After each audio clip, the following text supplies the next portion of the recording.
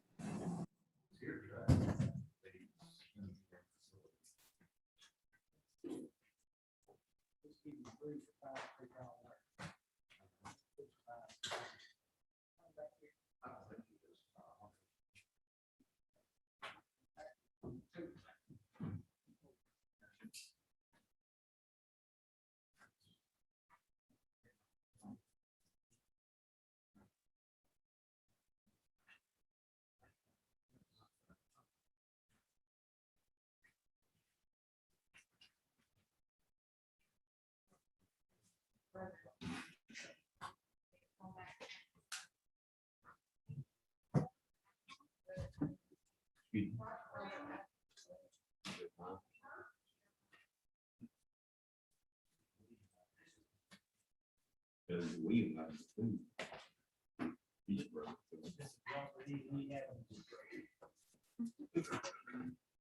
Both of them should burn.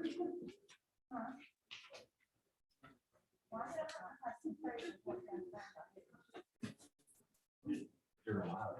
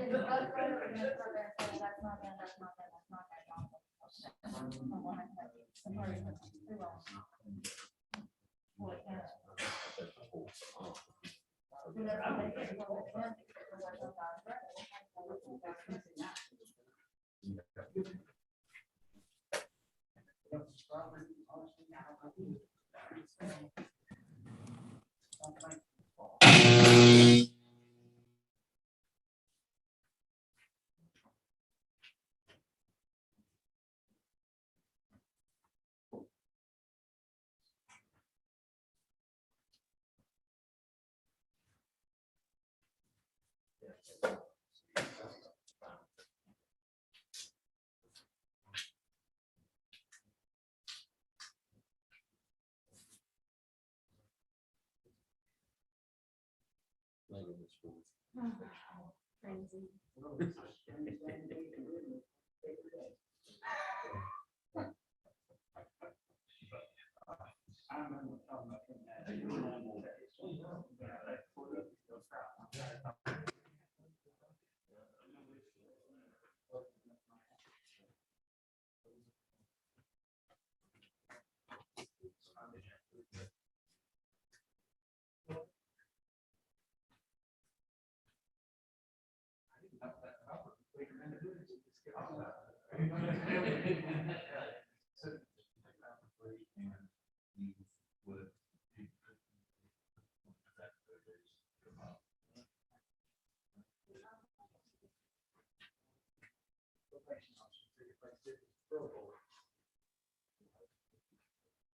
Well, I'm not going to.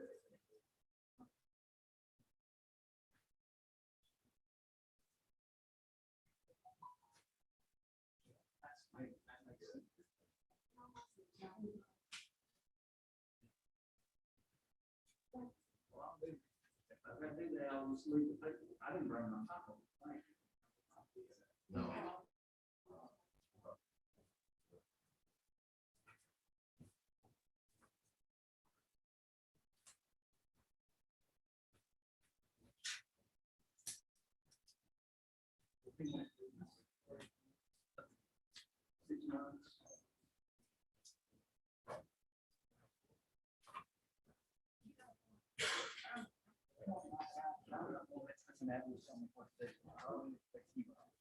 And I know you all.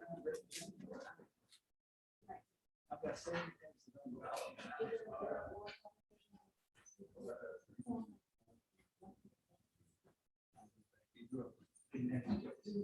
Yes.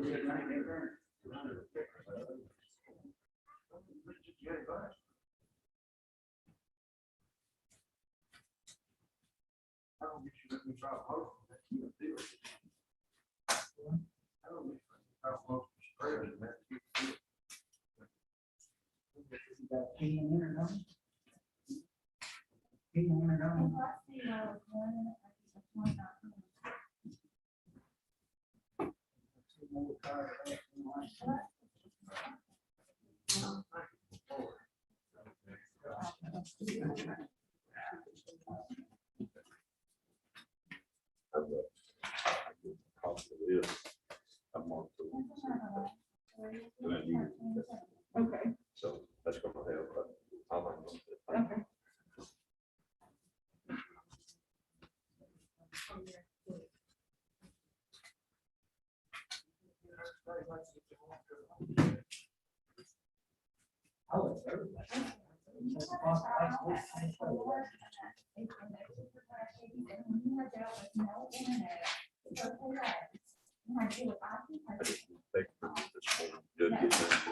Okay. I haven't heard from him. I was trying to get him before. I kept watching for your text, so. I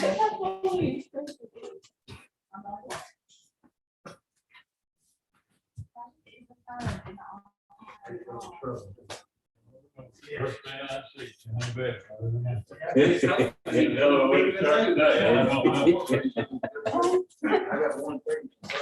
I know.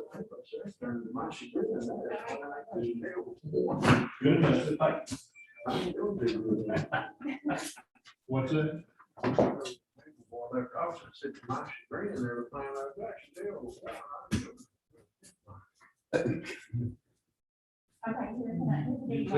My attitude out a little bit.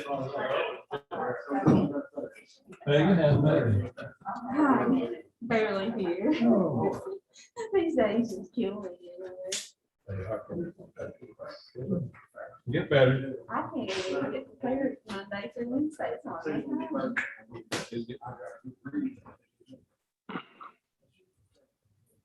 Yeah, and I working in that.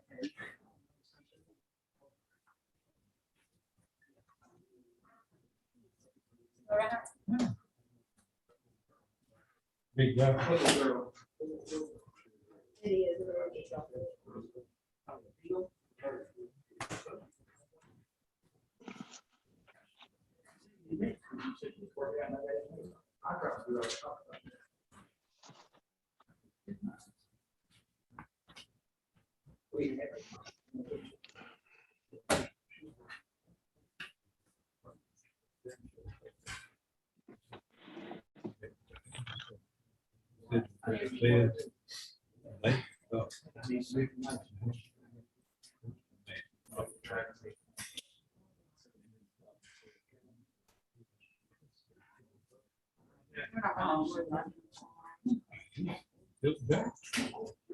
I heard Jason say something about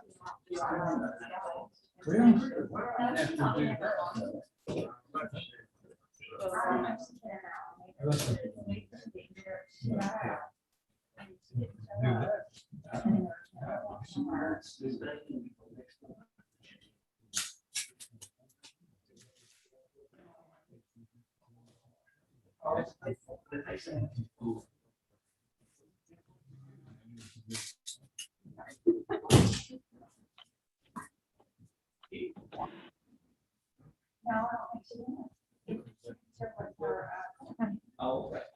no. But it didn't work out. Big and James is what it's That's for.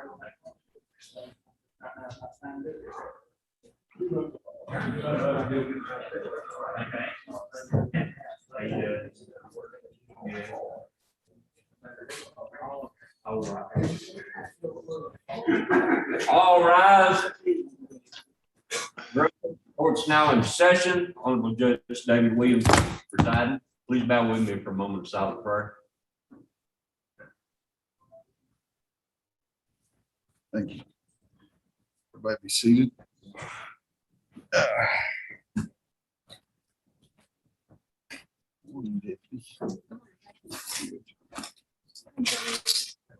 Can you switch the input? I thought his laptop plugged in up there.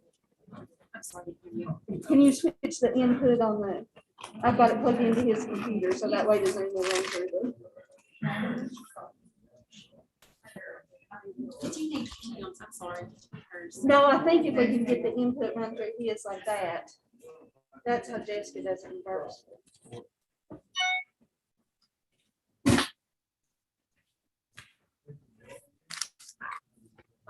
Okay. Okay, do we have a in-person docket versus? I have a list if you got my list. We'll just start on the row and go down. Okay, we're gonna do the in-person docket. We don't have them separated out, so what we're gonna have to do is just go up and down the line here. Okay, on the first row here, sir, in the orange shirt. You want to come forward? If you're sitting in the crowd and you're not a defendant, when I get to you, just need to move away.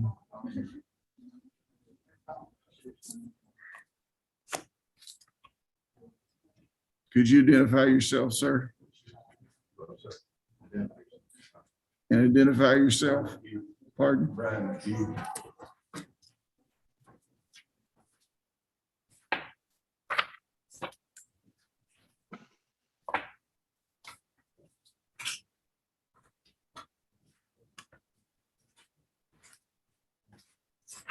Commonwealth versus Brian Neal McHugh, 21 CR 0064. You are Brian Neal McHugh, born in 1969. Last four digits of your social security number, 5121. Okay. Okay, what do we have here? Your Honor, the evidence is not the lab. In this case, it won't go November 2nd, so I say December, January, or December 9th is the correct rule day, is that correct? Okay, let's just continue this case to December 9th. Your Honor, they did address his ankle monitor. He has fines. Other than he is working currently. I was just wondering if meet your understood. I would like to see if we could have the condition of that monitor removed.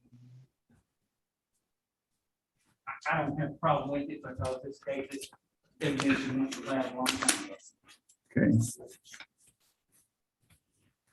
Who's on the bond? Okay, I'll just leave, I'll take the ankle monitor off and you'll be under curfew. Work, church, doctor, that's what, okay.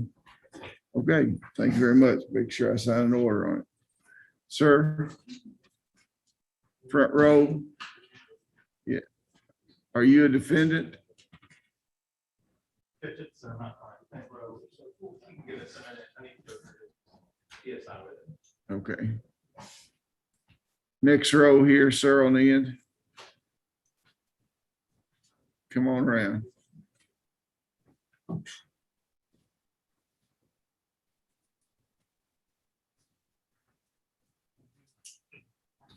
Identify yourself, please. Netherton? Okay.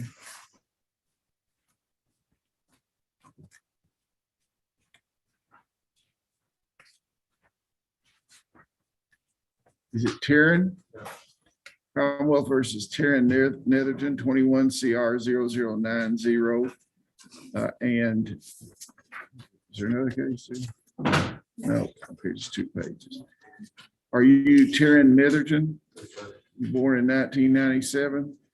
Last 4 digits of your social security number 6360. You're here today for purpose of arraignment. He appears to be. I'll continue the representation. The grand jury of Monroe County has returned an indictment charging you with improper registration plate, trafficking in controlled substance first degree, trafficking in marijuana, failure to transfer motor vehicle, failure to maintain insurance on a motor vehicle, possession of drug paraphernalia, expired plates, no registration receipt, operating motor vehicle, expired plates.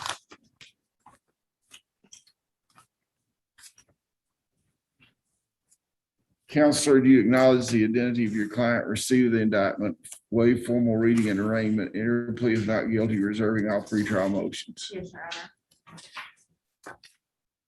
I'm going to be signing a reciprocal discovery order here.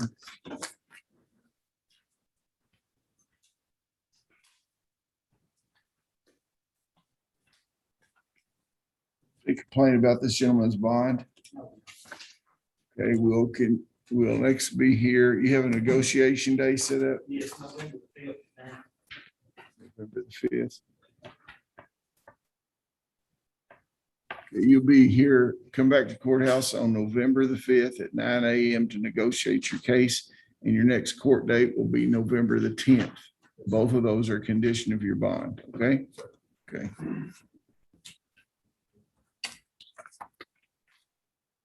Go now. I need some help from a bailiff or something to identify these people because I don't know them and they seemed hesitant to come up today. I don't know why anybody would want to jump and come right up here. Let's just get you somebody on you working by yourself? That's okay. We'll just keep on doing it because it'd be better off you be up here. This is Jeffrey Scazzaro. How you spell his last name? SCUC.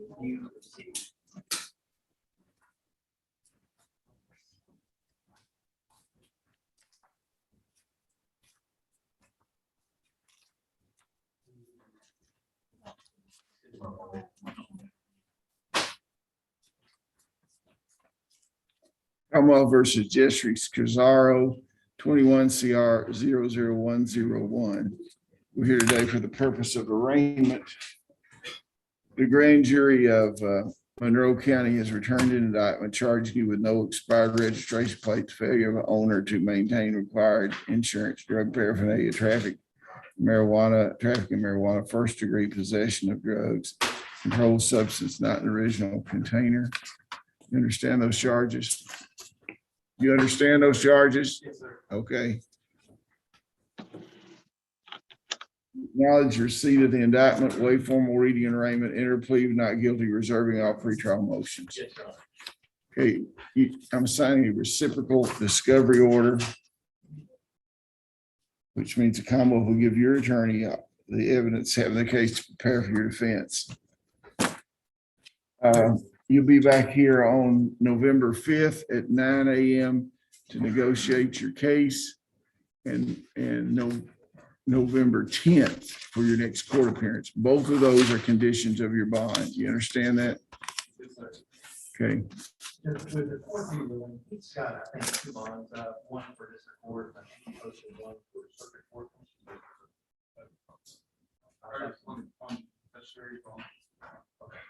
He's got a district court bond, Judge, if we would ask if the court would be willing to release that, he's got a second bond that was posted for this case. He's got a $5,000 cash bond that we would like to get released. If it's I'm going to hold the bonds. both bonds. Yeah. Okay. Okay, next. Do not want to point out to people that the next motion days on a Wednesday. Yeah, the next motion day is on a Wednesday. I'm giving you the date. The date is correct. It's on a Wednesday. Stephen Reed, Your Honor. Okay.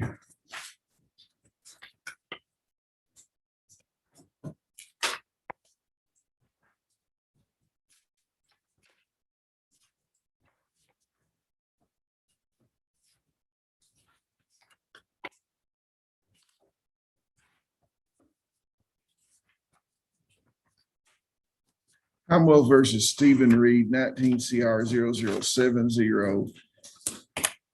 and 19 CR 0077. Are you Stephen Reed? Yes, sir. Last four digits, social security number, what? 9907, Born in what year? 1983. No, we've had serious discussions about this case. I'm communicating with the children at the DCBS, and they don't have a meeting with the children next week. We have one more pre-trial. Sure. You want a November the 5th? Okay, November the 5th negotiation date and November the 10th, next court trial. Both of those dates are part of your bond. Do you understand that? Yes, sir. Okay, Judge, could I ask for permission to do the rest of my case? I assume all the rest of my clients, to my chagrin, are in jail, and I need to back some off and stuff over. okay. Thank you, Judge. Yeah.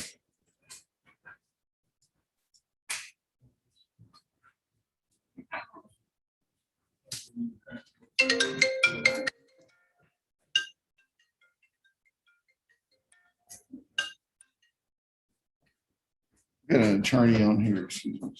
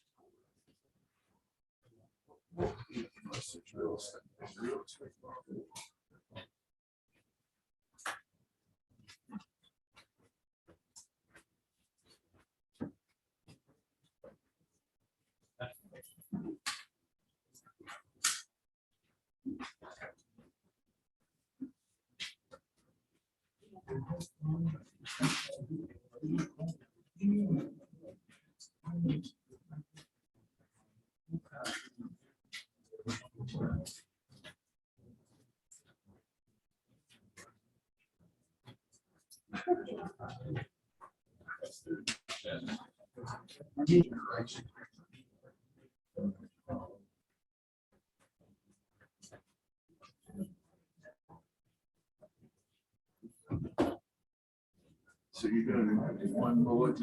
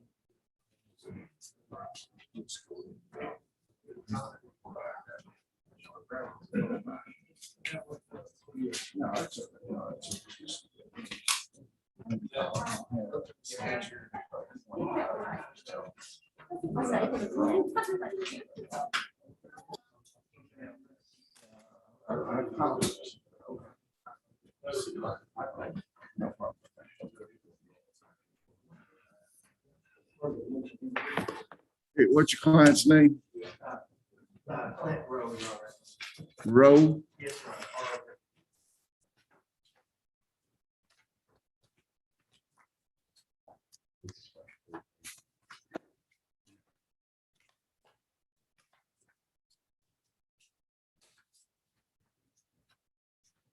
Commonwealth Kentucky versus Clinton. George Rowe, 14 CR 0016, 11 CR 0010, 11 CR 0009, 12 CR 005. Okay, are you Clinton Rowe? Okay, were you born in 1958? What are the last four digits of your social security number? Okay. You're here today for sentencing. Do you understand that? Have you had an opportunity to look at the pre-sentence investigation report done by probation parole? Yes, sir. Is it substantially correct?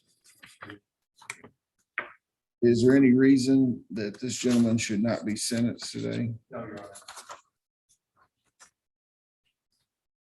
Upon a plea of guilty, an indictment number 11 CR 0010, the charge of theft, unlawful taking or disposition, defendant shall receive a sentence of 5 years on a plea of guilty.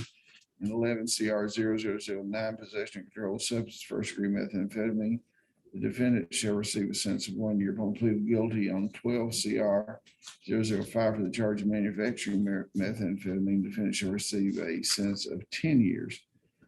The 5-year sentence indictment 001, the 1 year sentence in indictment 009 shall run concurrently for 5 years, and this 5 years shall run consecutively with a 10-year indictment in 12 CR 005 shall all run concurrently for a total of 15 years, serve 180 days on in-home incarceration.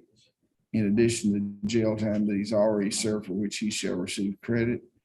The balance probated for 5 years. The defendant shall pay $2,500. And what's the court cost?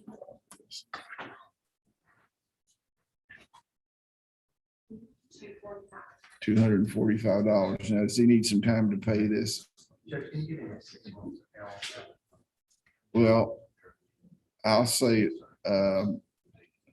pay $200 a month, starting 30 days from today.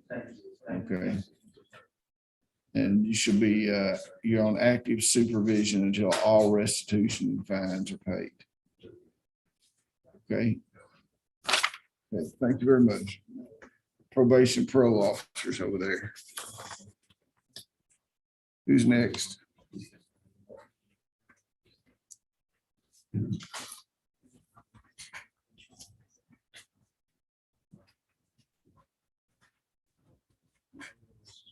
Pardon? What's it saying? Robert Sterling. Spurling, okay.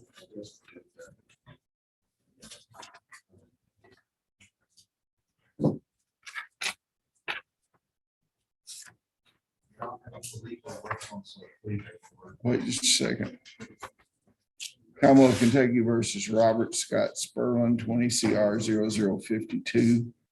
Are you Robert Scott Spurlin? Yes, sir. What's the deal on this, Mr. Stockton? He lives out of state, Your Honor, and we need to pass it through passport. Okay. Let's have a seat and we'll call you back up in a few minutes. Next.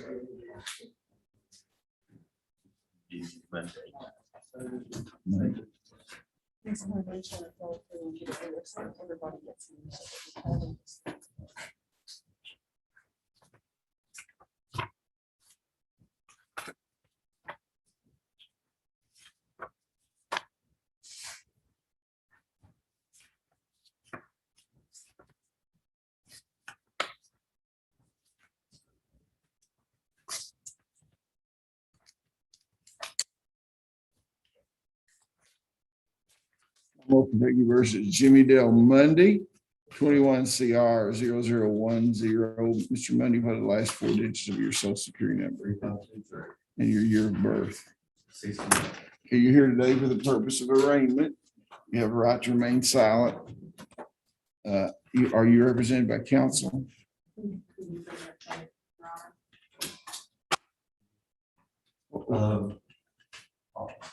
Awesome. Okay, It was.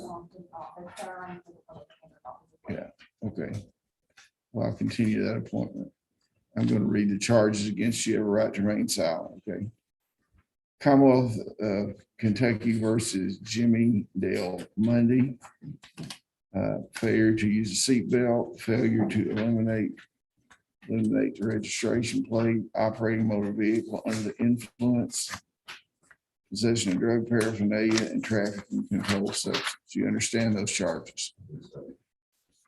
Counselor, do you acknowledge Mr. Mundy's identity, waive formal reading and arraignment, enter plea of not guilty, reserving all pretrial motions? Yes, Your Honor. Okay, Mr. Mundy, I'm assigning a reciprocal discovery order here. Commonwealth will give your attorney the information they have so you can prepare for your defense, okay? You're to be back here on November 5th at 9 a.m. for negotiation and November 10th for your next court appearance, okay?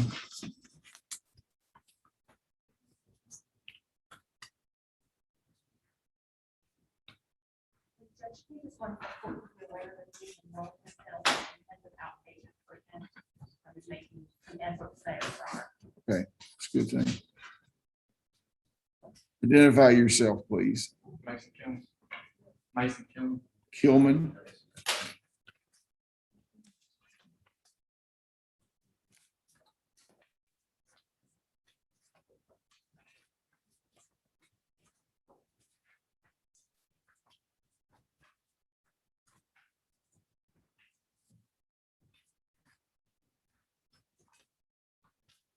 Commonwealth of Kentucky versus Mason Kilman, 21 CR 00055. You are Mason Kilman. You're here today for the purpose of arraignment. You have a right to remain silent. You represent district court. Who's your attorney? The public advocate represents you? Yeah. Yeah, I'll continue that. The grand jury of Monroe County has returned an indictment charging you with criminal possession of forged instrument, 2 counts. You understand that? Counselor, do you acknowledge the identity Yes, Your Honor. of Mr. Kilman? Receive the indictment, will waive formal reading and arraignment, enter a plea of not guilty, reserving all pretrial motions. Yes, Your Honor. Mr. Kilman, I'm signing a reciprocal discovery order. It says the Commonwealth is providing to your attorney information concerning your case so that they can prepare the defense. You understand that? But you're to be here on November 5th for negotiations about your case to go over it with the Commonwealth and back in court on November 10th, the 5th and the 10th. You understand that? Okay, thank you very much.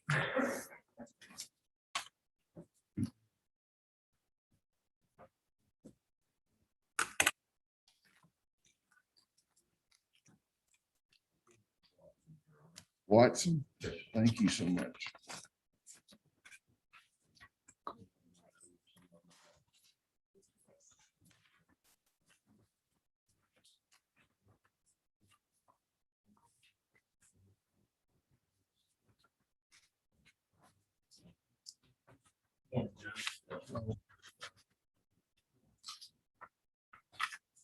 Commonwealth of Kentucky versus Henry Watson, 21 CR 0097 and 21 CR 0098. Are you Henry Watson?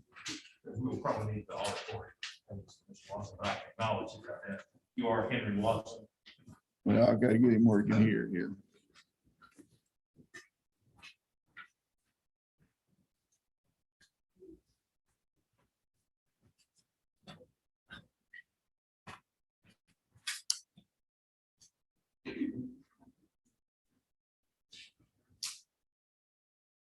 Is that better, Mr. Watson?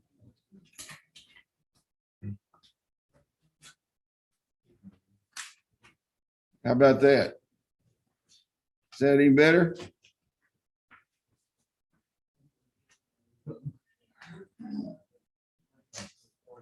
Okay now?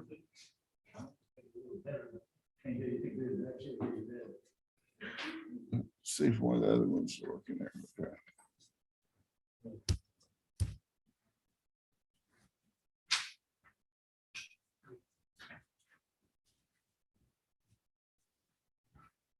Did Mr. Watson, Mr. Commonwealth Attorney, did Mr. Watson have prescriptions for these things? Well, I had his attorney, I know he's been kind of feeling frothy according to the indictment. I reached out to prescription deals, so that's something we need to discuss. He does have prescription, we presented at the preliminary hearing. This I don't know if you want to take advantage of it, or being too nice to me. I'm gonna do this while I speak with Mr. Stockman about that. But yes, he does. Okay. Can you hear me now? Okay, well, can you understand what I'm saying? I did go all of it. How about now? Is that better? Yeah. The grand jury of Monroe County has returned an indictment charging you with careless driving, first-degree possession of drugs, unspecified first offense, controlled substance prescription in original, not in original container, failure to wear a seatbelt, failure of non-owner operator to maintain insurance, controlled substance prescription in the original container, and first-degree possession of controlled substance unspecified. You understand those charges?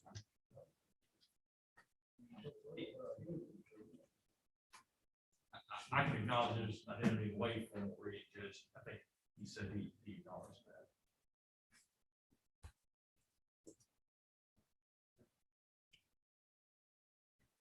Acknowledge his identity, waive formal waiting around, enter plea not guilty, reserving all pretrial motion. Okay, he needs to be back here on November 5th We'll be here. and then on the 10th.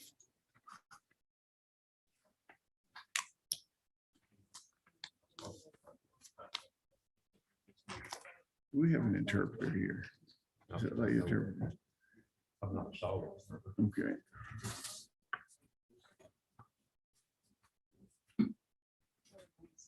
This lady over here to the left, is she an interpreter? Attorney? Okay, attorney.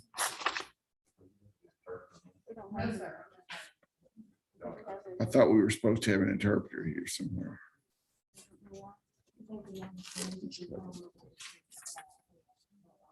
Do what?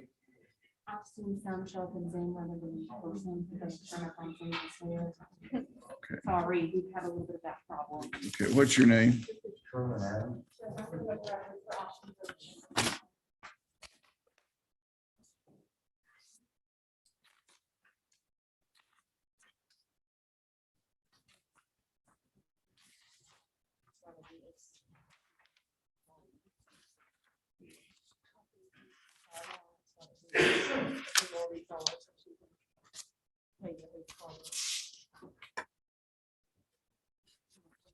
Truman Adams, is that what you said?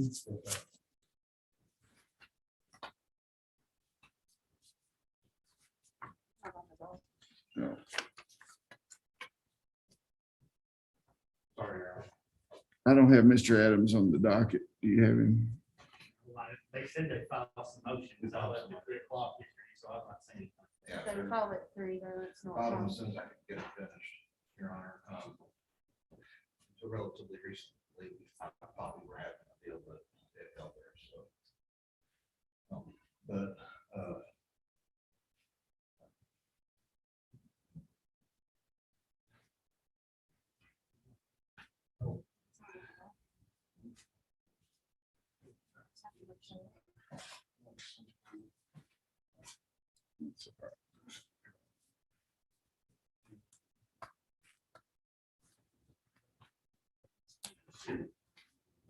You got his file, send out for his file.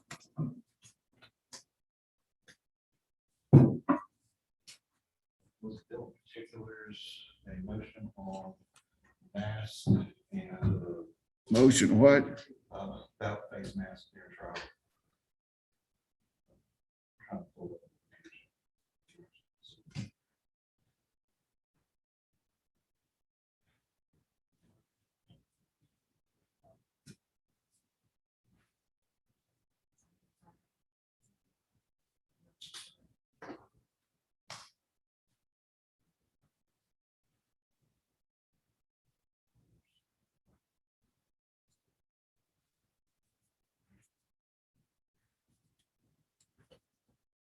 had an unmasked motion on Sherman.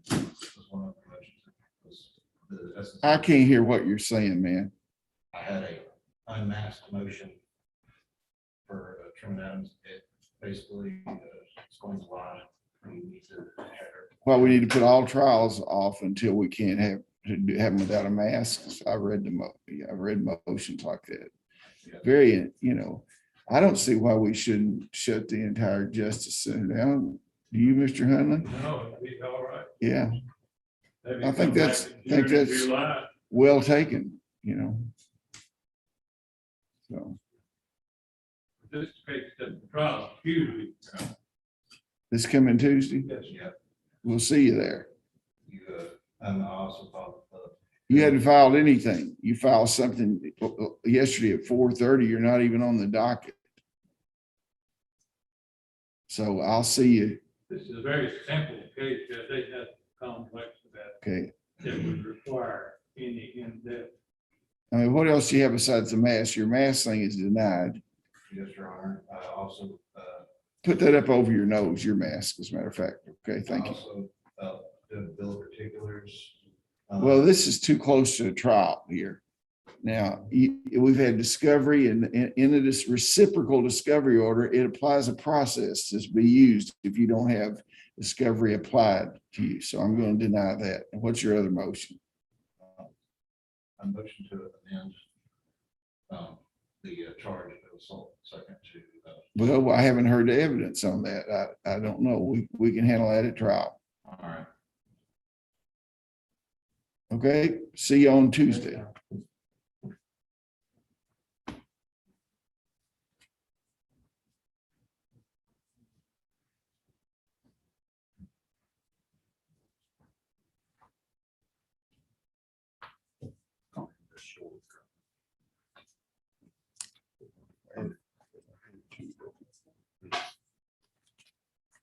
Commonwealth versus Amanda Short. I can find you.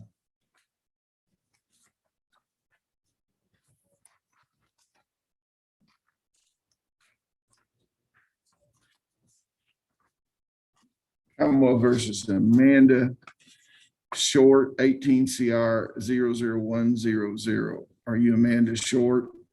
Born in 1982, last four digits, social security number 0972. Is that right? This is a motion. No, it's 297. Pardon? My last four, that's all, 297. Okay, 2972. Yeah, it's either a misprint or y'all need to take a note of that, okay? Says a motion to revoke pretrial diversion. What do you have, Mr. Stockton? Your Honor, she pleaded guilty on probation because she had two hundred active sentences on possession of controlled substance. Made a total of 5 years. It's a pretrial diversion, isn't it? Maybe pretrial Yeah. diversion. So she got a charge of DUI. When we was in court last time, I offered to put her in drug court. She got assessed yesterday. She's eligible. So I guess when's your orientation date? Next Wednesday. So she's going to drug court next Wednesday in lieu of revocation. I don't know what her conditions is or why she's not in jail, but she needs to be on some type of drug. Okay, good. Yes, No, she doesn't need to be running around for now next week.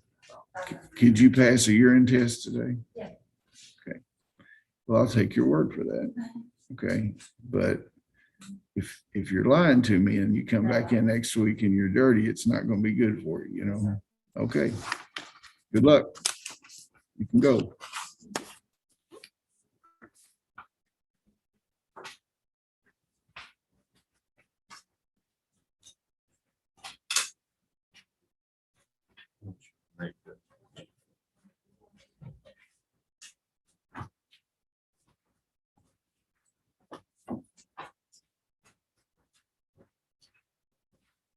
What's, pardon? Teach out.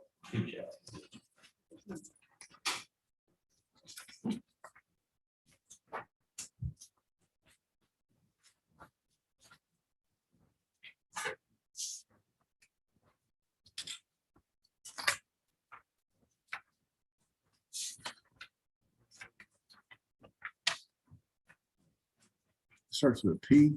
T. T. T. Okay, I'm not familiar with that name.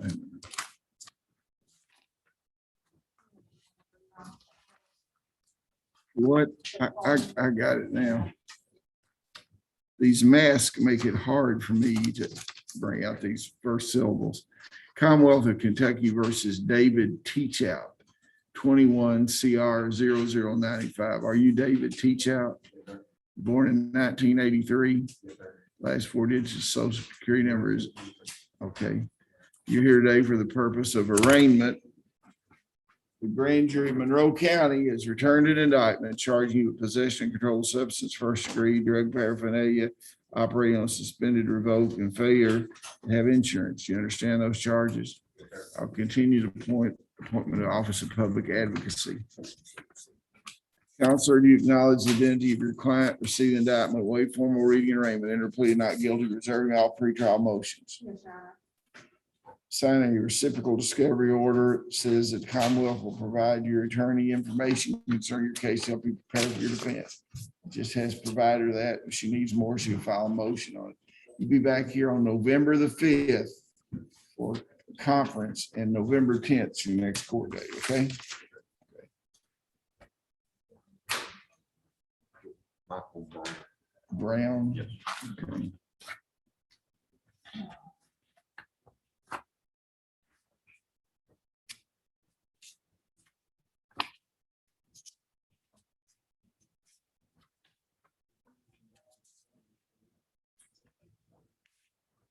Commonwealth of Kentucky versus George Michael Brown, 21 CR 0050. Are you George Michael Brown? What year were you born? And last four digits of your social security. Okay, you're here today for sentencing.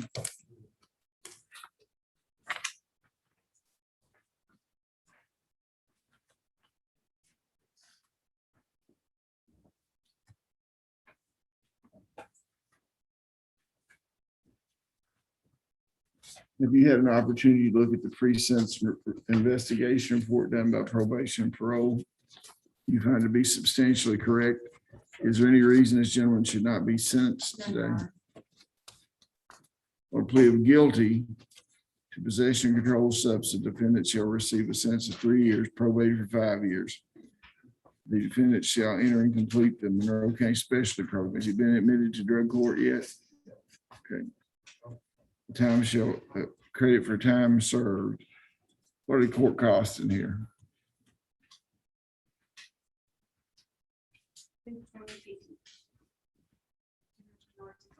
$220.50 court costs. You need some time to pay that. I'll let you pay it $30 a month. Okay, starting 30 days from today. Okay. Need to meet with a probation and parole officer over there.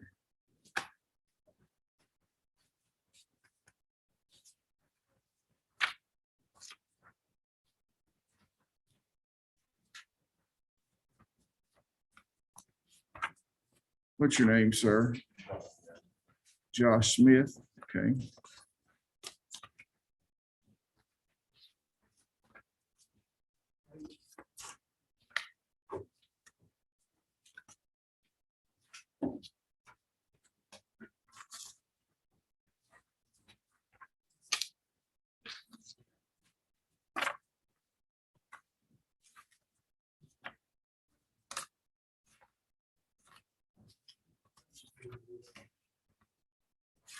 Commonwealth of Kentucky versus Josh S. Smith, 18 CR 0029. Mr. Smith, what's your year of birth? Okay, and the last four digits of your social security number. Okay, we're here today. It says on a motion to revoke pretrial diversion or probation. Which one is? It says both on here. I mean, I need to discuss it. We can try something. Okay. Just have a seat back there.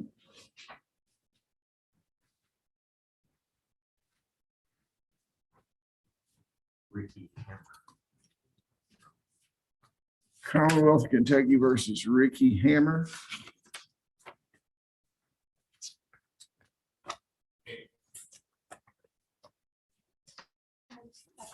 Wait just a second here. I'm having trouble finding these, so Commonwealth of Kentucky versus Ricky Hammer. You say, do you need some time? You need to get over behind the Well, what microphone. happened was, we were in court, the last time we were in court, the court date even for December paid off in full. He had been dismissed the case, rather than final sentence. Yes, sir. He hadn't paid anything on this since August until yesterday or today, he paid $275. If that's what the court wants to do, I guess we just need to wait till December and see if he has it paid, if he's not on final sentence. How much you owe? Oh, 4,000, but I mean, the reason I hadn't paid on it last month is because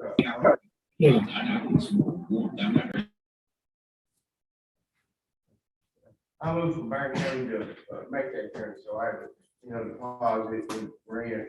But I mean, if y'all give me the December, I can have it paid off. I mean, if not, I mean, I'll be up there, y'all can lock me up.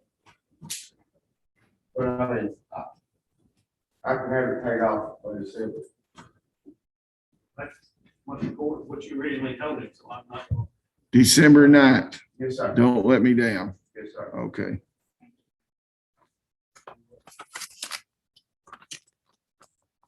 Okay.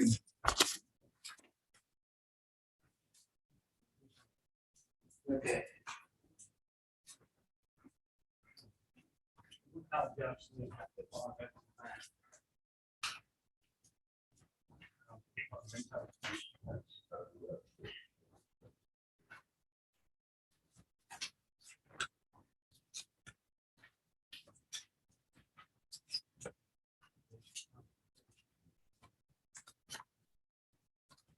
Commonwealth versus Josh Smith. John, this is a motion to vote because Mr. Smith, even though he's been working full time, had been going to his counseling. He got signed back up, he's being supervised by a young lady in Jackson Coates. And she let me put this off for a couple months to make sure he does what he's supposed to do. Well, let's put it off for 1 month. Okay. You be back here on November the 10th. And if you live at the foot of the cross between now and then, you'll have a great Thanksgiving and Christmas and everything, but it's up to you, okay? Okay. Yeah, well, it could be worse. Listen, we put up with Tennessee shirts all the time. It's all right. We got different color blue, Yeah, yeah. If it was Duke, he'd been gone. Yeah. Okay, state your name, please. Mark Brown. Mark Brown, Your Honor. Mark Brown. Okay, I called a few minutes ago.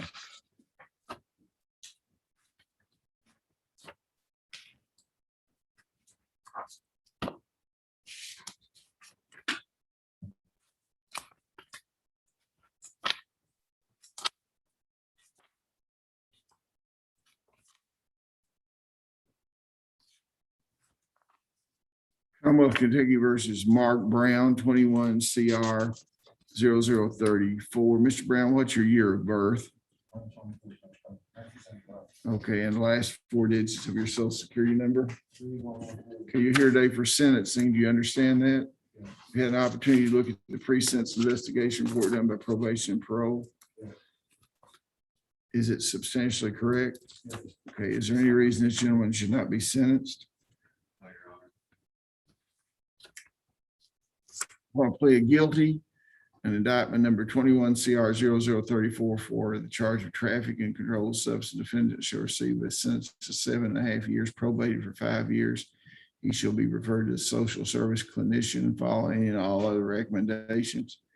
Forfeit $178. Defendant shall pay a $1,000 fine.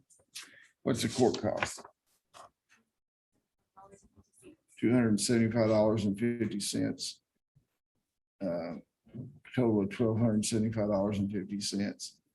Shall be employed or do 30 hours community service, and you need some time to pay this. Okay, I want you to pay it at $50 a month, starting 30 days from today. You understand that? You need to meet with the probation and parole officer over there.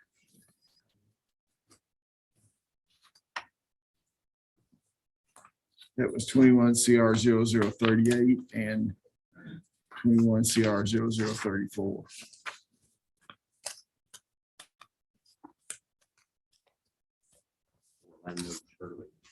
Orlando Shirley.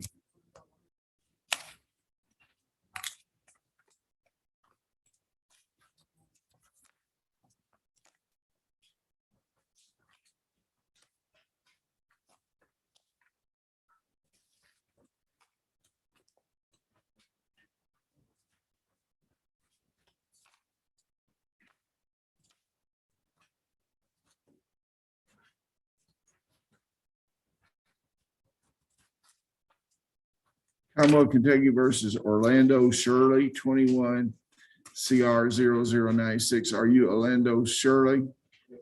Born in 1973. Last four digits of social security number is 0944.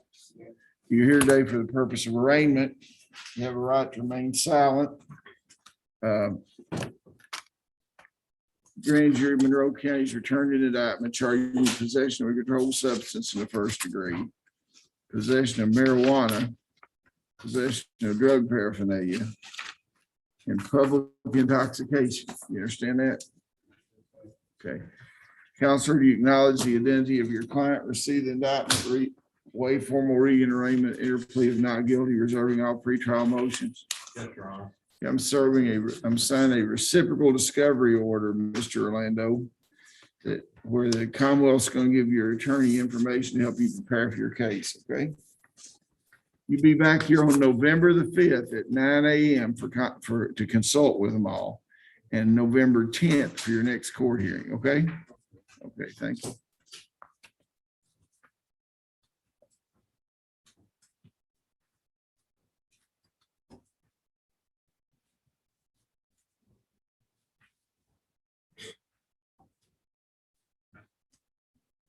Tyler Brown, you're on. Brown, Brown.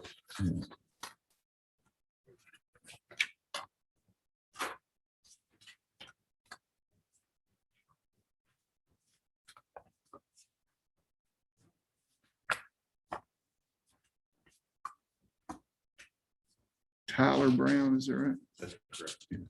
Commonwealth of Kentucky versus Tyler Brown, 21 CR 0047. Are you Tyler Brown? So, Here today for pretrial conference.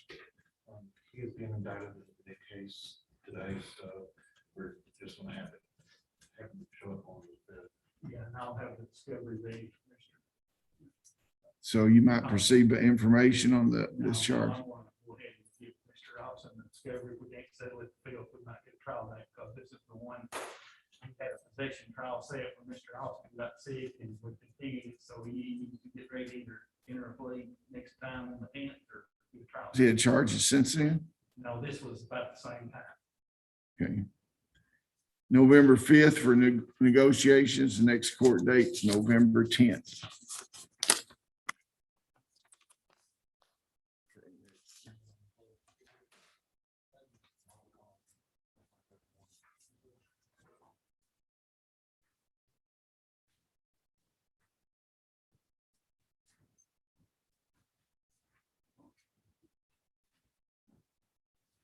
What's your name, sir? Adam Miller. Adam Miller. Okay.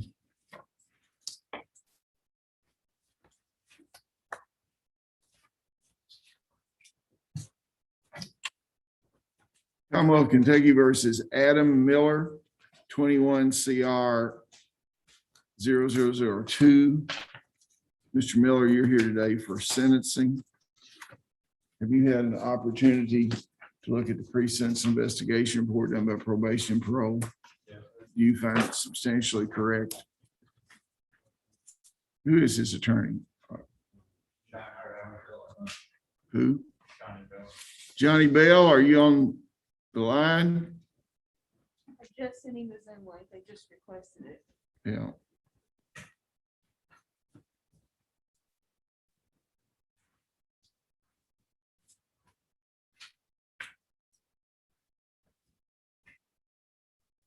Anybody that's not involved in this case, turn their camera off, please.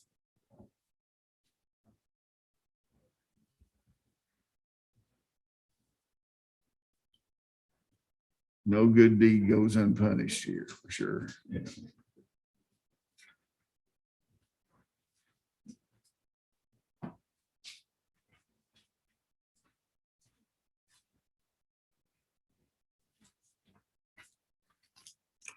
Is there a bottle of water back there somewhere?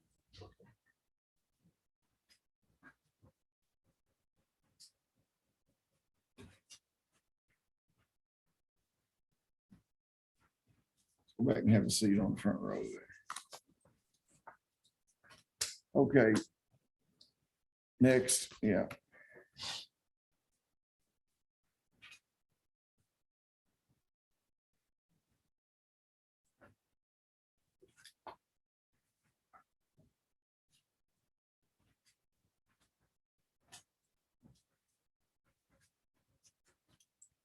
What's your name, young lady? Leslie Jenkins. Leslie.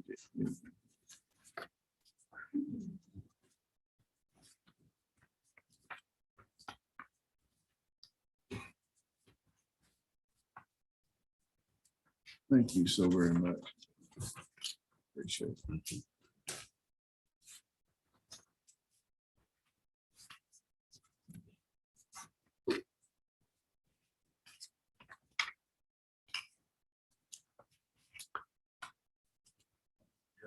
Wait just a second.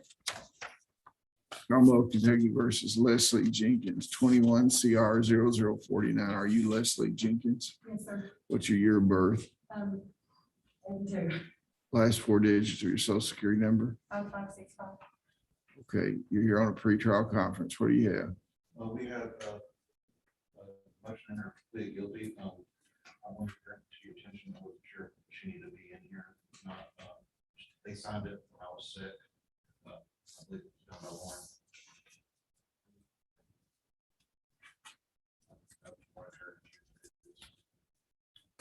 I don't know who represents her. You know, if you say you represent her, it's fine. A motion's been tendered that says you wish to enter a plea of guilty today. Is that correct? Yes, sir. Are you currently under the influence of drugs or alcohol? Yes, sir. Is this plea freely and voluntarily given? Yes, sir. Are you the same person named in indictment 21 CR 0049? Yes, sir. Is your judgment impaired today? No, sir. Now, you've had two different attorneys with the Office of Public Advocacy working on this. Have you had plenty of time to discuss it with both of them? And are you satisfied with their advice? Yes, sir. You believe you're fully informed about the case? Yes, sir. You have certain rights under the Kentucky and United States Constitution. Before I can accept a plea, I need to know that you understand those rights. You have a right not to testify against yourself. No one can make you say anything. Right to speedy trial by jury, the right to be represented by counsel at your jury trial, the right to confront and cross-examine all witnesses called to testify against you, right to produce evidence, the right to call witnesses in their favor, the right to appeal this matter to a higher court if you lose, and the right to file the Commonwealth to prove beyond a reasonable doubt that you are guilty. Did you understand it? But entering a guilty plea here today, you may give those. Is this a felony plea? Okay. I may consider the Commonwealth's recommendation, but I may apply any range of sentence provided by law. I do not have to accept any recommendation. Prior to sentencing any recommendation, prior to accepting any recommendation, I will look at a pre-sentence investigation report done by probation and parole. In the event that I decide not to go along with the Commonwealth's recommendation and impose a harsher sentence, you have the right to withdraw your plea. You understand that? Yes, sir. Y'all step to your left, please. Okay. Mr. Judd, what is the Commonwealth's recommendation? Paul plead guilty to trafficking and controlled substance, first degree, first offense offender shall receive a sentence of 2 years probate with 5 years supervised. 2 year sentence shall run consecutively with Monroe indictment number 20 CR 00041. The defendant shall receive credit time served. The defendant shall pay court costs, discretion of court. The defendant shall remain on active supervision under law restitution if applicable, and fines and court costs are paid for and further over support. The defendant shall have no contact with the victim, and the defendant shall thank ample performance of amendment.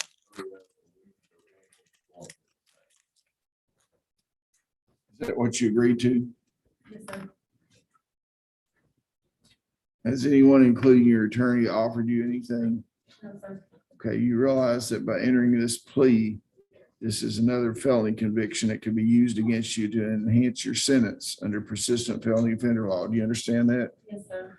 Knowing your constitutional rights, if I could explain it to you, is it still your desire to give up those rights and enter a guilty plea and allow the court to fix your punishment? Yes, sir. Okay, is that your signature on the document?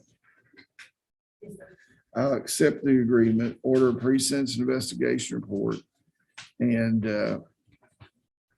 work there. And You'll be here back on November the 10th, okay? Thank you very much. Wait. Go over here and see probation parole officer right there.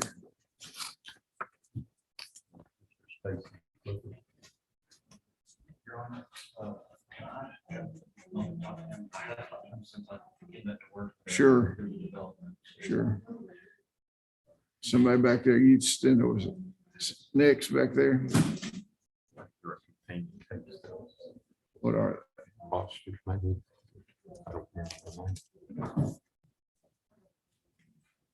Let them both come up. Larry.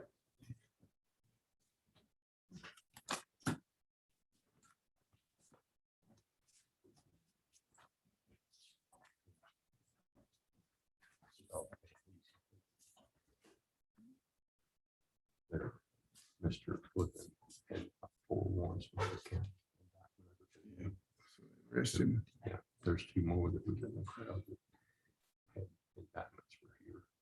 And they're serving. What's your name, sir? My name is James Boston. Plastic man.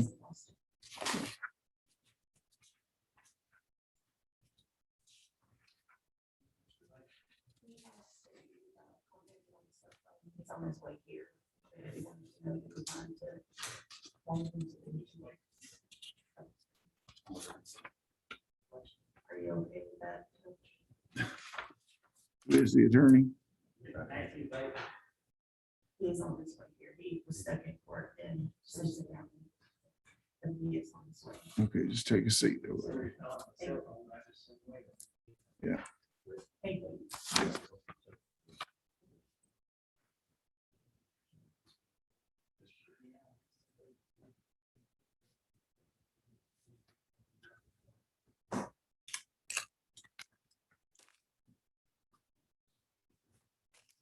Oh, we got Rachel, we got other people in person out there. Is that it? We have to go back to. One more. That's a new indictment. Just so.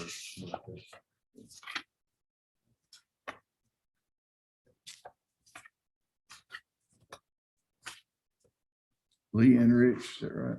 Yes, sir. Commonwealth Kentucky versus Lee and Rich, 21 CR 00107. Are you Lee and Rich? Yes, sir. What year were you born, Miss Rich? 1985, Last 4 digits of social security number? 154. Okay, you're here today for the purpose of arraignment. You have the right to remain silent. Who is your attorney? Okay, I'll continue that appointment. The grand jury of Cumberland County, of Monroe County has returned an indictment charging you with possession of controlled substance in the 1st degree. Do you understand that? Counselor, do you acknowledge the identity of this young lady? Receive indictment, waive formal reading and arraignment, enter plea not guilty, reserving all pretrial motions. Yes, sir. Okay.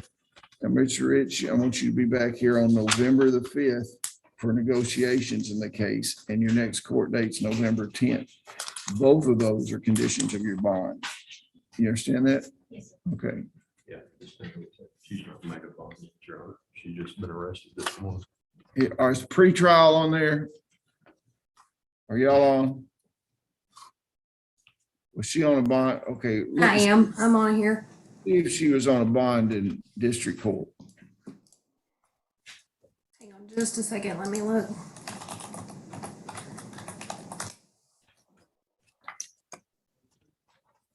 It's Leanne Rich.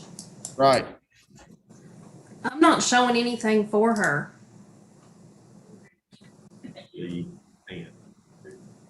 That's what she said.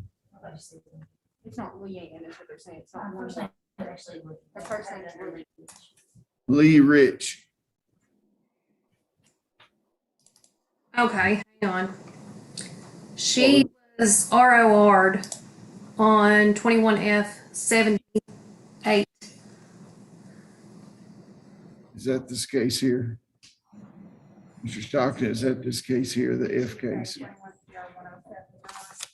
do you have somebody that can make a bond for you? What's she saying? She last time she had signed herself out, but if somebody needs to sign the surety, she can't have that happen if the court needs that. She showed up here, Mr. Stockton. You have any problem? We'll allow your district court bond to be transferred over to here, okay?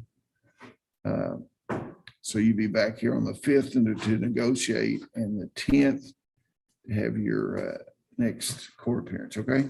Thank you very much. Okay, so is that everybody that's here personally?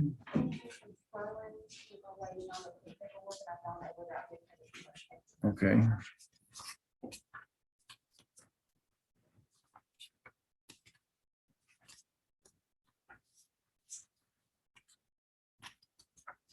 Commonwealth of Kentucky versus Robert Scott Sperlin, 20 CR 00052.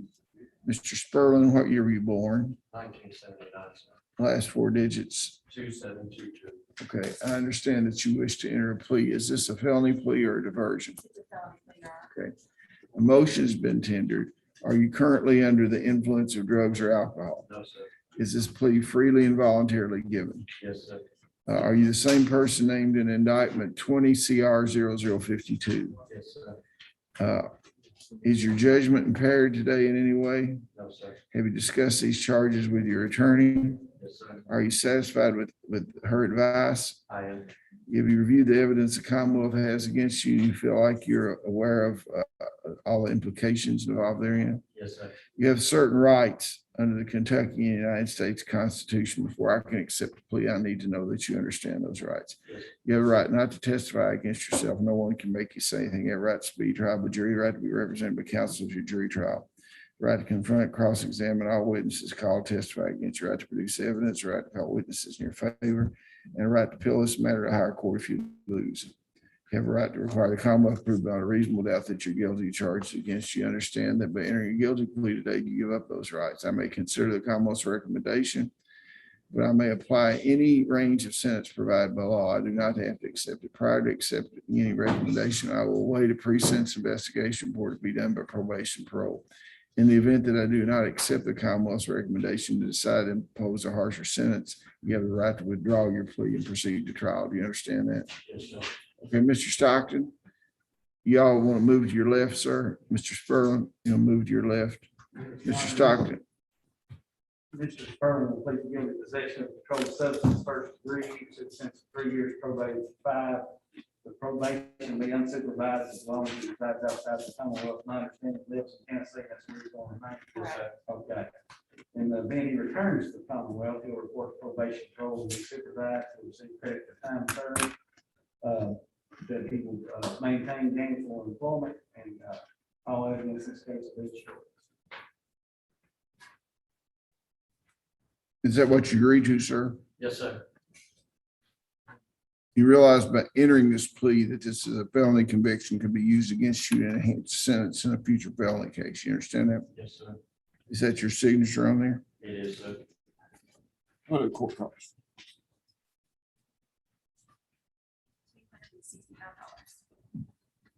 Court costs are $265. Can you pay that today? No, sir. Okay, you pay it at $50 a month, starting 30 days from today. Yes, sir. You need to get information to probation parole officer right over there. And they're going to assign him to Tennessee to be supervised, is that right? He told me he ain't true. Okay, are you going to be a resident of Kentucky after that or what? No, sir. I was traveling through it here, but I. So probation and parole will He just needs to meet with him. not going to have any supervision at all? Let's come back for sentencing.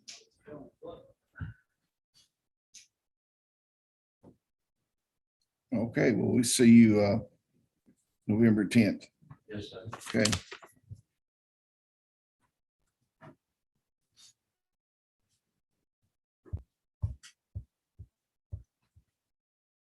Had he had any other felony convictions? One felon. Where is that at? He was in Tennessee. I wrote this in NCI before. I think.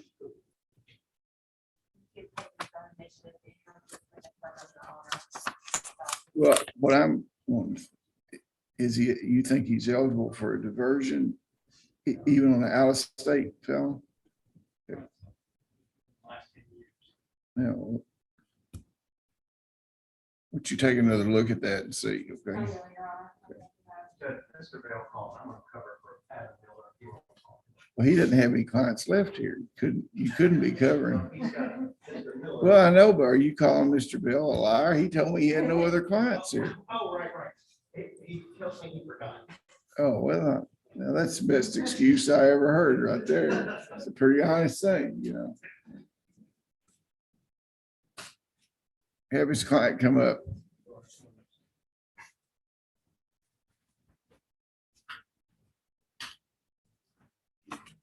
What's your name? Adam Miller.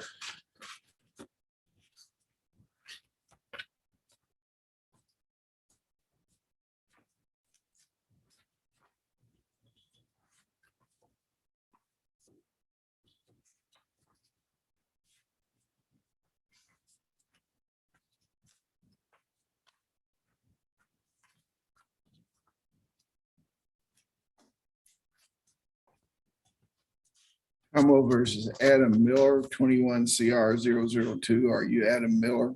Yes, sir. What year were you born? Get that. Last four digits of your social security number.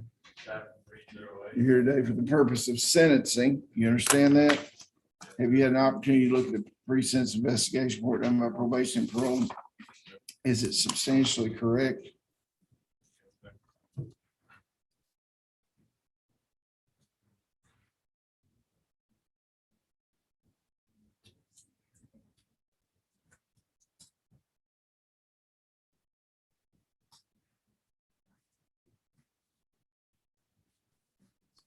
If you entered a plea, you should be sentenced to 5 years on theft by lawful taking over $500, 5 years on burglary third degree, and 5 years on criminal mischief. 2 of the 5-year sentences shall run concurrently with each other, and the third sentence shall run consecutively for a total of 10 years. You shall serve 180 days on home incarceration with the balance probated for 5 years with supervision. You shall maintain employment. And are you working with Troyer Builders now? Yes, sir. Okay. Court costs $245. I'll allow you to pay that at $50 a month, starting 30 days from today, okay? Get with probation parole over there.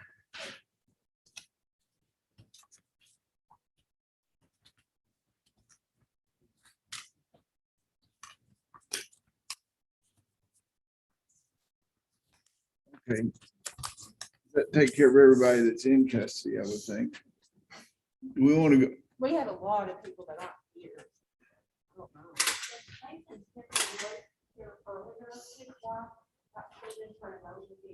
Okay, get right there and tell me what you're saying. Judge Mason Temple, he arrived at 8 a.m. to Mason County, and his wife was brought in for an emergency. And we spoke with Jesse, we had no objection with him being excused, and they did say that. What's his name again? Mason Temple, Okay, and he was here at 8 a.m.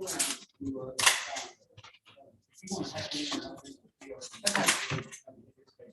Yeah, and we're very, very close to the emergencies.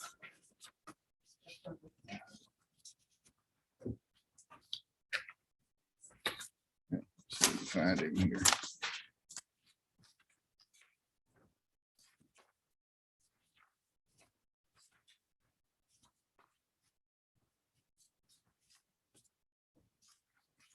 Commonwealth versus Mason Temple, he was way out front. I want to see some medical documentation when he comes back, okay? November the 10th.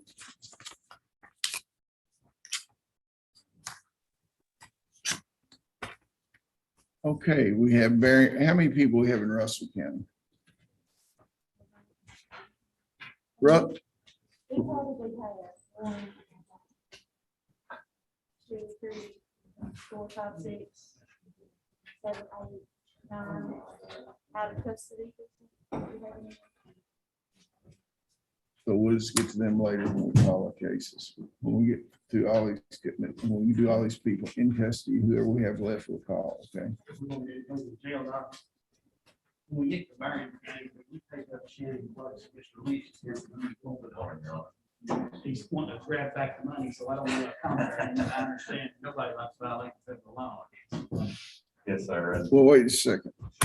We want to have to go to Barron County Jail? Well, whenever you get to the Marion County Jail, we can take up We Shannon just have Place. to do the other one. Yeah. Yeah, just have a seat there. I'll knock these other jails out and then we'll call your case first, okay? Before we start the vote, can we go and do these,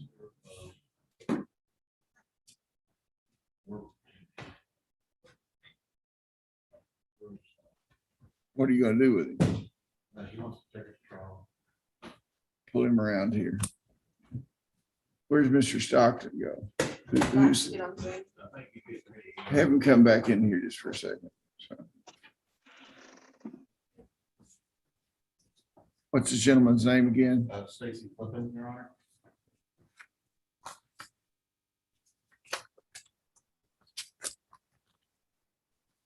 Okay.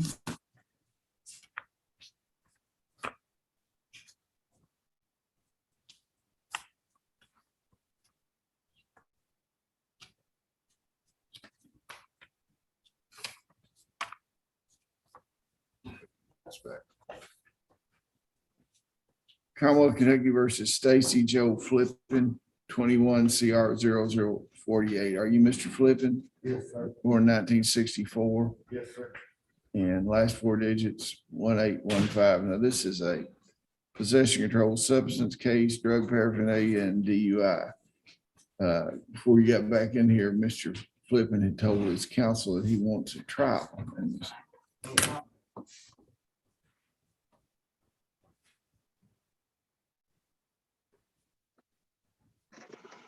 What was the offer in effect?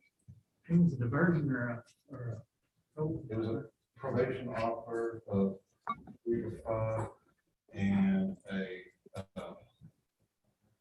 they, you have to be in drug court for however long to finish it. Okay, let's find a trial date then.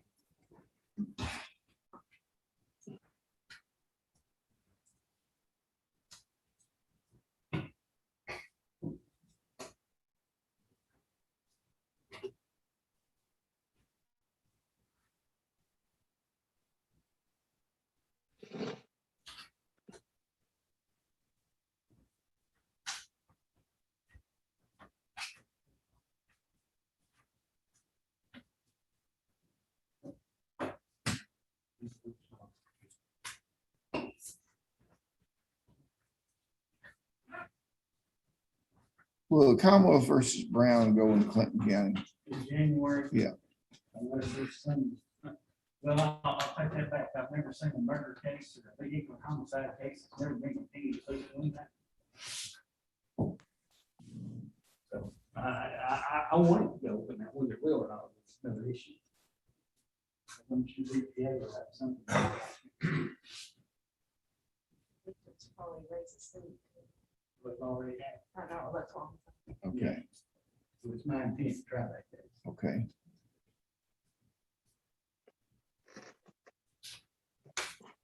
The case in Clinton County on the 10th, 11th, and 12th. That's the level of tenants. Got Copes, Stevens. it. Yeah, The so Stevens are on the 10th and 11th, and Cope and Whitehead are on the 11th and 12th. if you want to double book this, I don't mind. Put it on there. I've got all kinds of able assistants, and I can handle Clinton County, and they can handle Monroe. We'll figure out which one we'll try. Of course, I can only be in one or the other. That's the And problem. Judge Lovelace, he got a special judge one time when we had trials in Separate County. So yeah, he tried one case over in Monroe County, and then Judge George tried another case in Clinton. That's a good idea. That's one way to get through that. Get some of these cases. Okay, let's set it for January the 12th.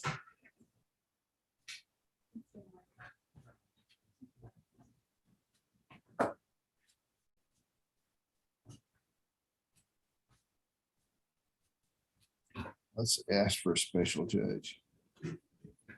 This case here.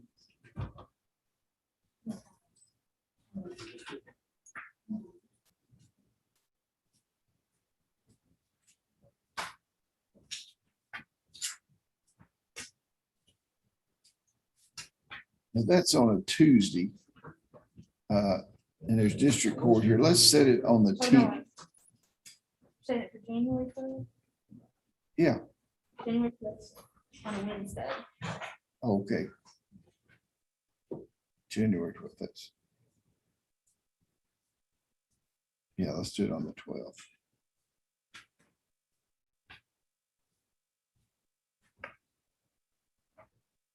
Okay.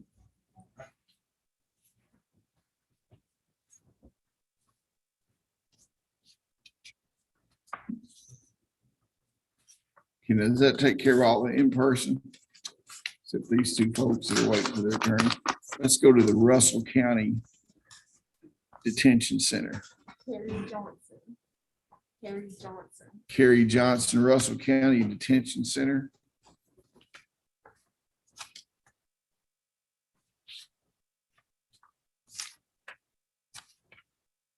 Russell County Detention Center.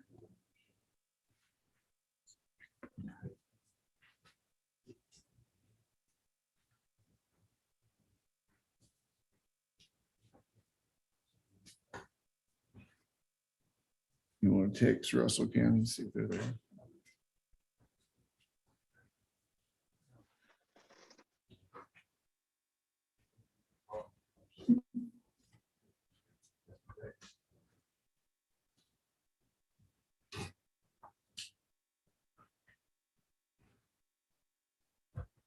Russell County, are you on there?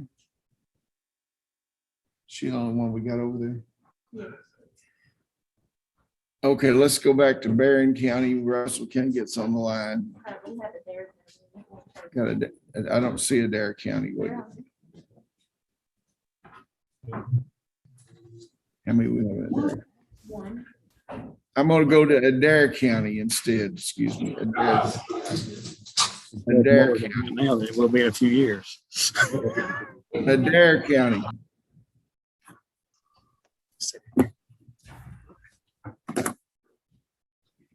Who is this? Richie Gold. Oh, there he is, yeah.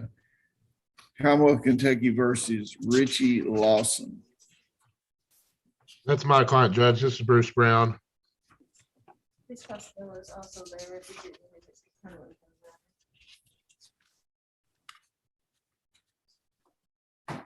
21 CR 0054. Commonwealth versus Richie Dean Lawson. Mr. Lawson, born 1987. Yes, sir. That's 4-digit social security number 6135. You also have a Cumberland County case. Ms. Costello, would you give us the case number on that? It's 21 CR 108, Your Honor. Okay, Mr. Commonwealth Attorney, what do we have on that? My understanding is he's to enter a plea today in Monroe County, 21 CR 54. And I can't recall if he's entered the plea yet in Cumberland. I thought he had. He has. We are on for sentencing. I sent it the PSI. I wasn't sure if the court, when we were last in Cumberland, had said that maybe we would sentence him today. It still says on the docket 1028. So I just wanted to make sure we were ready and prepared. I have not received a copy. We don't have the PSI here. Okay. So we'll just deal with the Monroe County case today. Okay. Okay. Mr. Lawson, I understand you wish to enter a guilty plea. Is that correct? Yes, sir. Are you currently under the influence of drugs or alcohol? No, sir. Is this plea freely and voluntarily given? Yes, sir. Are you the same person named in indictment number 21 CR 0054? Yes, sir. Is your judgment impaired today in any way? Oh, sir. Have you had plenty of time to discuss this matter with your attorney? Are you satisfied with his advice? Yes, sir. Okay. You have certain rights under the Kentucky United States Constitution. Before I can accept a plea, I need to know you understand those rights. You have a right not to testify against yourself. No one can make you say anything. Your right to speak trial by jury, your right to be represented by counsel at all stages of proceeding, including the trial. You have a right to confront and cross, right to produce evidence, the right to call witnesses in your favor, have process issued to compel their attendance. You have the right to appeal this matter higher court if you lose, and right to require the Commonwealth prove beyond a reasonable doubt that you're guilty. You understand that by entering guilty plea today, you give up all those rights. Now may consider the Commonwealth's recommendation. But prior to accepting it, I will have a pre-sentence investigation report on my probation and parole. In the event I do not accept the Commonwealth's recommendation, decide to impose harsher sentence, you have a right to withdraw your plea. Now, Mr. Stockton, what is the Commonwealth's recommendation in this case? Your microphone's not on. Your Honor, Mr. Lawson will plead guilty to trafficking in a controlled substance, first degree, first offense. He'll receive a sentence of 6 years, which will run consecutive with Cumberland County Indictment Number 19 CR 58 and concurrently with Cumberland Indictment 21 CR 108. The Commonwealth opposes probation, shock probation. He'll receive credit for time served and pay court costs at the discretion of the court. Okay, what we'll do is that what you agreed to, Mr. Lawson? Yes, good. Can I ask you a question, Judge? Did y'all drop the PFO ones? I did. Yes. Okay. Okay. You're pleading guilty because you are guilty. Is that correct? Yes, sir. Okay. Will you hold his signature up, Mr. Brown, on the document? I don't have his signature, Judge. I just got this file 2 days ago. And I haven't had a chance to go meet with him. I can have it forwarded to the jail there.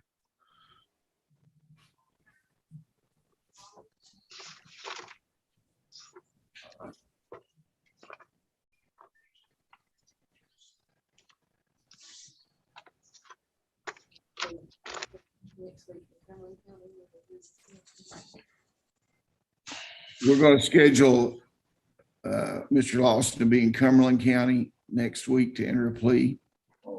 Mr. Brown, let me tell you something. If you're scheduled to be in this court and somebody has a plea to enter, if you cannot go see them and get their signature, you need to tell the Commonwealth Attorney's Office about that. We don't need to use this court's time like this. It's not acceptable. You understand that? Yes, Judge. Okay. We'll do the sentencing next week also on the other case. And I want you present over in Cumberland County next week, Mr. Brown. Yes, Judge. Thank you. What day will that be? Next Thursday. 28. What? 9 o'clock? Yes. Okay. We'll see you next week. So, Mr. Williams, so, We'll see you next, we'll see you next week because I want you to get it, Mr. Lawson. I want you to get a chance to look over this plea agreement. It's not right to have you to enter a plea without seeing that, okay? I'll come up there and meet with you, Richie, okay? Thank y'all very much. Ms. Costello, I'm going to go ahead and see if they'll go ahead and do the updated on the pre-sentence investigation report. We can sentence him that day too, okay? Thank you, Your Honor. Thank That's you. all I have. May I be excused? Absolutely. Okay, now, is Adair County back on there? That was Adair County. Russell County, we got one person in Russell County, okay? And then we'll go to Barron. Who's the lady in Russell? Carrie Johnson.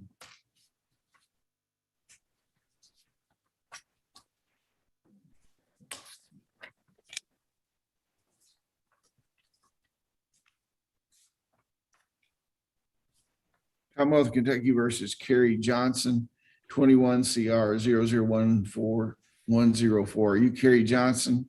Yes, sir. Okay, what was your year of birth, Ms. Johnson? 1979, And the last 4 digits of your social security number? 6432. You have to file on that, Ms. Johnson. You're here today for the purpose of arraignment.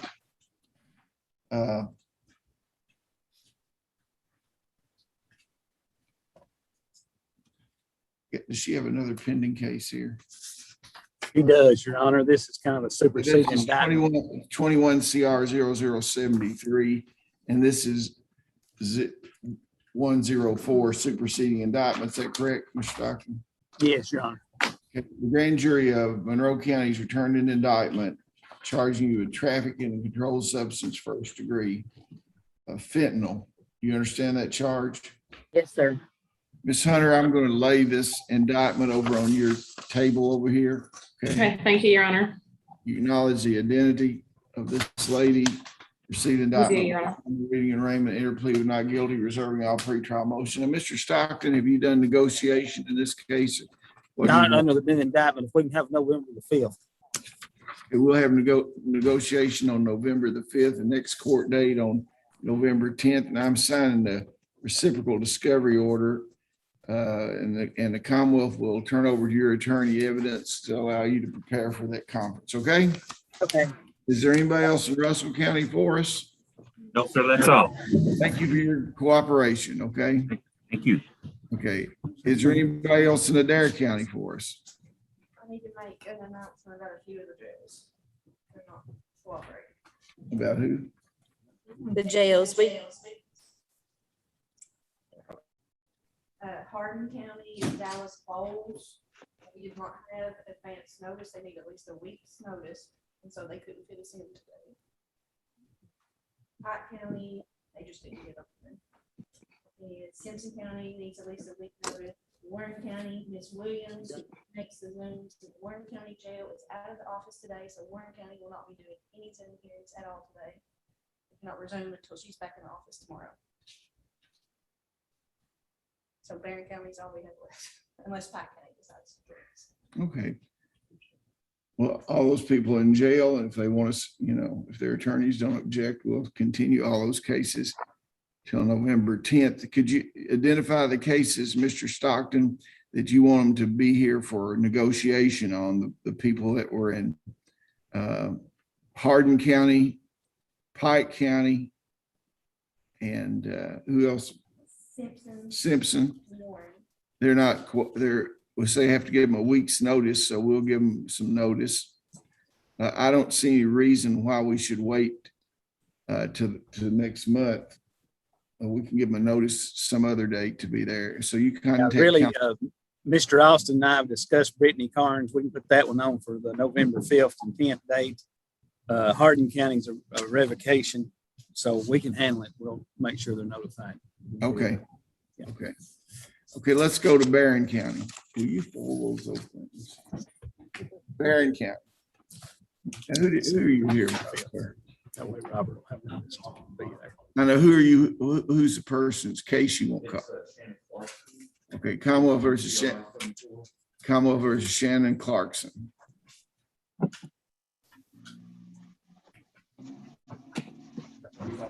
Wait just a second. I got to get Shannon Clarkson in front of me.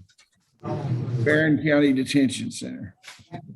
We're on, Judge. You have to undo our video. I can't do it. There. Sharon, you got Sharon Clarkson there? Yes, Your Honor. Okay, play it, Ron.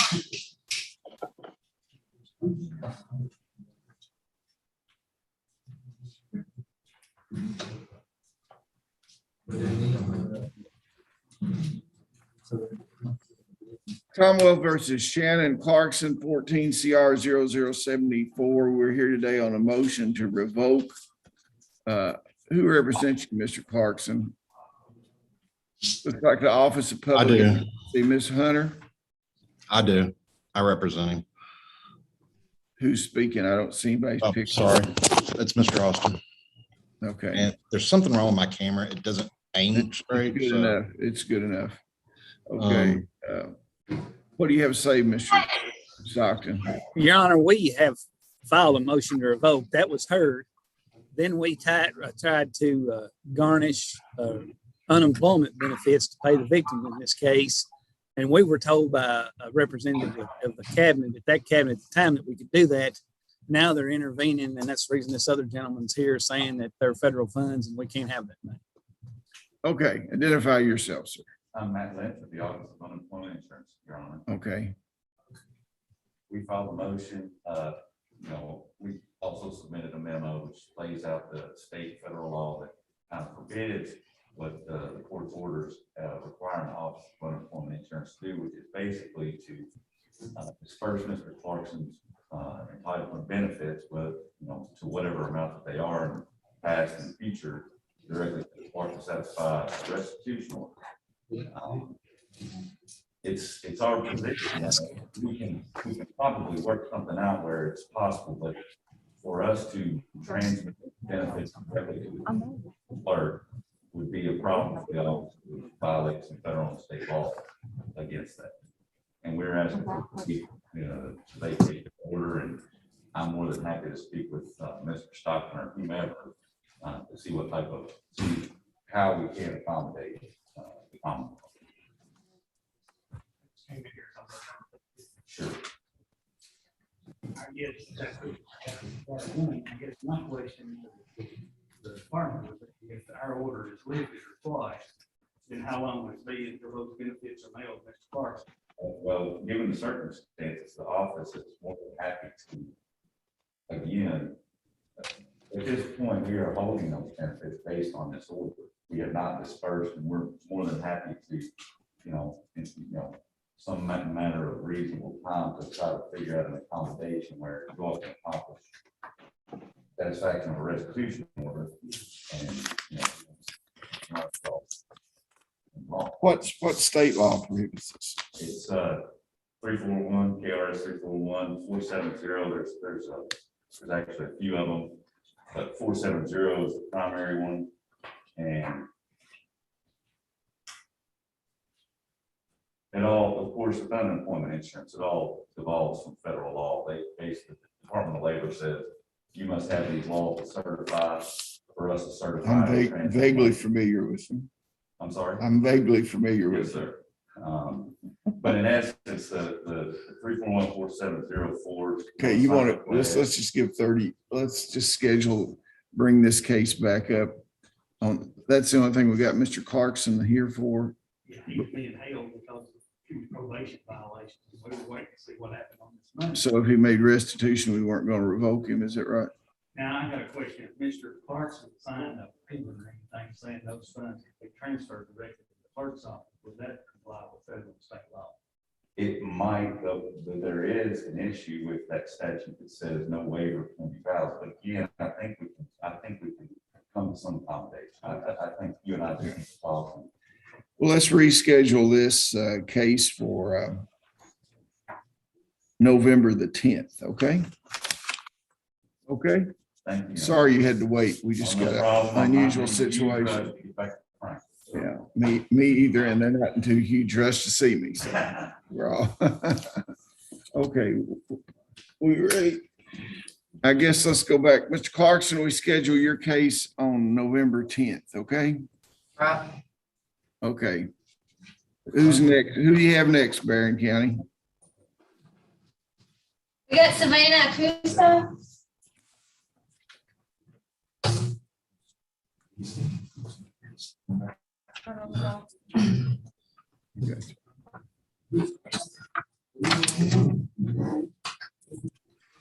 Savannah, we don't have you on the docket. Mr. Stockton? She's not on my docket. She's been on mine, but I got notice late afternoon after I went home, she's been picked up, so I wouldn't even hurry to file a motion. Okay. Well, I'd say Mr. Stockton, your camera is not on. I would just ask it be passed to next month so we can be prepared for it. Well, 'Cause I got what was she picked up on? probation violation. Yeah. And my understanding is she's been on the run in Monroe County, Cumberland County. And Okay. November, your court date will be November the 10th. Okay, thank you very much.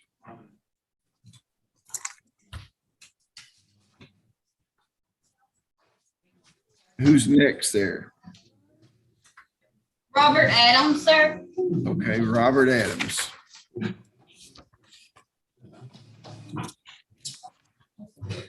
Commonwealth of Kentucky versus Robert Lee Adams, 21 CR 0057. Are you Robert Lee Adams? Yes, sir. Okay, Mr. Adams, you're here today on a pretrial conference. What's the year of your birth? 11/10/75. Last four digits of your social security number. 3267. Okay, we're here on a pretrial conference. What do you have, Mr. Stockton? be a felony plea, Your Honor. Okay, a motion has been tendered that says you wish to enter a plea today. Is that correct? Yes. Are you currently under the influence of drugs or alcohol? No. Is this plea freely and voluntarily given? The same person named in indictment 21 CR 0057. Is your judgment impaired today? No. Have you had plenty of time to discuss this matter with your attorney? You feel like you're fully informed about your case? Are you satisfied with his advice? Yeah. Okay, you understand that you do not have to enter a guilty plea today. You have certain rights under the Kentucky and United States Constitution. Before you can accept a plea, before I can accept a plea, I need to know that you fully understand those rights. You have a right not to testify against yourself. No one can make you say anything. You have a right to speed trial by jury, right to be represented by counsel at your jury trial, right to confront and cross-examine all witnesses called to testify against you, the right to produce evidence, right to call witnesses in your favor, right to appeal this matter to a higher court if you lose, right to require the Commonwealth to prove beyond a reasonable doubt that you're guilty of the charge. You understand that by entering a guilty plea today, you give up those rights. Yes. I may consider the Commonwealth's recommendation, but I may apply any range of sentence allowed by law. I do not have to accept the recommendation. Prior to accepting the recommendation, I'll wait the pre-sentence investigation report from probation and parole. In the event that I do not accept the Commonwealth's recommendation, decide to impose a harsher sentence, you can withdraw your plea. Now, Mr. Commonwealth Attorney, will you read your recommendation? Yes, Your Honor. Mr. Adams will plead as follows: on possession of a firearm by convicted felon. He will receive a sentence of 2.5 years. Plead guilty to possession of a handgun by a convicted felon. He'll receive a sentence of 5 years. Those two sentences shall run consecutively for a total of 7.5 years. The 7.5-year sentence shall run consecutively to Monroe County Indictment 18 CR 13. Monroe Indictment 18 CR 52, Monroe Indictment number 18 CR 113, and Monroe Indictment number 18 CR 110. The Commonwealth, the defendant agrees to forfeit all the guns found in the home of his father, except for 3 guns that were owned by his brother, Jeremiah Adams. Upon proof of ownership, they will be tendered to his brother. The defendant shall pay court costs at the discretion of the court. Is that what you agreed to, sir? Yeah. You understand by entering a guilty plea today that this conviction could be used against you to enhance sentences in any future convictions? Yes. Great. Mr. Austin, will you hold up his signature there? Your Honor, I was confused. Yeah, we weren't able to get the paperwork until today. So I have to go see him. Since he's in, I mean, there was no way I could. I thought you faxed it to him. I didn't know. I'm sorry. I can't go over through a fax. I mean.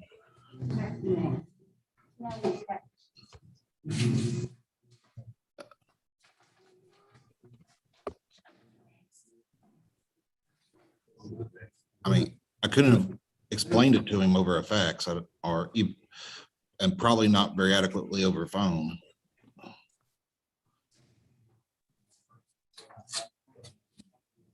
Your Honor, that's fine. I'm not fussed at anybody. Wait just a second. Miss Lauren is here. Yes, Miss Lauren. Get back. If the court would leave me time to do so, I can go over it with this gentleman. Well, this gentleman cannot understand this over the phone or text or video. He's different than anybody else that comes in my court. I've been on the bench 10 years. The first person that I've ever heard that couldn't understand a direct communication on telephone or video. We probably should shut this whole place down. No Zoom or anything. You think they can understand Mr. Hunley over Zoom?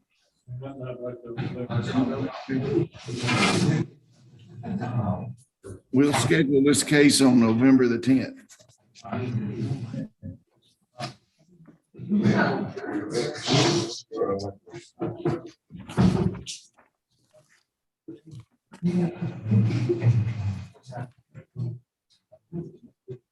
Who's next in Barron County? Ronnie Allen. Commonwealth versus Ronnie Allen, 18 CR 00122. Motion for shock probation.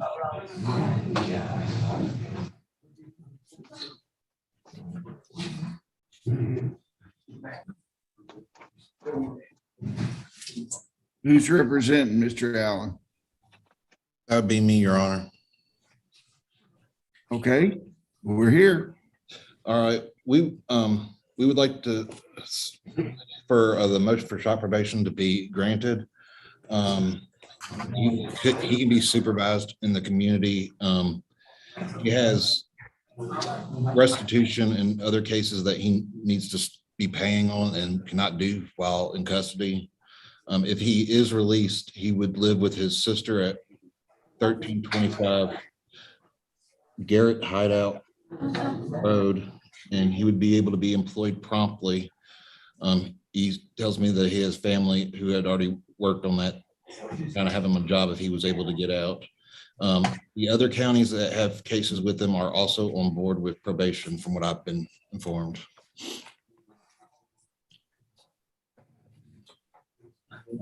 Mr. Stockton? Your Honor, the Commonwealth opposes shock probation, and the Commonwealth opposes shock probation because Mr. Collins was never able to adequately supervise him while he was on probation, because he was always telling Mr. Collins he was in Oregon when he was living in Barron County. He would never report. He was very deceitful, and I don't think he should be rewarded for shock probation. I mean, he had his chance and he blew it. Mr. Austin, do you have any witnesses or anything?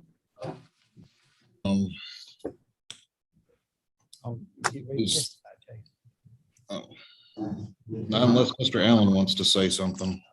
Yeah, I never failed to report one time to Chase You want to raise your right hand? Swear the testimony you're about to give is the truth, the whole truth, and nothing but the truth. Yes, sir. Okay, go ahead. I never failed to report one time. Every time Chase called me, I went in to see Chase. And then I ain't never had a failed drug test until this last time. And that's been 5 years I was on probation, never failed a drug test. So if I never did report in 5 years, why ain't they got me before now? I always report it.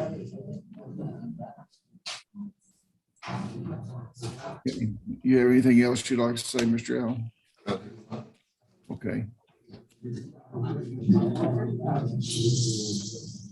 Mr. Stockton. Mr. Stockton. All I can do is recall Mr. Collins. We had a hearing, he's been revoked on it, so. Yeah. I'm just afraid we're going down this, the old saying I always remind me is fool me once, shame on you, fool me twice, shame on me. And I just think we're heading down the same road again. Well, I don't see any new evidence or, that's been offered that should be compelling reason to grant shock probation this thing. So the motion is denied. Thank you very much. Who's next you have there in Barron County? Mr. Torres, Your Honor. Okay. Who's in Beltran Torres?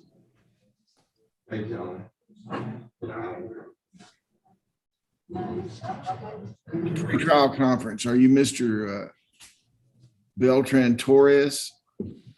Born in 1979? Yes. You have a social security number. What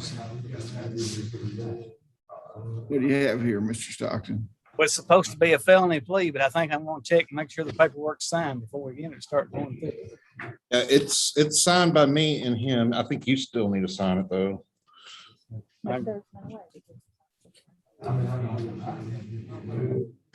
Motion has been tendered, Mr. Torres, that says that you wish to enter a plea. Is that correct? Yes, sir. Are you currently under the influence of drugs or alcohol? Are you currently under the influence of drugs or alcohol? Sir, are you have to say something. Yes, no, maybe? No. Okay. Are you the same person named in indictment number 21 CR 0035? Yes, sir. Okay, thank you. Is your judgment impaired, sir, today in any way? Yes. No, sir. Sorry.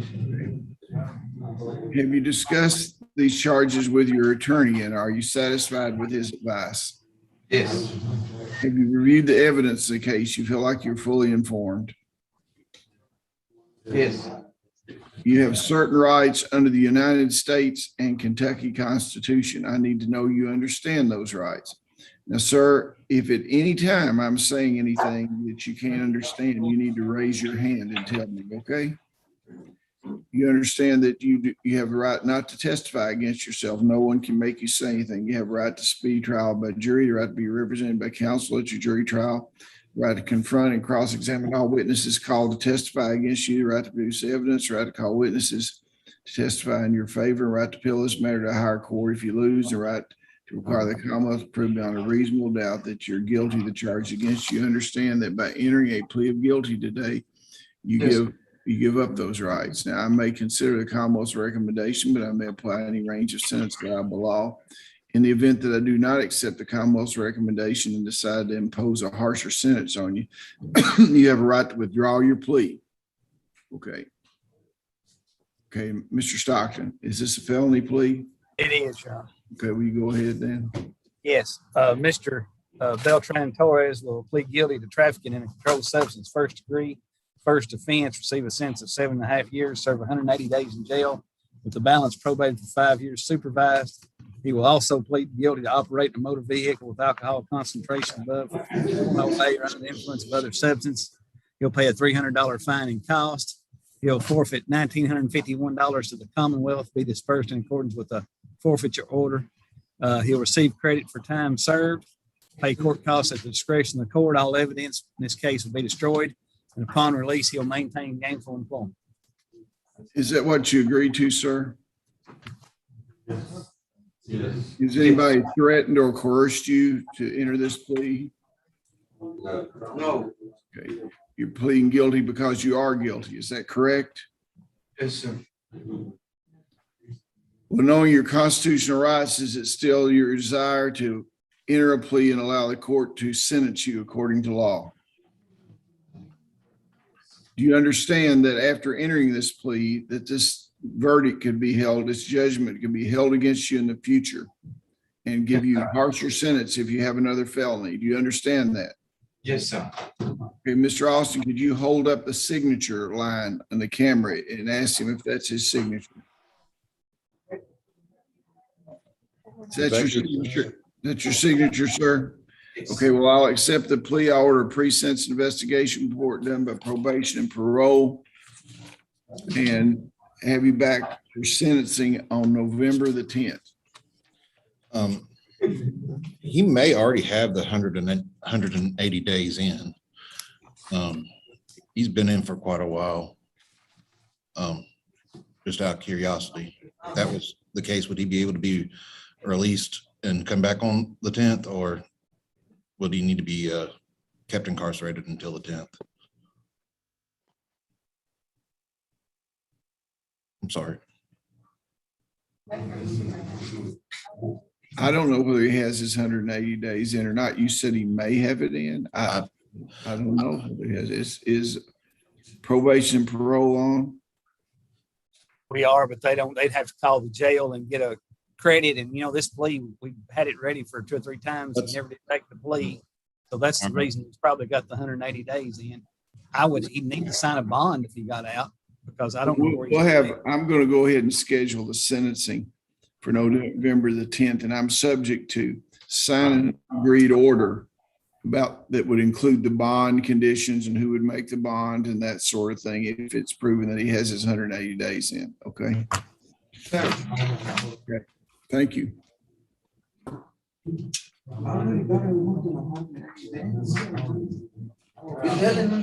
Excuse me. Sir, can I say something? Absolutely. I already got more than 180 days. Well, what I just said is that I'm going to sign an agreed order. I need to have some verification that you do. I'm not taking your word, but I need some verification. Your attorney will send an order over to the Commonwealth attorney, and I'll sign an agreed order to let you out until sentencing. Okay. So they don't have the paperwork done yet, but I'll try to do that today. I acknowledge. Okay. I'm not doubting your word that you have more than 180 days in. Okay. But you'll have to come back for sentencing anyway. on November the 10th. Just a formal sentencing to get it over with. It doesn't mean that you'll have any more days to serve, okay? Okay, no problem. Richard Burge, is that the next person up, or who's the next person? Burge, Your Honor. Richard Burge. Honor, this is Johnny Bell for Mr. Burge. We have sent the paperwork over to Mr. Burge, but they've not sent it back to us yet. Got it right here. Paperwork for what? Is there going to be a plea? Yes, sir. There is a felony plea. Okay, 21 CR 0088 Commonwealth of Kentucky versus Richard Burge. Are you Richard Burge? Yes, sir. Were you born in 1982? Yes, sir. Last four digits of social security number 6766. Now, Mr. Burge, have you had an opportunity to review this? Yeah, I just did. I just read over it. I signed it. Okay, do you need some time to talk to Mr. Bell about it? It all looks right. You know, I thought they're supposed to shop me out in 180 days or something. I went ahead and signed it, but I ain't had the opportunity to give it to one of the guards to sit back in yet. We need to hold it down there at to a small roar, okay? Because it's getting on the microphone. It pleased the court, Your Honor. I did talk to Mr. Burge about this plea. It is what we agreed to. I did explain it to him fully. What he's saying is exactly what the plea states. You know, we just got the actual paperwork very recent, and that's the reason I wasn't able to talk to him about that since then, Judge, but we have went over the plea or the offer.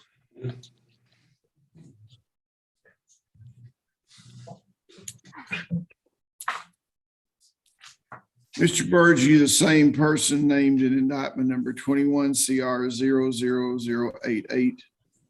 Yes, sir.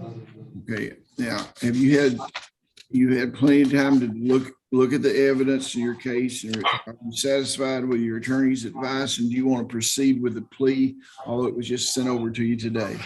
Yes, sir. Okay. You understand that you do not have to enter a plea. You have certain rights under the Kentucky and United States Constitution. Before I accept a plea of guilty, I need to know that you understand those rights. Yes, sir. You have a right not to testify against yourself. No one can make you say anything. You have a right to speak trial by jury, the right to be represented by counsel at your jury trial, the right to confront and cross-examine all witnesses called to testify against you. You have a right to produce evidence in your favor, the right to appeal this matter to higher court if you lose, and the right to require the Commonwealth to prove beyond a reasonable doubt you're guilty of charge against you. I understand that by entering a guilty plea today, you give up those rights. Yes, sir. Now, I may consider the Commonwealth's recommendation, but I may apply any range of sentence allowed by law. Prior to making that decision, I will have a pre-sentence investigation report done by probation and parole. If I decide to impose a harsher sentence, then I'll allow you to withdraw your plea of guilty and proceed to trial. Now, Mr. Stockton, will you give us what the Commonwealth's offer is in this case?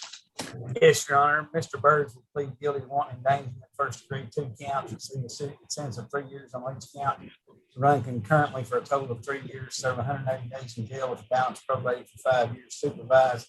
The Commonwealth will withdraw its motion to revoke probation in Monroe County indictment number 19 CR 25.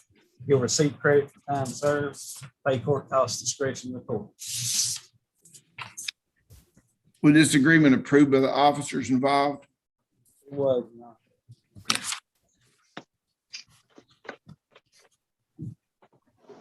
Mr. Burge, is that what you agreed to? Yes, sir. Has anybody threatened you or coerced you to get you to enter this plea? No, sir.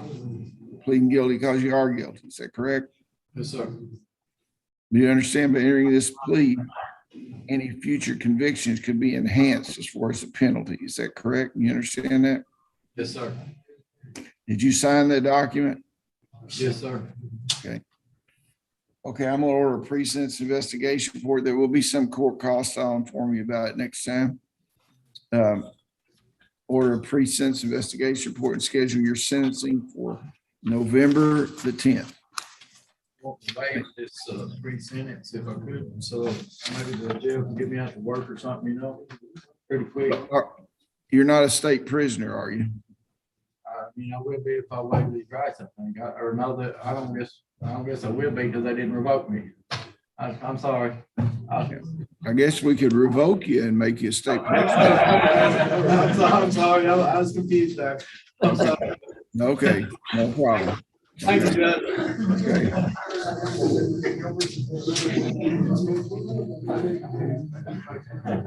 Commonwealth versus Casey Bostic.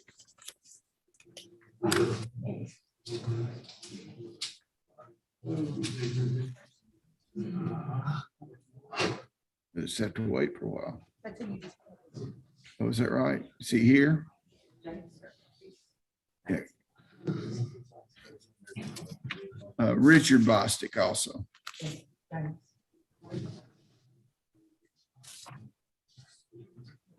Yeah, sorry. James Warren Bostic. And Casey Bostic. What do we got here? I conference this case with the Commonwealth Attorney. Can you hear what's going on, Mr. Stockton? You probably need to come back in. Is Mr. Baker there? Yes, he's arrived. Okay. Okay.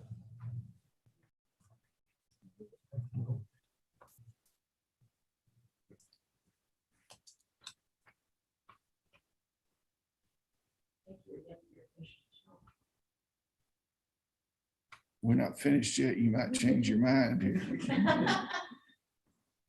Mr. Stockton, come back in here in a second. I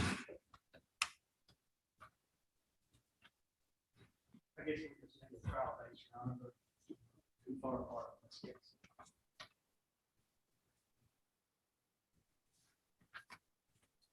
Okay.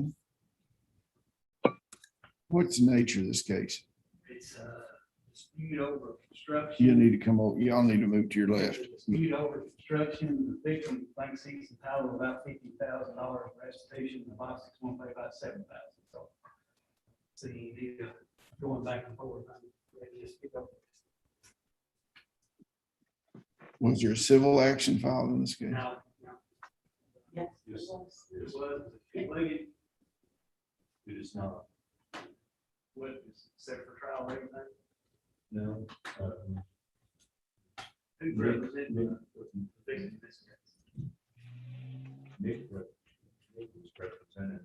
Well, he works for me now, so they'd have to have it if they don't have another lawyer. He represents both sides. Who was Mr. Carter representing the case? He was representing us, whenever that was originally filed before this came up. And you were the judge that signed on.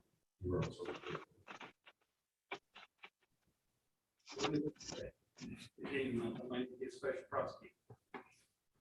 Mr. Carter was representing. Wouldn't learn. How far along is the civil action? That's another good question. We had actually complained about. 2 years almost. We had replied to them that was it, and they had never. So Mr. Carter with a plan, where is Mr. Carter? Who's representing you now? Nick was, that was it, but we had stopped it because we had replied to them, but they never replied back to us. And then they got. I understand what's going on. So I can talk to the victim and let's just have it put out for. November 10th. Okay, I'll talk to Mr. Carter. okay. Okay, Barron County, who do you have?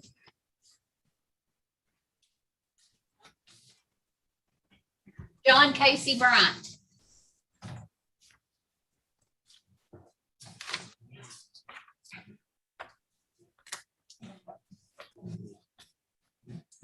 Commonwealth of Kentucky versus John Casey Bryant, 21 CR 0042. Are you Mr. Bryant? Yes, sir. Okay, we're here for a pretrial conference. What does the Commonwealth have to say? I don't know that we've ever met on this case, you know. We have met on this case. This is the one, you said that they never sent it to the lab. That's right. He's, if you won't pass it till December, it's not went to the lab. What's he being held for now? Anything other than this case? Yeah, I got a PP. I got a Mr. parole Collins violation. thinks about violating parole, yes. He's got what? Parole violation. Is this the violation? Could be, is it? We'd have to check. So according to Mr. Collins, he thinks he's also the absconder on parole as part of the violation too. Okay, well, we'll take a look at that. If this is the only thing that he's being held on as far as the parole violation, we'll take a look at that. If he's got some other issues, then that's outside of my province, if you understand what I'm saying, Mr. Bryant. Yeah, I do. Okay, I'm here till February 27th, no matter what. I serve out 15 years. You give me 8 years ago. Yeah. February. Okay, well, we'll see you November 10th then, okay? Yeah. Commonwealth versus Brittany Carnes. We already done that? Adam Cisneros.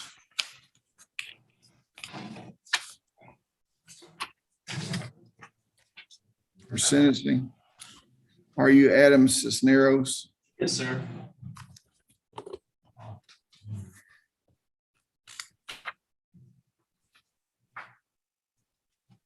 Now, earlier, folks were appearing on the screen here. I don't see Mr. Poindexter on the screen.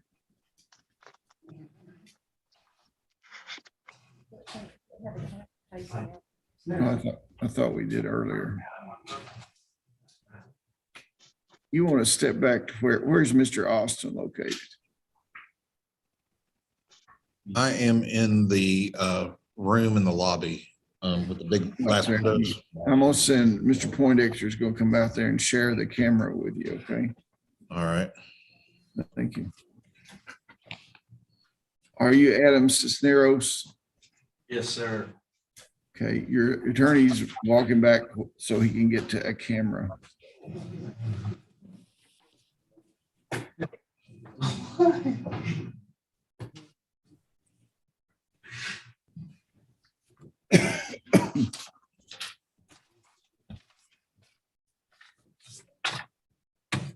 You're here today for sentencing. Do you understand that?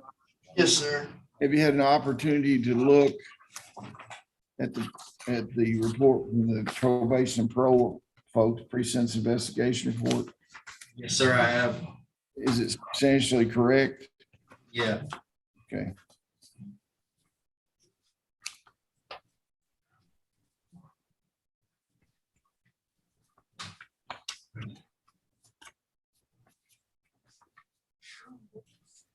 Upon a plea of guilty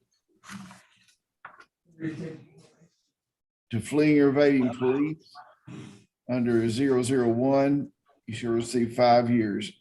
For wanton endangerment under 001, you shall receive 5 years. The 2 5-year sentences shall run consecutively for 10 years. Under 001, operating a motor vehicle under the influence, $200 fine plus court costs and service fees. For assault third, you shall receive 5 years. Under 63. Also under 63, wanton endangerment, you should receive 5 years. Under 63, receiving stolen property, 10 years. Under 63, 2 5-year sentences, and then the 10-year sentence shall run concurrently for 10 years. The 10 years in 001 and the 10 years in 63 shall run concurrently for a total of 10 years. You shall receive credit for time served. You shall pay a fine and court cost of, what's fine and court cost with the DUI and this? I'm gonna roll them both into one.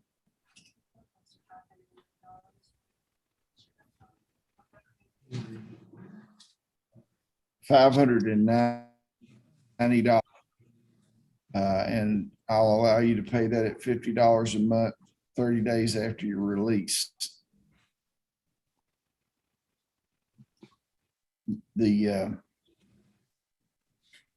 Glock will be forfeited and the rounds that went with it.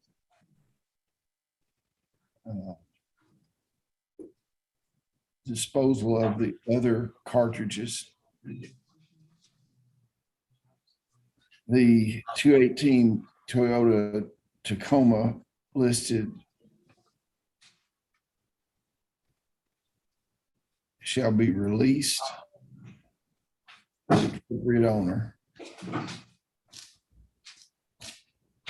The single action airsoft revolver pistol and 9mm bullets shall be forfeited and disposed of according to the law.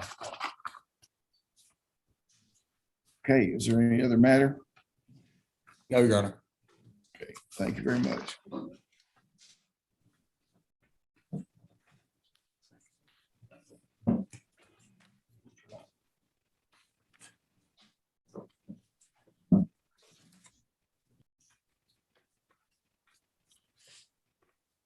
Okay, we have Mr. Cook next, is that correct?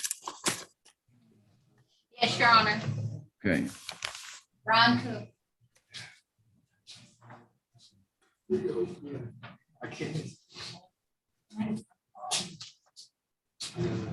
Commonwealth of Kentucky versus Brian Douglas Cook, 20 CR 0053. Are you Mr. Cook? Yes, sir. Okay, you're here on a motion to revoke pretrial diversion. Are you born in 1972? 74, 74, what are the last four digits of your social security number? 7126. Okay, well, whoever on the docket, see if that's a mistype or probation parole, need to take a look at the year of birth. What do you have to say about this case, Mr. Stockton? Your Honor, this was my understanding, he was terminated from drug court and then he went and checked himself into rehab. And then the rehab wouldn't acknowledge whether or not he was in rehab, so I wasn't aware he was in custody. And if we proceed with the motion, I'll need to borrow the court file and get a copy of my motion, because I wasn't aware he was on the docket. I didn't think he was in custody. Mr. Stockton. Files on the way back. Okay, thanks.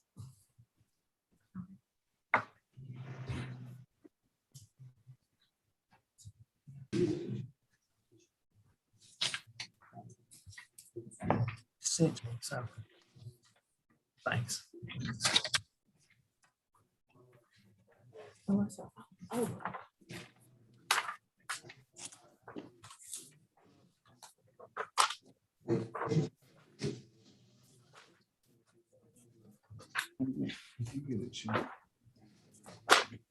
Okay, Your Honor, I'm ready to proceed. Charger. You may proceed, Mr. Stockton. Your Honor, Mr. Cook was terminated from drug court on May the 21st, 2021. And the basis for the termination was on 4/6/21, he was positive for meth. Also on 4/26/21, he missed a drug test. Then on 5/3, May 3rd of 21, he absconded from the program.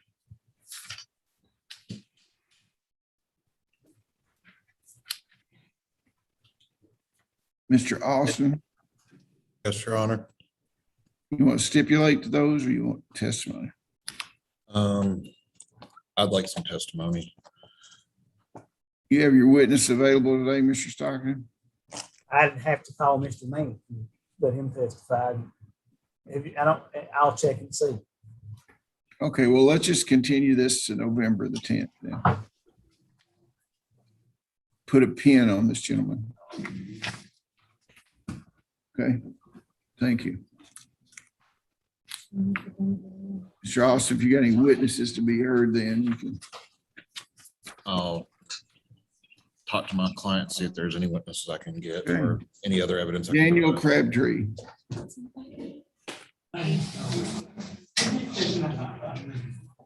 Hey. We'll pull his file.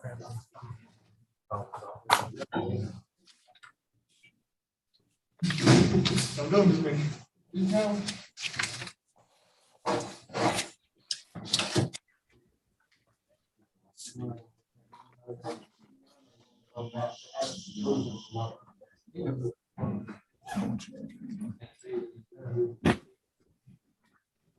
Commonwealth versus Daniel Crabtree, 20 CR 0016. Are you Daniel Crabtree? Yes, sir. Here on a motion to revoke probation. Mr. Stockton. Your Honor, Mr. Crabtree has a 7.5-year sentence. He also is listed as the reasons for motion for revoke is that he absconded. He went to treatment and then he never reported grace recovery and left on January 2nd, 2021. And he's had no contact with either Mr. Gabe Atkins or Chase Collins in this case. Mr. Austin, you want to stipulate?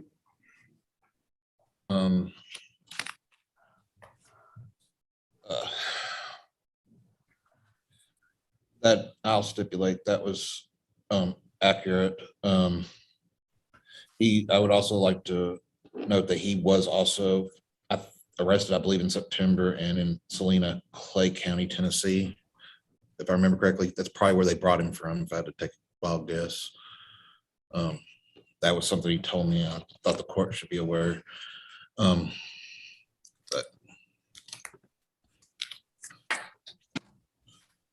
This is on 20 CR 0016 and 20 CR 0031, both of them. Okay. Okay, well, I will revoke probation. Pose the sentence then. Thank you very much. Lana Carol Cross.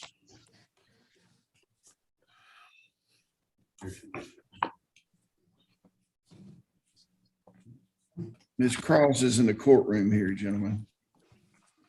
oh, I'll have to come in there. Okay, you just have a seat back there, Ms. Cross. We'll go on through the jail docket. Who's next in the jail docket? Chris Denton, Your Honor. Chris Denton.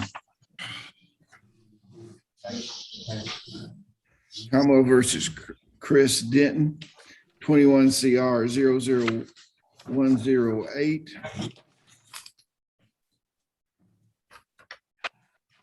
19 CR 0091. 18 CR 00137. Are you Chris Denton? Yes, sir. Born in 1985. Yes, sir. Last four digits, social security number 8103. Yes, sir. That's correct. Okay, now you're here for arraignment on 108. You have a right to remain silent. The grand jury of Monroe County has returned an indictment charging you with possession of controlled substance, first degree, methamphetamine, and drug paraphernalia. Will you give me that? 108. It's a full indictment out of 108.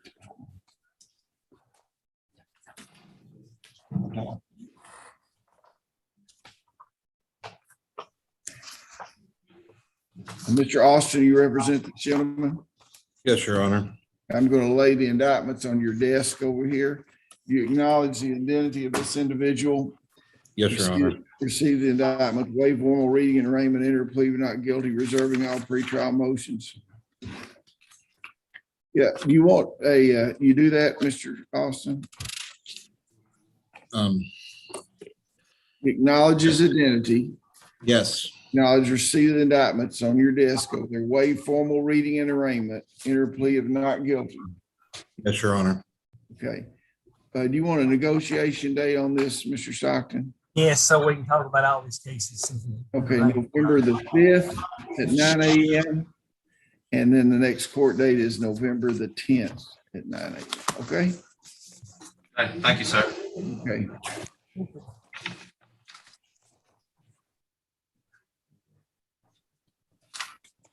Who else? Who's next there? Very great. Okay. Commonwealth versus Derek Graves, 18 CR 0076. Are you Derek Graves? Yes. Yes.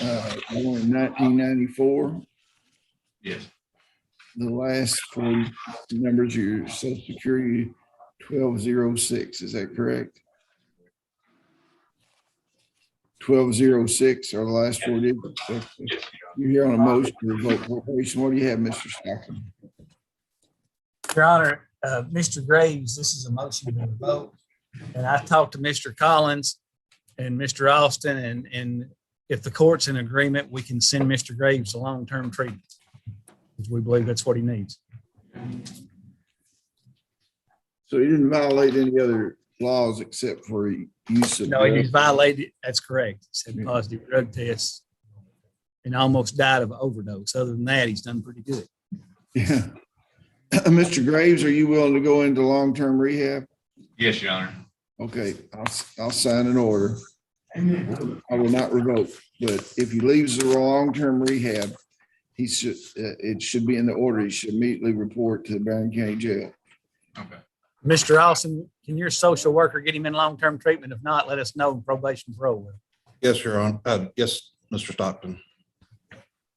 Yeah, I want to take a look at what kind of long-term he's in. I want you to use. I do too. Okay. Yeah. Preferably an art program. Yeah. 21 CR 00103, Christopher Greenwood. He's out of custody. Didn't show up into a bitch work. Judge, that's my case. Yeah. He apparently, I think, has been picked up in Louisville on an indictment warrant. So I guess it was on this court's warrant, Judge. But I'll notify him as soon as I'm able to get in touch with him.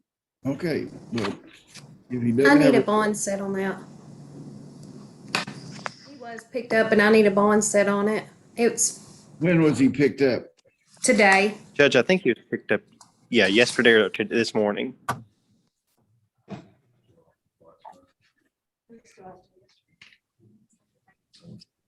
You what?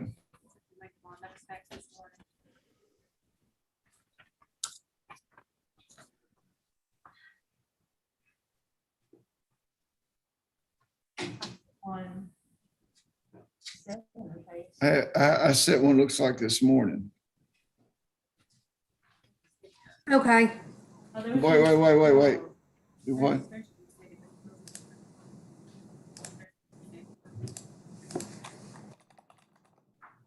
You think he posted a bond up there in Jefferson County today? You had already said that $15,000 surety bond on October 1st. It looks like he posted it. Right, but I'm told pretrial, Yeah. it's a bond set. Yeah, there was a bond set in it pre-trial. It looks like he made the bond today. Okay. Okay. Let's see what time. Judge, if you can just reset that to the November date, I'll make sure he's there.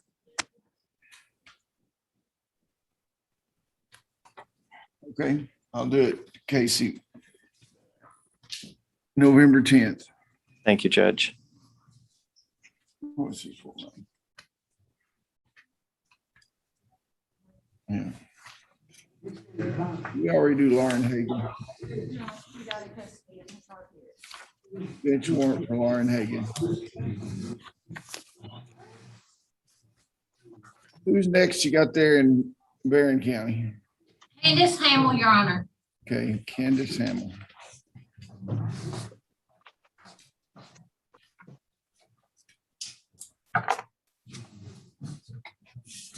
Hamill versus Candace Hamill, 20 CR 0068. Are you Candace Hamill? You're here today for the purpose of arraignment. What's your year of birth, Miss Hamill? 82. Okay, and what are the last four digits of your social security number? 5515. Okay, the grand jury of, you represented by the public defender's office previously? Did this go to district court, ma'am? Were you in district court? No. Okay. I'm not in the court. Do you have enough money to hire an attorney?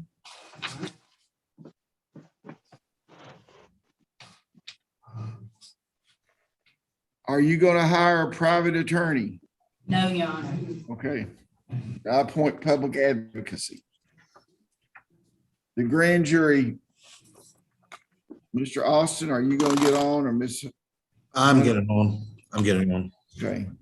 The grand jury of Monroe County has returned an indictment charging you with receiving stolen property under 10,000, possession of marijuana, trafficking in marijuana less than 8 ounces, drug paraphernalia, first degree possession of a controlled substance or drugs unspecified. Do you understand those charges?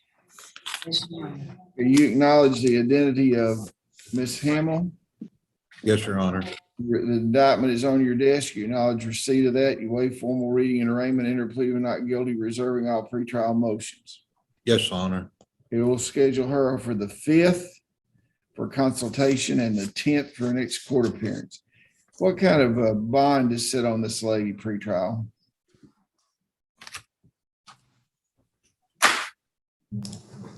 Sorry, I was trying to unmute you. It is 15,000 cash. And why is that set that high?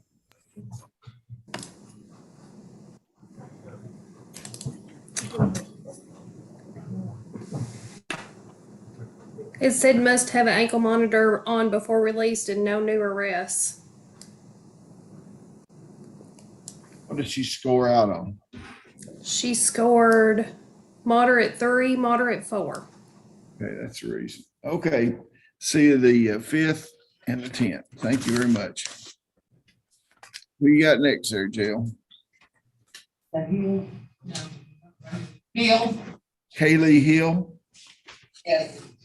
Commonwealth versus Kaylee Cherry Hill. 21 CR 0075. Are you Miss Hill? Yes, sir. Okay, you're here today on a pre-trial conference. Mr. Bell, is this one of yours? Yes, Your Honor. What do you have, Mr. Stockton? We're close to getting this resolved, Your Honor. If we can have the 5th and the 10th, I think we will have it resolved. Case will be negotiated on the 5th. Your next appointment is on, next court date is on the 10th. Kaylee, I'll be to see you Friday and explain all this to you. I was a little off yesterday, but I'll explain it, okay? Commonwealth versus Devon Howard. I don't know where he is. Okay, I suspected he should have been in custody somewhere, but I couldn't find him in custody. Okay, well, let's do another active warrant. Do a bench warrant without bond. I told y'all to hush. Kerry Jackson.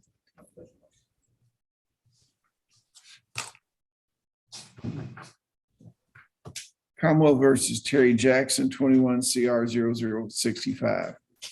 Mr. Jackson, were you born in 1983? Yes, sir. Last 4 digits of your social security number are 8499. Yes, sir. Okay, you're here today for sentencing. Have you had an opportunity to look at the pre-sentence investigation report done by probation and parole? Yes, sir. Is it substantially correct? Yes. Counselor, is there any reason why this gentleman should not be sentenced today? No, Your Honor. I'll plead guilty to failure to maintain insurance.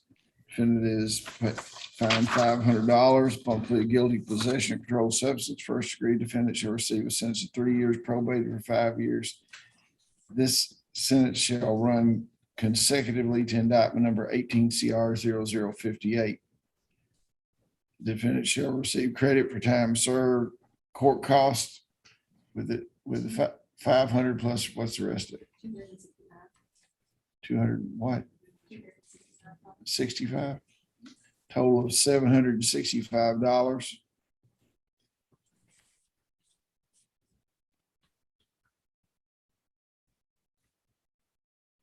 The defendant shall remain on active supervision until all those are paid.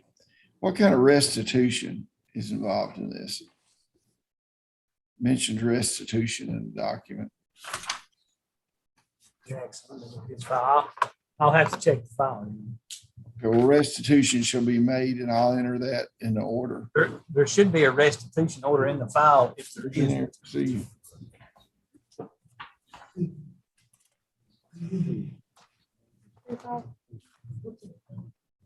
That's what I'm saying. This is the restitution.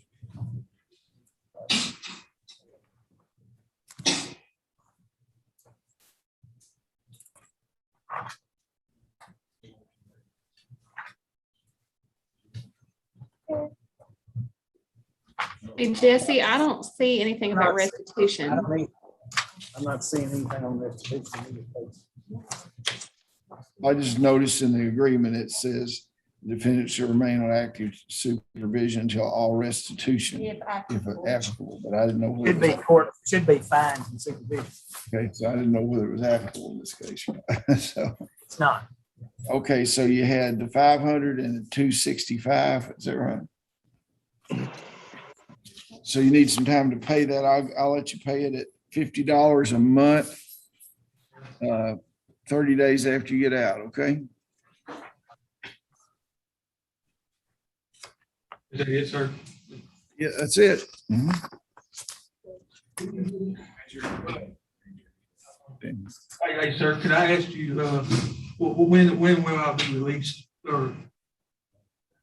Judge, the agreement is for him to, he has been accepted into drug court and the agreement is for him to go to drug court. So we would ask for him to be released at this time.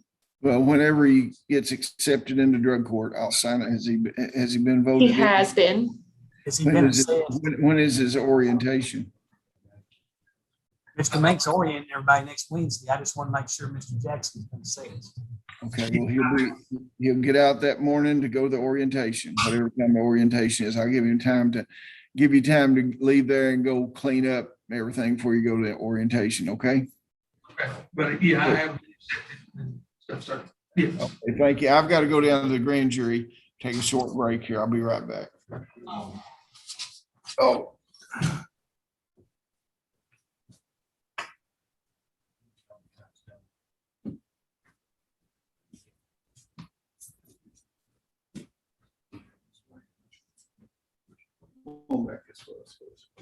You tell me to go that way too?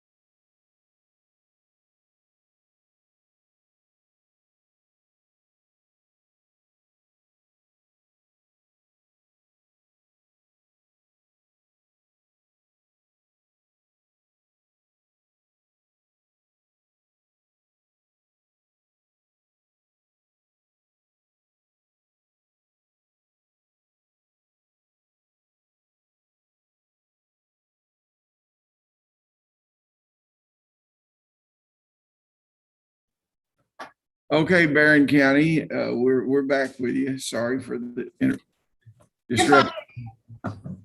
Who you got next there? Jeremy Jones. Okay, Mr. Jones. Commonwealth versus Jeremy Jones, 20 CR 0072. Are you Jeremy Jones? Yes, sir. Born in 1979? Yes, sir. Yeah. And last four digits, social security number 5671. We're here today for sentencing. Have you had an opportunity to look at the pre-sentence investigation report done by probation and parole? Yes, I looked at it, sir. Okay, is it substantially correct? Yes, sir. Okay. Want to plead guilty under indictment number 20 CR 0072, charge of terroristic threatening, third degree. The defendant shall pay court costs. Want to plead guilty under indictment 20 CR 00 for the charge of wanton endangering first degree, 2 counts. He shall receive a sentence for 4 years on each count to run concurrently.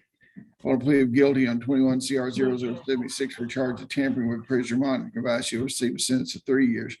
The 4-year sentence under 0072 and the 3-year sentence under 0076 shall run consecutively, a total of 7 years.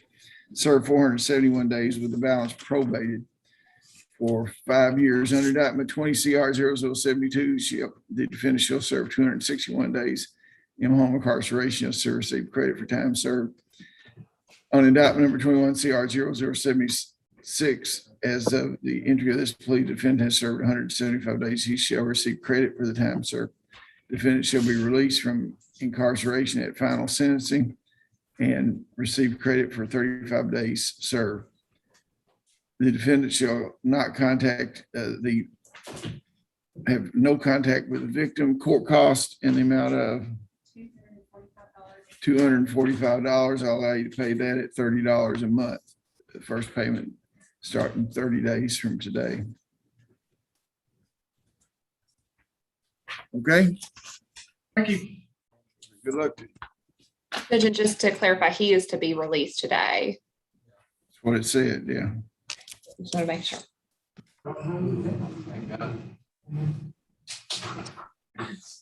Probation parole. Yeah, he needs to meet with probation parole at what time? Friday at 9 o'clock. Friday at 9 o'clock. Be in their office Friday at 9 o'clock. In the morning, 9 o'clock. Jason D. Law. Next.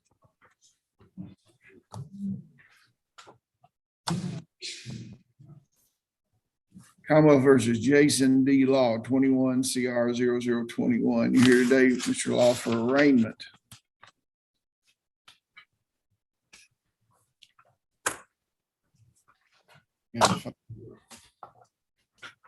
Mr. Law, what year were you born? 1994. What are the last 4 digits of your social security number? 5282. Okay, the grand jury of Monroe County has returned indictments against you. You're represented by the Office of Public Advocacy.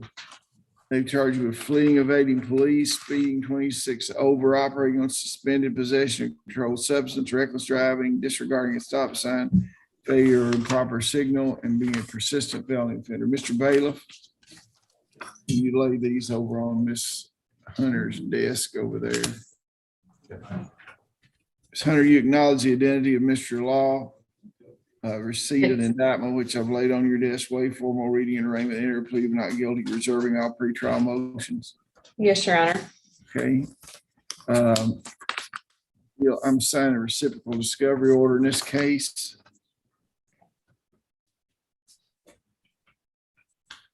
Be here on the 4th of November for negotiation and the 10th for the next court date. Judge, and would the court consider, I think that this is the only thing holding Mr. Law. I know it is a surety bond. Would the court consider an ROR or an unsecured bond at this time?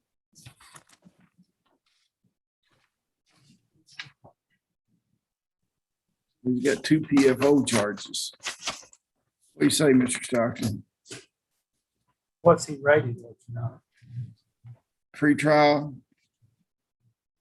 He is a low 1, low 2. What's the bond now? 25,000 surety. I'll reduce it to $15,000 surety. All right, Mr. Stockton. That's fine. Judge, and if I could get some contact information from Mr. Law. Right now, that bond. in the office. All right, thanks. I think Mr. Campbell needs to. Mute Mr. Campbell's. Okay, go ahead and. Judge, yes, thank you. You give him your contact information, he can call you. Okay. Mr. Law, if you could call my office as soon as you go back to your cell to give your phone number and a mailing address. It's 502. Somebody write it down for him. I am, yes. Thank you so much. 564 4211. 502-564-4211. Yes, ma'am. Thank you. Thank you very much. John Michael Lemaster.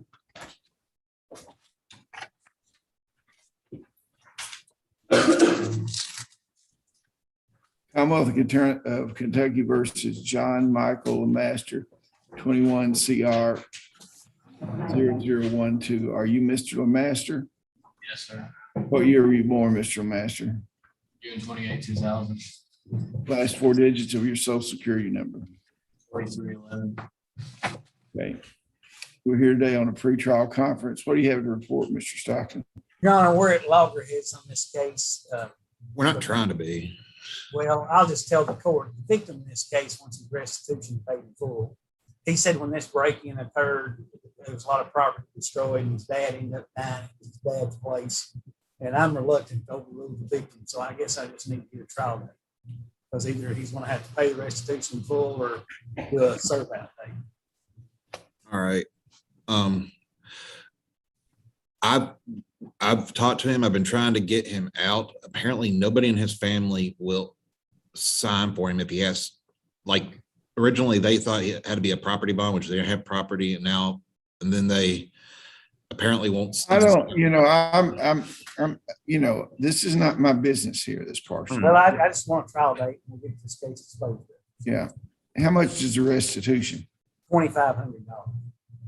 $2,500. Yeah. And nobody will, evidently he doesn't have any money, and nobody will give him any money to pay it. So I guess we'll just have a trial.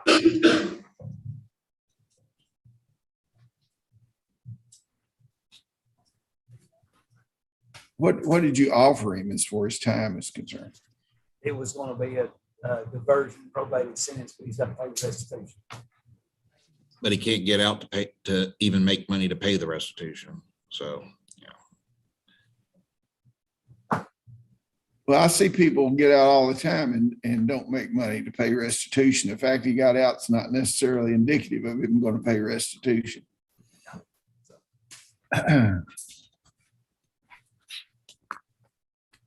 Well,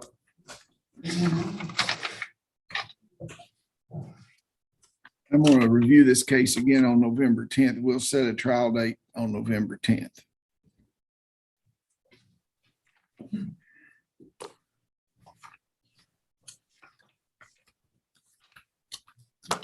We don't have anything in November or December anyway, or probably January, so it doesn't matter. Give the gentleman an opportunity to get some plan together on paying restitution and not being a convicted felon. You understand what I'm saying, Mr. Lemaster? If you can pay restitution of that property, they'll do a pretrial diversion on you and you won't be a convicted felon. That will make a big difference in your young life. You might not recognize that now, but I guarantee it will make a big difference. You know what I'm saying? Yes, sir, but my parents ain't got money like that. Well, your parents don't, but if you could line up a job somewhere yourself, and have you ever worked at the public work anywhere? I do have a job lined up if I get out. Who's the job with? Stone Art in Cave City. Okay, how much they gonna pay you an hour? I have no idea, but I know it pays $400 a week. Okay.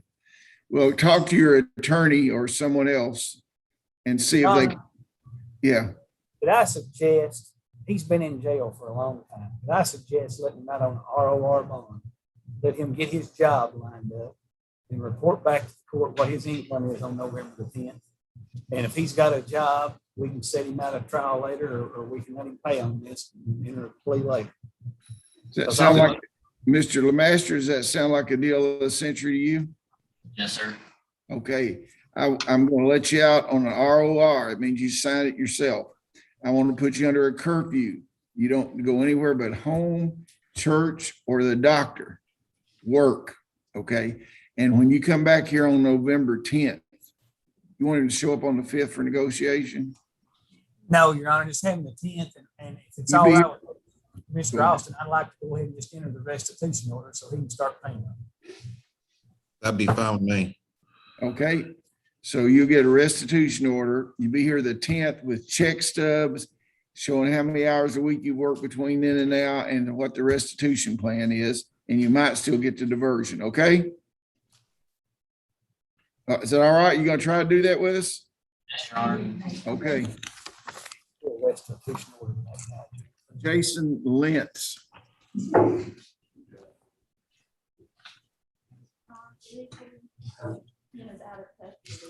He's not in custody. He didn't show up, do a bench warrant. Motion to revoke probation, but I don't see him in custody.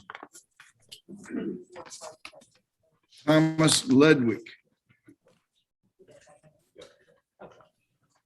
Thomas Ludwig, is he in jail there? Yeah. Commonwealth, Kentucky versus Thomas Ludwig, 20 CR 0083. Are you Thomas Ludwig? Yes, sir. Okay. What do we have here? Should be a felony plea if it's been executed. I don't believe I've received the paperwork yet. I didn't get it in my email or anywhere else. Unless it got to me somewhere else. It's definitely not in my file. Oh, this is one that was given to you this morning about 8:30. Oh, it was? Okay, I'm sorry. Schedule it for November 10th.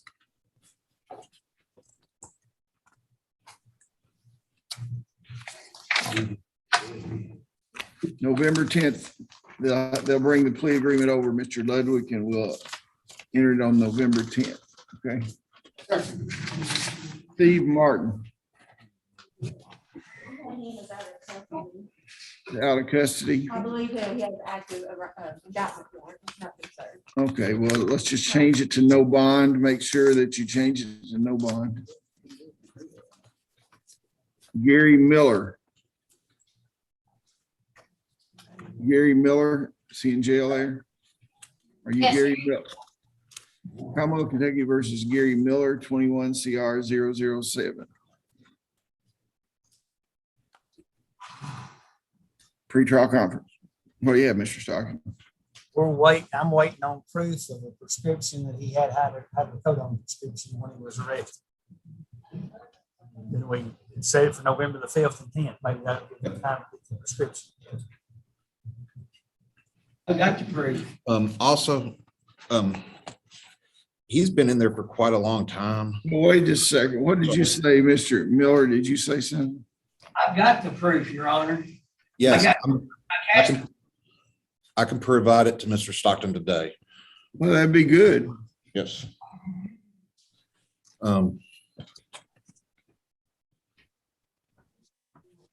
What's his bond?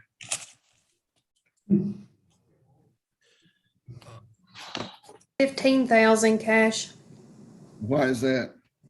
He is a high 7, moderate 8. And why is that?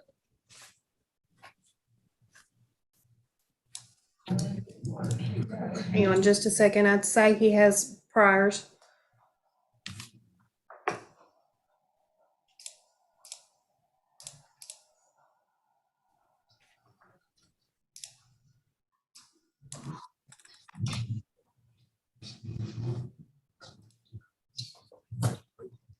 He has several pending cases. FTAs?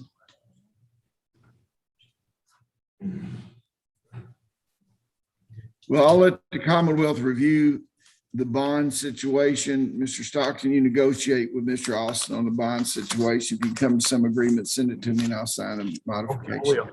Jeffrey Logan Miller. Continued. Medical emergency, was that the one? No, no. The parties need to work. Yeah, Terry Muse. Terry Muse. Jeff.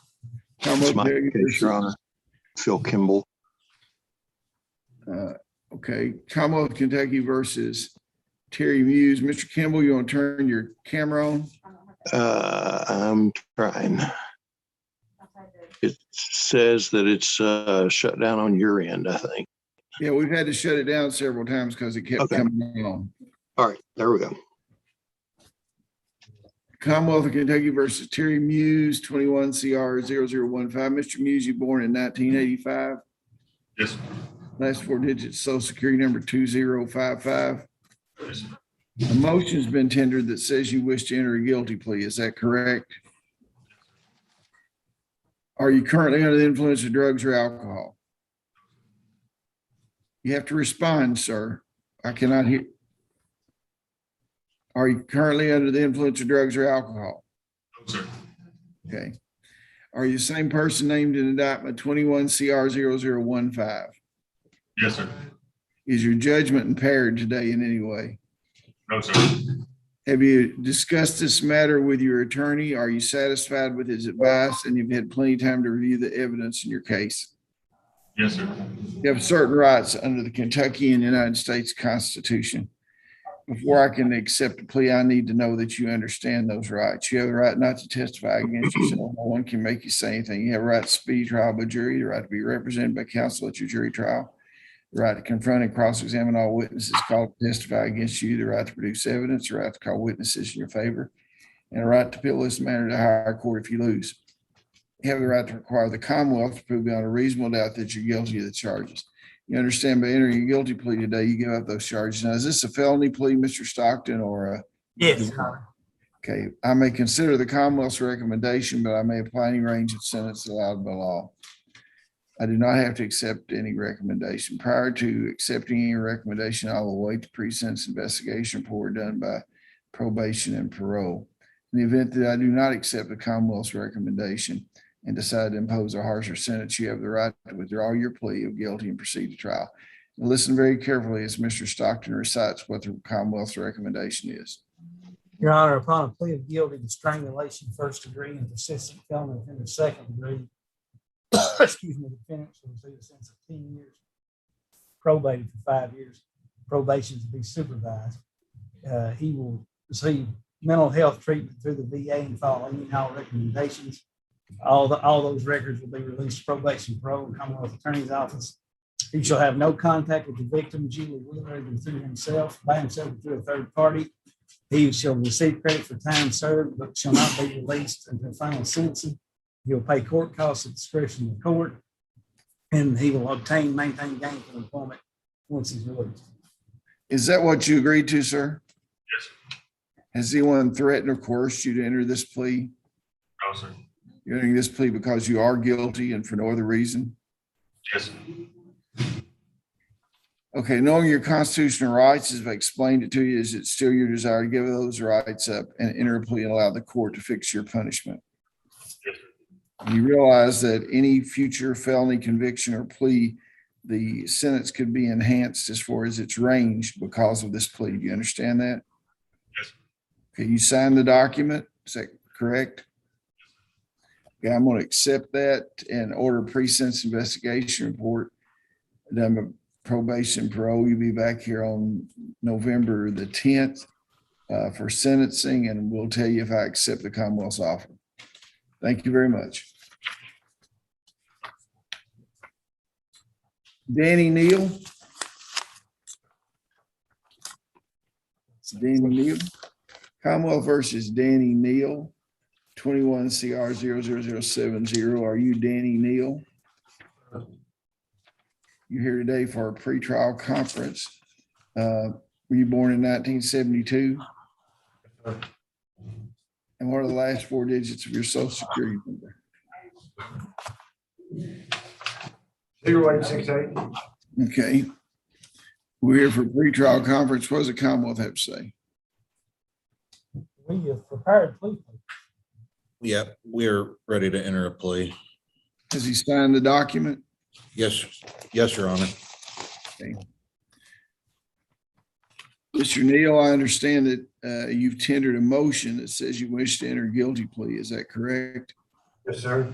Are you currently under the influence of drugs or alcohol? Oh, sorry. Is this plea freely and voluntarily given? Yes, sir. State your full name, please. Danny William Neal. Okay, you're same person named in indictment number 21 CR 007. Yes. 70 rather. Yes, sir. Is your judgment impaired today in any way? Oh, sorry. Have you had plenty of time to discuss this matter with your attorney? Are you satisfied with his advice? Yes, sir. You understand that you do not have to enter a guilty plea today. You have certain rights under the Kentucky and United States Constitution. Before I can accept a plea of guilty, I need to know that you understand those rights.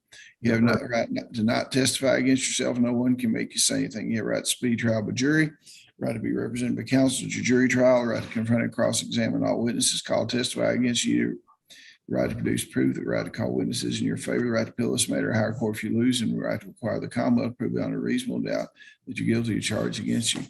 You understand that by entering a guilty plea, you give up all those rights. Yes, Now, sir. I may consider the Commonwealth's recommendation, but I may apply any range of sentence provided by law. I don't have to accept the recommendation. Before accepting the recommendation, I will await the pre-sentence investigation report by probation and parole. In the event I do not accept Commonwealth's recommendation and decide a harsher sentence, you have a right to withdraw your guilty plea. Do you understand that? Yes, sir. Okay, Mr. Stockton, will you go over what the plea agreement is? Yes, Mr. Neal will plead guilty to theft by unlawful taking over $500, receive a sentence of 5 years to serve.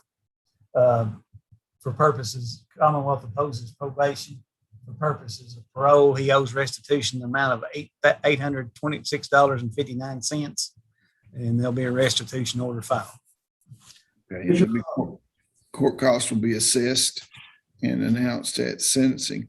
Has anyone threatened or coerced you in any way to get you to enter into this plea, sir? Oh, sorry.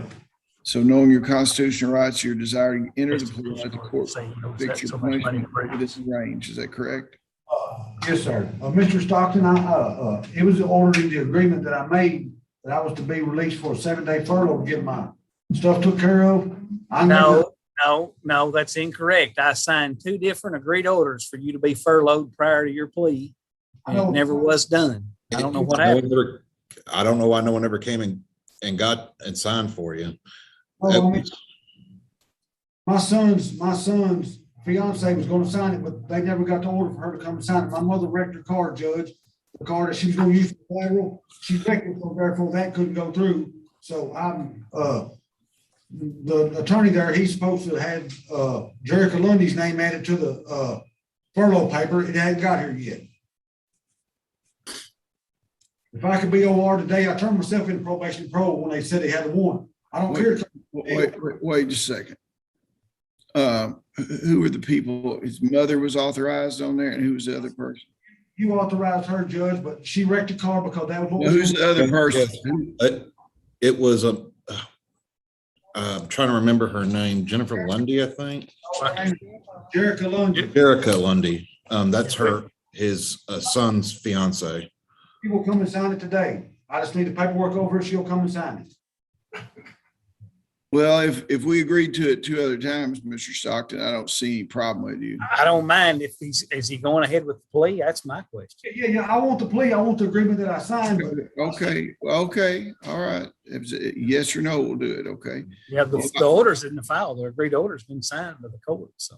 Okay. Well, you just go ahead and let her come over and you have a copy of that order over at the jail, or do we need to send you another one? You just send me another saying Jericho Lundy can sign it, and then I'll get it took care of and get the restitution paid while I'm out. Mr. Austin didn't have the distribution. It's not even been sent to the jail because Mr. Austin didn't put them on it. Yeah, the order needs to be sent to the jail because it wasn't on the distribution. Ah, shoot. Okay, we'll send somebody needs to send it over there today if I've signed it, okay? I'll send it. You have a copy of my signed copies? I probably don't, to be honest. Well, I need to I won't. know whether you need to have it. Do we have a copy of it in the file? Okay, we'll send it to the jail from here, okay? Sir Jerry Lundy. Well, Your Honor, he needs to make sure he knows to be here on November the 10th, for final sentence. Wait, no, he's got a 7-day furlough is what he's got to take care of his business. So He he's should be back well before then. Yeah, okay, and you do a 7-day furlough from the day you leave, go back to jail, and you'll be here November 10th for your sentencing, okay? Thank you, sir. Okay, no problem. Reason I wanted to address it.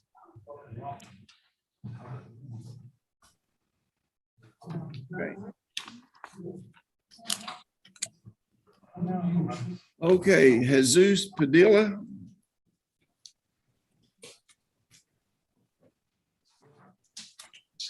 Are you Jesus Padilla? Yes, sir. Okay, you're here today for pretrial conference. What do we have? We have signed a plea order. Plea agreement? Yep. Covering both of his cases. Hey, Mr. Stockton? Mr. Stockton, Yes. this gentleman is listed today on additional indictment. Are you aware of that? Yes. And you will go ahead. I and wasn't do it? aware of it when we made the plea arrangement. Okay. So if you want to continue it so we can maybe incorporate that. I know Mr. Austin was. He got. wasn't- Okay. He was Mr. not indicted Austin. on arson, but there was a felon. Okay, now, Mr. Austin, what do you have to say? It's not the arson charge? No, Okay. wanting in danger. Yeah, it is the arson charge, but you indicted on one. That's right. So, yes. Yeah, it was the arson charge, but it was amended to wanting in danger. Rather than arson first.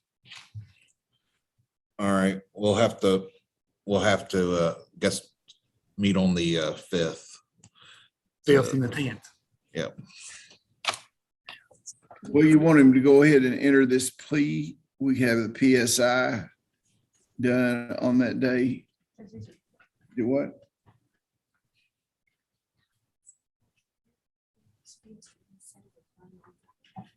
Okay, well, let's just put it on the 5th and the 10th then.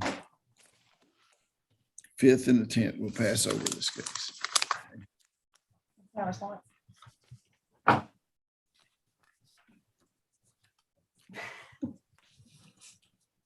Okay. Danny Pippin. That one. I know. Johnny Bell present for Mr. Pippin, Your Honor. Commonwealth versus, remind me to bring it up. Commonwealth of Kentucky versus Danny W. Pippin, 21 CR 0045. Are you Danny Pippin? Are you Danny Pippin?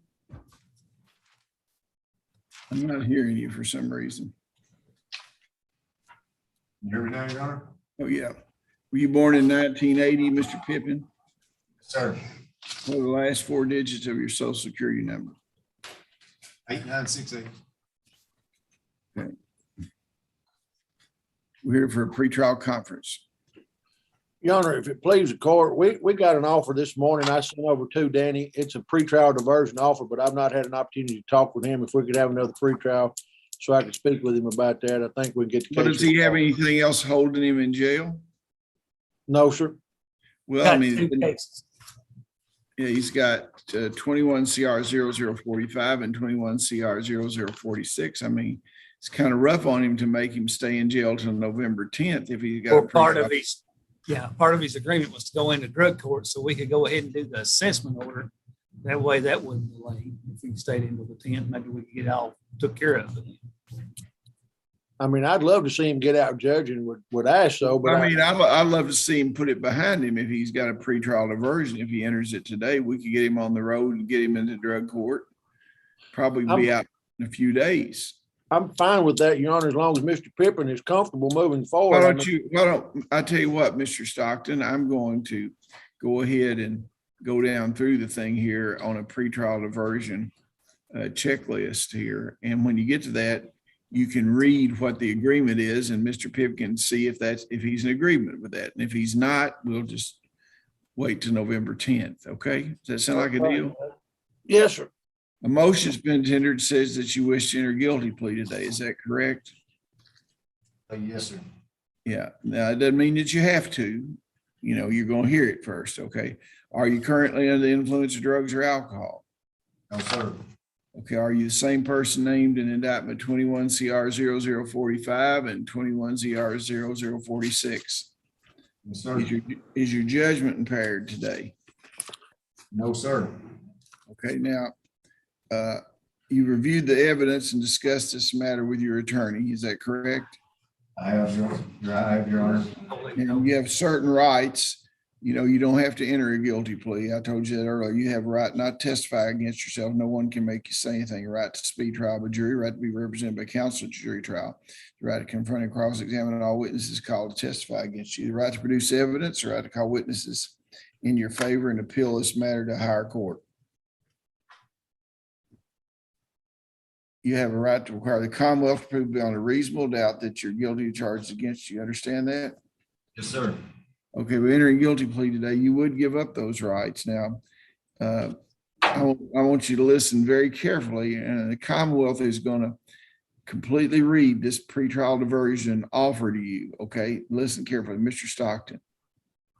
Your Honor, in 21 CR 45, he would plead guilty to the charge of receiving stolen property, receive a sentence of 5 years. In 21 CR 46, he would plead guilty to possession of a controlled substance, first degree, receive a sentence of 3 years.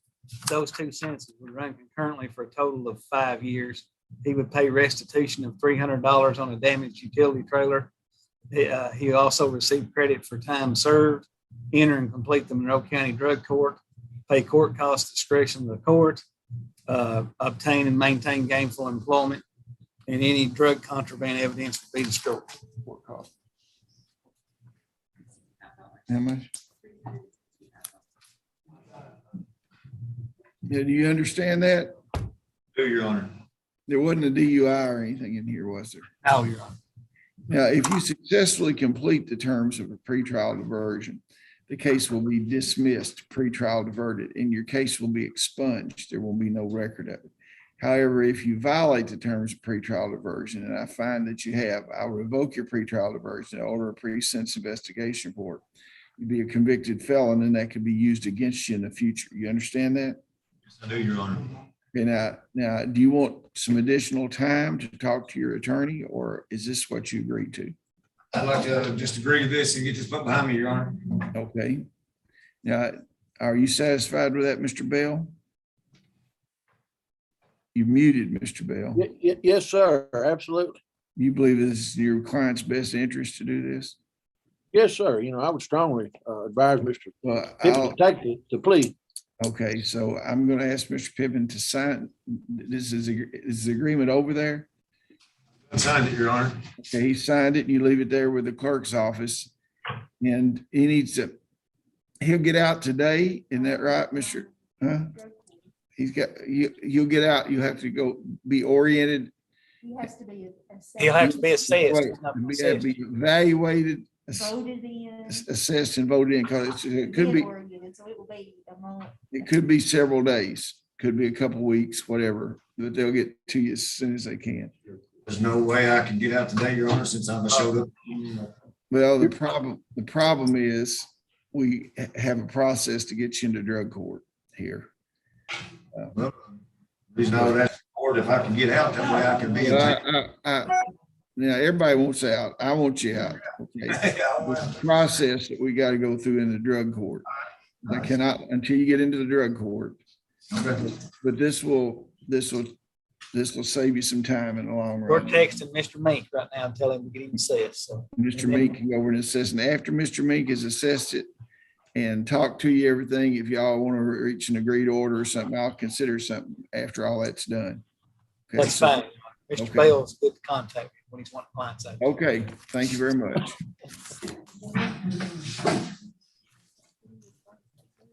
Brian Andrew Roberts.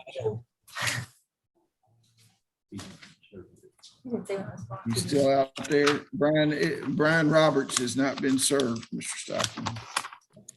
Okay. Eddie Ryherd.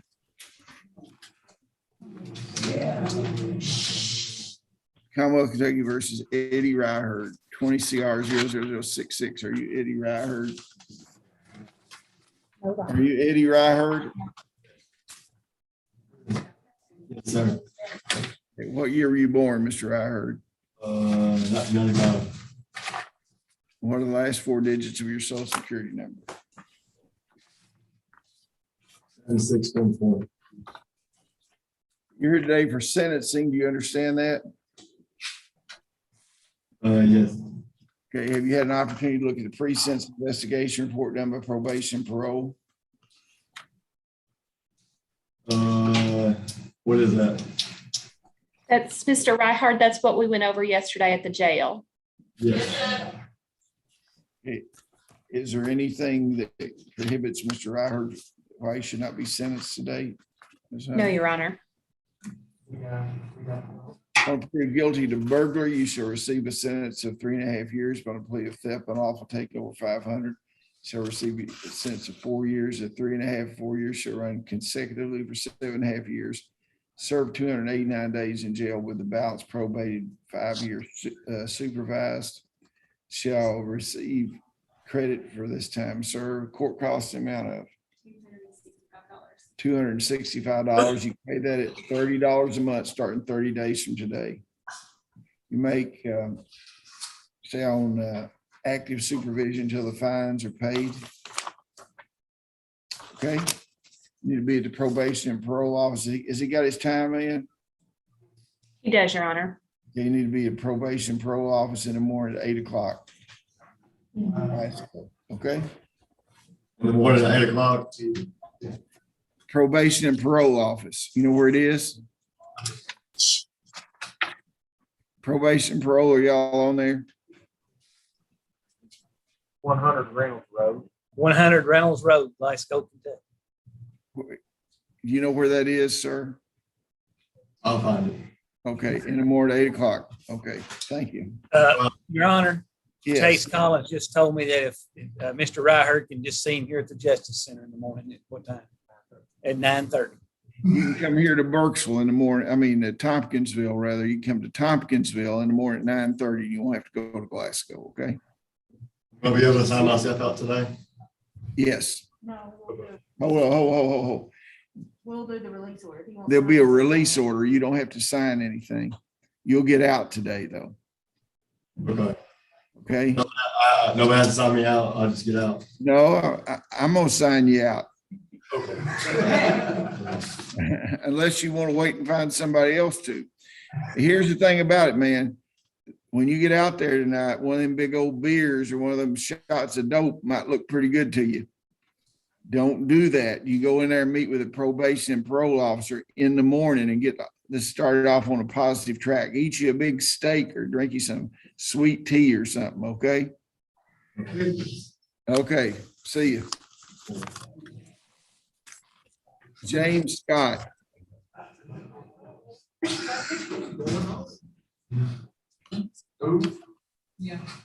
James Scott there? No. Okay. Mr. Scott is not in custody. I suppose you will put a bench warrant on him now, but me and That's a good suggestion, bench warrant, okay. Michael Simmons.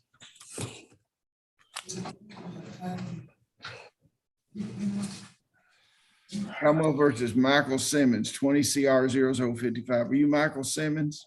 Yes, Your Honor. Okay. We're here today. Are you born in 1989?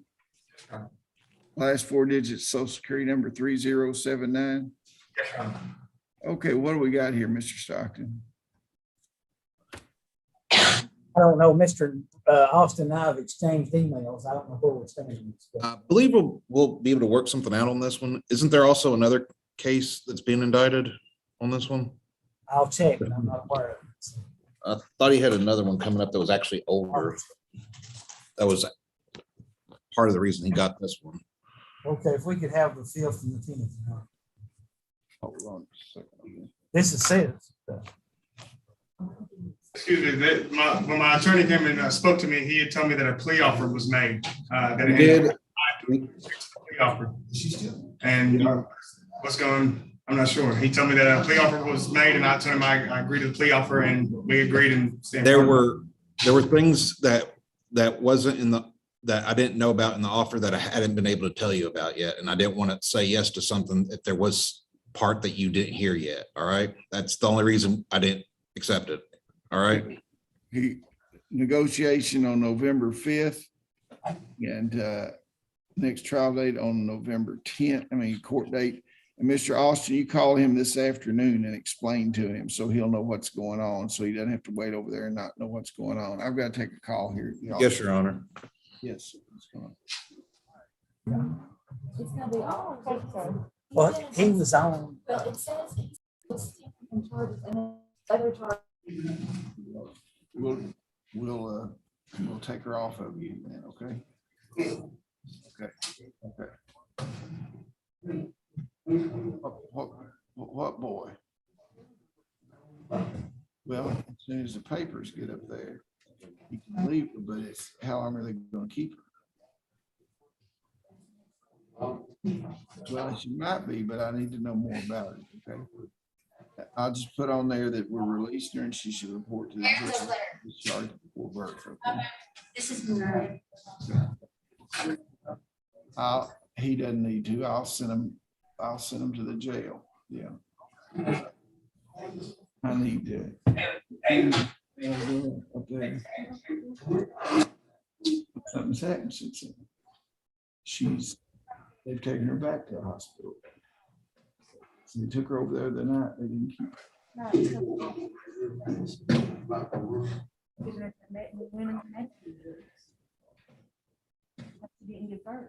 Well, they've got it to Dare County Hospital. A women's medical release is a location.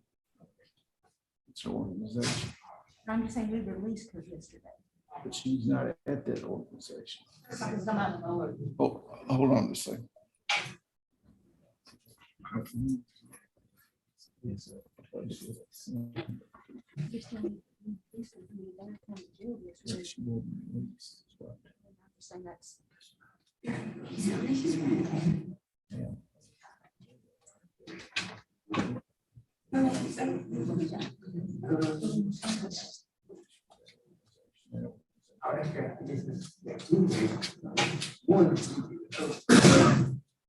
Jeremy, he needs to quit bypassing.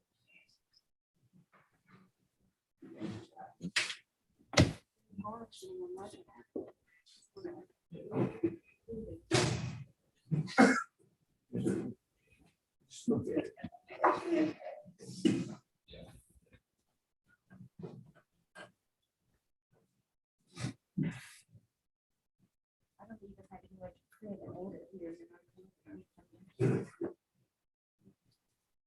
Email it to the clerk's office here.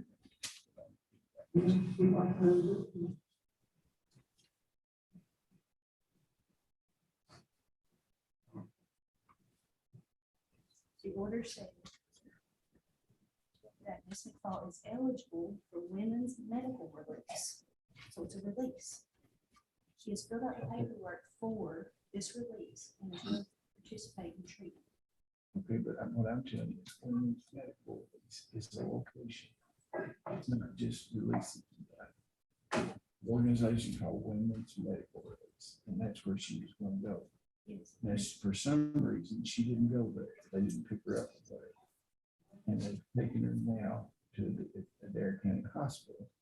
Until I give him some kind of order, the jailer's gonna have to stay there with us. Let me call Jeremy because Okay. this order should take care of that. It doesn't say anybody's going to pick her up or that she's supposed to go anywhere. I mean, if that, maybe I've been misinformed. I was at medical release was an organization that takes care of these people. They come and get them, and keep them there. Because that's, this just says you can't enter treatment until approval's been given by the school. Just check it out. Okay, Who's next y'all got there?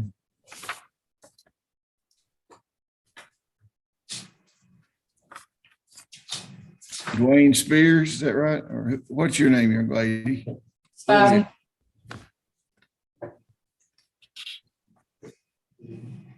Y'all have Dwayne Spears there? We do not. Okay,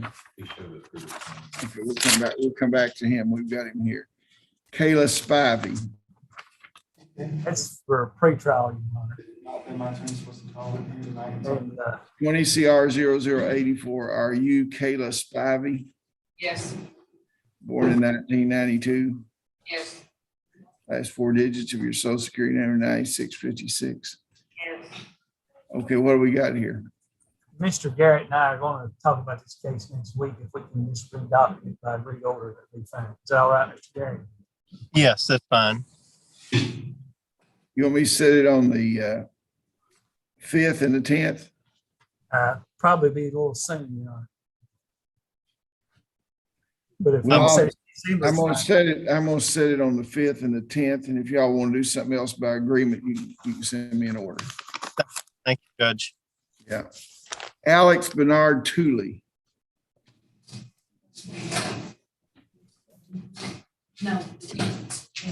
Yes, sir. Commonwealth of Kentucky versus Alex Bernard Tooley, 18 CR 00140. Says motion for shock probation. What do you have, Mr. Stockton? Your Honor, Mr. Austin filed this. We've had discussions about it. And I'm trying to see about a place where he can work also. And I told Mr. Austin, we probably need to pass it a month, see if we can find a place for Mr. Tooley. So that was my suggestion. Okay, I'll take this under submission, wait and see if we get any kind of agreed order that I might agree to, okay? Okay. Okay, thank you very much. Benjamin Tooley.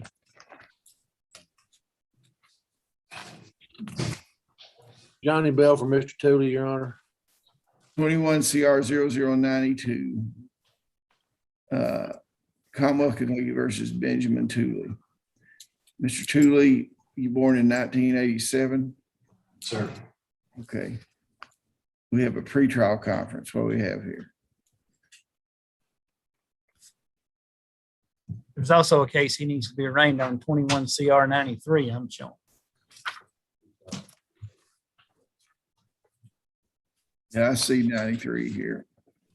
I mean, 93, you got three cases there. Yeah.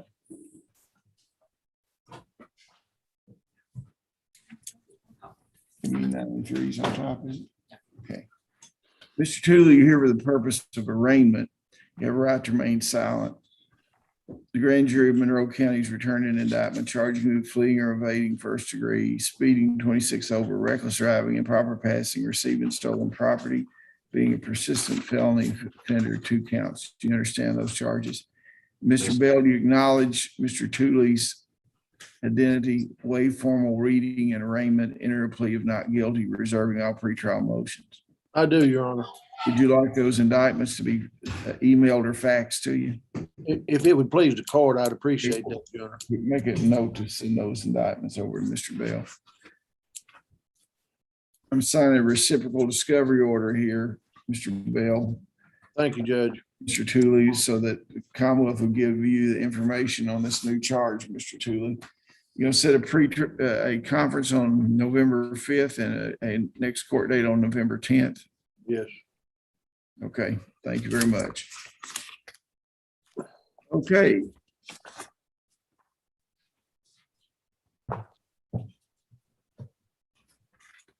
Okay.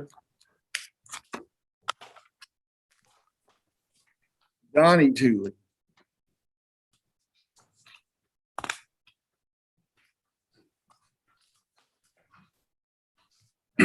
Well, versus Donnie Tooley, 21 CR 004. Are you Donnie Tooley? Yes, sir. We're here today on a pretrial conference.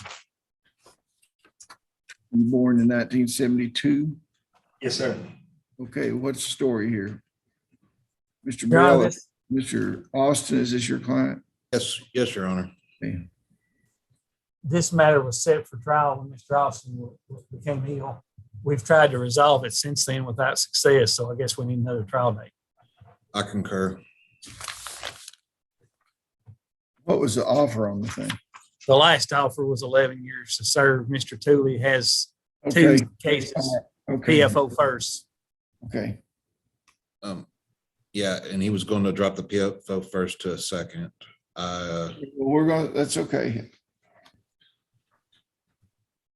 Let's see here.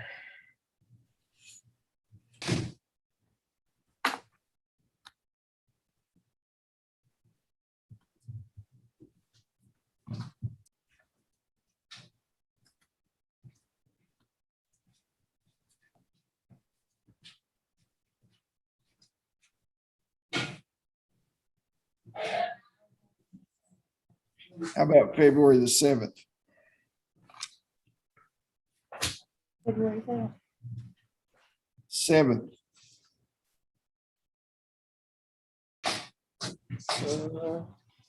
Is that that's fine, Your Honor, but we've got Michael Keith set in Clinton County on February the I don't 2nd. have that on here. Well, I didn't have that on my calendar, so. Oh, okay. I'll say so.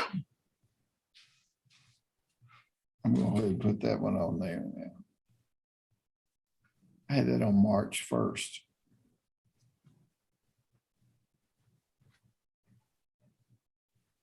I had it set on March 1st. I guess I had it set wrong, right? Yeah. So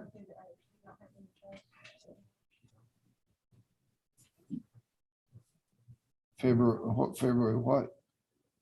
7th and 8th. Okay.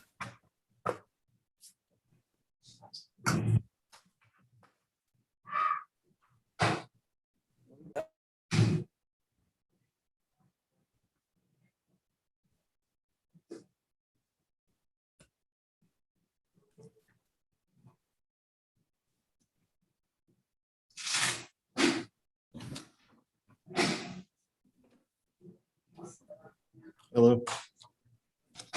You're right with, hold on. March 7th and 8th. Is that correct?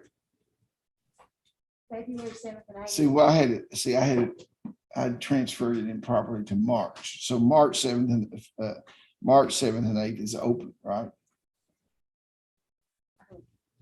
If you see, I don't know what Yeah. the basketball. March 7th and 8th.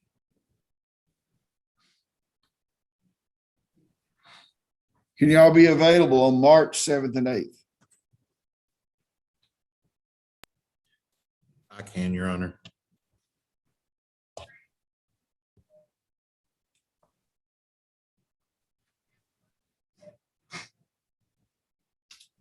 Mr. Stockton? Yeah, that's fine. I'm sorry I was muted. I didn't I'm realize. sorry. That the 8th is a Tuesday. But I'll find someone to cover me. I should be perfectly fine that time.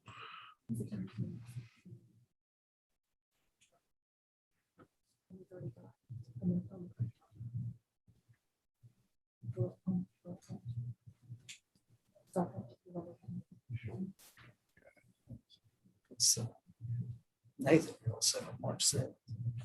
That's the one I said.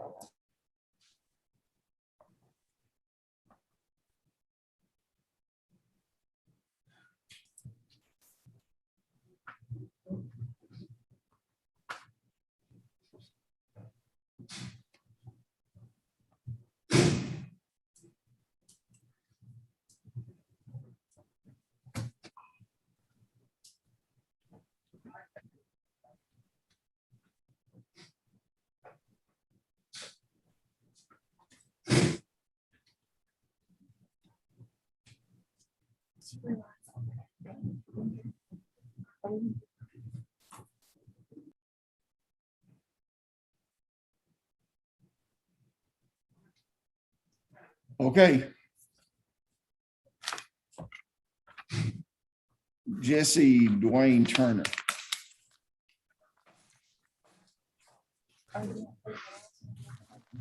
Jesse Dwayne Turner. Y'all have him over there? Yeah. Commonwealth of Kentucky versus Jesse Dwayne Turner, 20 CR 0003. Because this is like the fifth or sixth one. Are you Jesse Wayne Turner? Yes, sir. Okay. What do you have, Mr. Stockton? I think Mr. Bates has a series of motions. Okay. First is a motion to sever. Would you present that, Mr. Bates? Yes, Judge. My motion to sever, basically, I believe the timeline's sort of unclear. There was allegations of physical abuse first, and then later on, there came to be some allegations of sexual abuse. Because that timeline is unclear, I believe that it would be prejudicial to try those together. I think that honestly, they're kind of all over the place as far as the accusations go. As far as the sex goes, which we'll get into some of the other motions. And I do believe that Mr. Turner would be unduly prejudiced by trying those together, because I think that it basically is going to make it to where a jury will look at it and then they'll want to convict on something once they hear all of this, even if there's not enough evidence to convict. I just think that separate trials for the physical abuse allegations and the sexual abuse allegations would be a lot more fair to Mr. Turner. Mr. Stockton? Your Honor, I would oppose, the Commonwealth would oppose the severance in this case for a couple of reasons. One, you're dealing with 3 children, 2 of them are special needs, is my understanding. And it's going to be extremely difficult on the children to have one trial, a little less 2 trials. All of these cases, all the physical abuse and the physical abuse would involve the same witnesses. They're all over about the same time period as alleged in the indictment. So I don't see that I agree that Mr. Turner may be prejudiced, but what I've found in trying sex abuse cases is usually it's a little higher bar for the Commonwealth on those cases than it is a normal case. But I think the interest of the children outweigh any prejudice this may have. I can't see that it unduly harming him in a jury trial. And Judge, I would disagree with that, but I'd also say that I think that if we try one of these and there is a conviction, there may be no reason for a second trial. So I don't know that we even. Well, let me tell you what, any of these sex abuse cases that I've seen over my years of practice virtually always involve physical abuse, sex abuse, a pattern of behavior by individuals. Now, the court is perfectly able to dismiss cases at the trial if they haven't met the standard.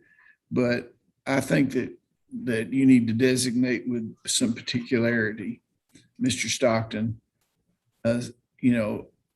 the charges that we're going to present to the jury. This is a multi-count indictment. So I think that they are entitled under the case law some particularity without, as far as different events, charged events, if they're these particular days or times. So you need to, and I think the case law is clear that if you can't come up with a distinct period of time on a jury instruction, then you're not entitled to that instruction. That's what I'm saying. So I mean, you can't have 2 instructions on the same period of time covering the same event. I agree with that. Yeah. So let's try to hone them down so we can give notice to the defendant and his counsel exactly what they should be trying to defend. So I'm going to, with that caveat, I'm going to deny the motion to sever. Now, exculpatory evidence. Have you provided all exculpatory evidence? I've provided all evidence that we have at this point in time. I will, if I need to go back, I read Mr. Bates' motion. I think it was filed this week. I think I read it yesterday or the day before on the exculpatory evidence. If I can have 10 days to respond to that, if there's something I've not provided, I will send that. Okay. I'll give 10 days to respond in full. And then Mr. Bates, if you're not satisfied with what the response is and what you've been provided, then you can bring it back to me. Okay. Yes, Judge, there's a couple things, and I want to state for the record that Mr. Stockton has provided a great deal of evidence to me. There was an issue that Mr. Stockton was looking into, and I don't know if, and I don't want to talk about it on the record necessarily, but I don't know if that information could be included or if there was anything that was found on that particular issue, or if Mr. Stockton knows what I'm talking about. I will discuss that with you. Okay. Motion for bill of particulars. I've kind of addressed that. You have, Judge, and that was the issue. Like I said, the timelines, it's very hard to make a timeline, and the timeline's going to be It'll be extremely provided. in a case like this. I have 10 days on that also. That'd be fine. Yeah. And the competency of child witnesses. And Judge, I think that we're probably going to need to have a hearing on that. We do have two of these. It's 3 juveniles, and 2 of them do have special needs. And after watching the forensic interviews, I do believe that it would be appropriate to have a hearing on this matter. On all 3 of them? I believe so. Would you want to do that before the trial date, Mr. Stockton? Or do you want to wait? I think the sooner we do that, the better, Your Honor, because it may have bearing on the whole case if they're not competent. Or some of them's not. Well, y'all get together on a date and call my office in the morning, and we'll schedule it as soon as possible. We won't wait till another rule day. How long would it take you to get the witnesses, Mr. Stockton? I would think within 7 days I could have them lined up. Okay. Well, I know they're in school right now, so they just have to, if the court, I don't know if the court want to do it later in the afternoon, or if you just want to take them out of school, however you want to do it, it's fine with me. And Judge, I will say from this standpoint, I have someone who is learned in that area that is looking at these forensic interviews. And I would like for that to be completed before we have this hearing. Okay, well, have them look at it, complete it. And when you complete it, Mr. Stockton, you can get on the phone with me. We'll set a date. Okay. All right. Thank you, Judge. Okay. Is there anything else? That's all I have on this case today. Okay. Thank you all very much.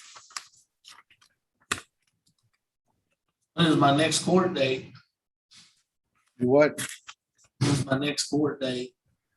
We don't have a next court date yet. We're going to get some stuff together for you and try to work through some of these issues, and your attorney will be with you, explain that to you. Okay. All right, thank you, sir. Okay. Yeah. Excuse me just a second, Tim. It's not a release, it's not a place, it's a type of release. That release is something to do something. It's the jail's job to get them to that point after probation and parole finds. Yeah. They're Go find it. doing it right now, they're waiting on a callback. They have no confirmation, she was an active labor. She told them she needed to go to the hospital. Which she's going to do all the time. And if we release her, she'll flat out do it. And if the jailer leaves, then if she's not in labor and the thing leaves, she's out on the street using the pregnant. Well, I know, but we did the same thing with the other days. I had people to stay to see if she was going to be admitted. And then if she is admitted, if they release her, she leaves, she needs to go right straight back to the jail. I don't want the jailer to have to stay there with her 24 hours a day. No, the probation and parole wants her, the jailer to stay there until they find out if she's released her. That's all we ask. Okay. If she's in That's labor, what we did last when time. they admit her, they release her. Yeah. If she's not in labor, they take her back to the Yeah, jail. that's what we did last time. And Jeremy's working on a bed day. He's waiting on a call back. I mean, it could be as soon as today. Yeah. He said. Yeah. Because they prioritize. I'm all about that. That's what we did the other day at work. I was like, she tried to get them to release her the same way the other day.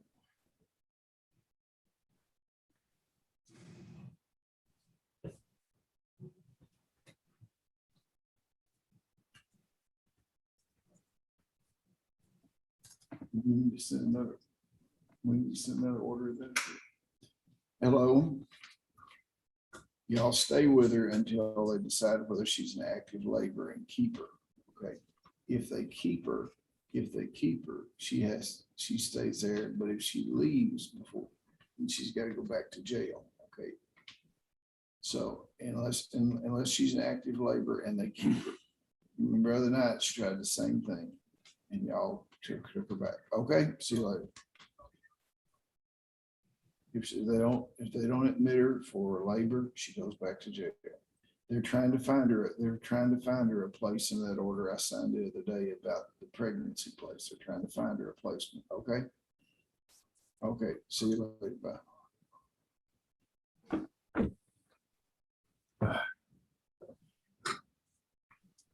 Ezekiel Turner. Commonwealth versus Ezekiel Turner.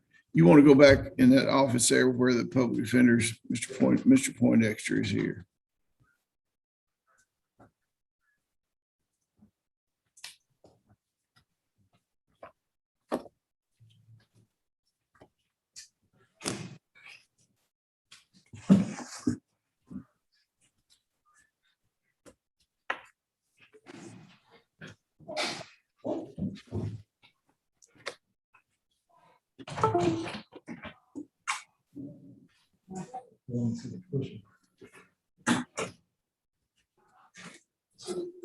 Commonwealth versus Ezekiel C. Turner, 21 CR 00066. Are you Ezekiel Turner? Represented by Mr. Poindexter here. We're here for a pretrial conference. What's going on here? He's entering a plea, Your Honor, and I gave the paperwork to Megan. Okay. Okay, a motion has been entered, says you wish to enter a plea today. Is that correct, Mr. Turner? Is that correct? Okay, Yeah. are you currently under the influence of drugs or alcohol? No. Is the plea freely and voluntarily given? Yeah. Are you the same person named in this indictment? Yeah. Is your judgment impaired in any way today? No. Have you discussed this charge with your attorney? Yeah. Are you satisfied with the advice of your attorney? Yes. Have you reviewed the evidence the Commonwealth has against you? Yes. You believe that you've been fully informed about the case? Yes.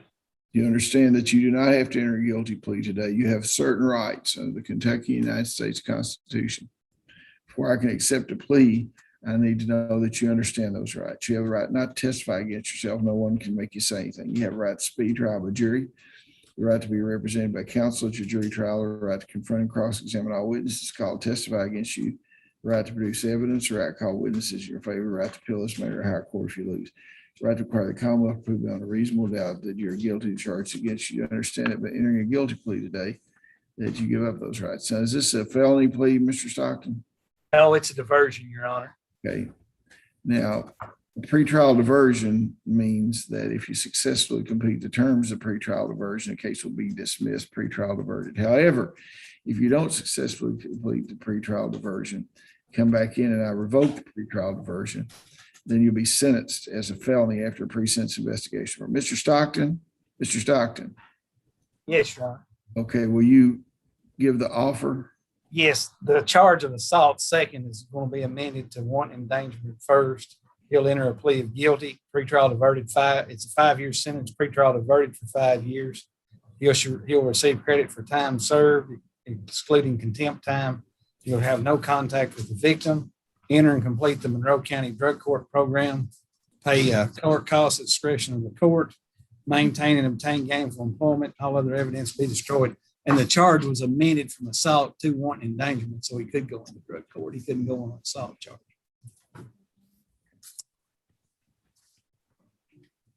Okay, what was the contempt time that Ezekiel Turner, did you refer to the contempt? My understanding was he showed up over here for the pretrial negotiation day and he was intoxicated and you put him in jail. Okay. He's been in jail ever since. And Your Honor, my understanding is that he had taken some prescription medication. He was ran over by a car prior to this incarceration. I just want to know what it was. It's not going to mess up the deal. Okay. Yes, sir. I'm just going to say that the contempt time shall not count. Okay. Okay. So if you successfully complete the terms of pretrial diversion and all of the requirements of it, the case will be dismissed, pretrial diversion, you get it expunged. However, if I avoid your pretrial diversion at pre-sentence investigation report, you'll be sentenced, you'll be a convicted felon, and this plea can be used against you in another felony. You understand that? Yeah. You understand that, Ezekiel? Look at me. Set up straight where I can see you. Okay. There you go. I was standing on his legs. All right. That's all right. It's all right. I just wanted to, I couldn't tell what you were saying. Okay. We have the signed papers here, so I'm going to go ahead and enter it. When does this allow him to be released? Your Honor, he has orientation Wednesday for drug court. He's been assessed and he's been voted in. Mr. You have Poindexter has a orientation. motion. They have orientation on Wednesday, so I'll let you out a couple hours before that so you can go home and clean up stuff before you go to orientation, okay? Your Honor, if I could address one issue. You may. Your Honor, he was ran over by a car prior to his incarceration. He's had a lot of problems and difficulty with pain while he's been in the jail.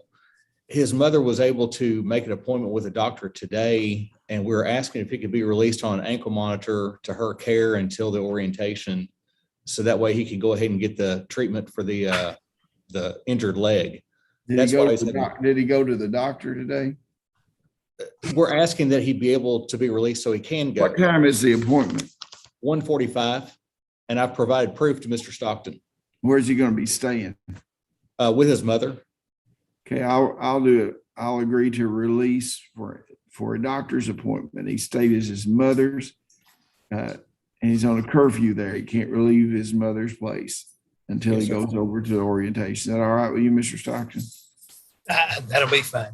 Okay, thank you. You'll need to tender an order, Mr. Who's going to do the order? I'll try to draft one really quickly, Your Honor. Okay, thank you. All right, thank you, Your Honor. Okay, now we got somebody back here in the cell, I think. Report to in the morning. Wayne Spears. Your Honor, Yes. Mr. Collins brought something to my attention. Mr. Turner needs to report to Mr. Collins at 9:30 tomorrow morning, since he's not going to be oriented for Wednesday. He'll be under his care until Wednesday. Did you hear that? Needs to be here at the Justice Center at 9:30. Okay. Justice Center here at 9:30, yeah. Dwayne Spears in person, Mr. Stockton. Do we have anybody else online? No, Your Honor, that's it. Thank you for your help. I know it's been a long and trying day. Is that all the jail document? Yeah. Yeah. Thank you. Thank you.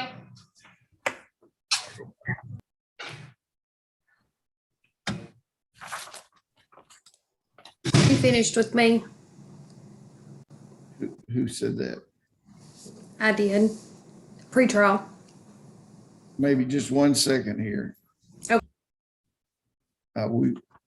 We've got Commonwealth of Kentucky versus Dwayne Spears, 21 CR 00106. You, Dwayne Spears, here today for the purpose of arraignment. Where's Dwayne Spears?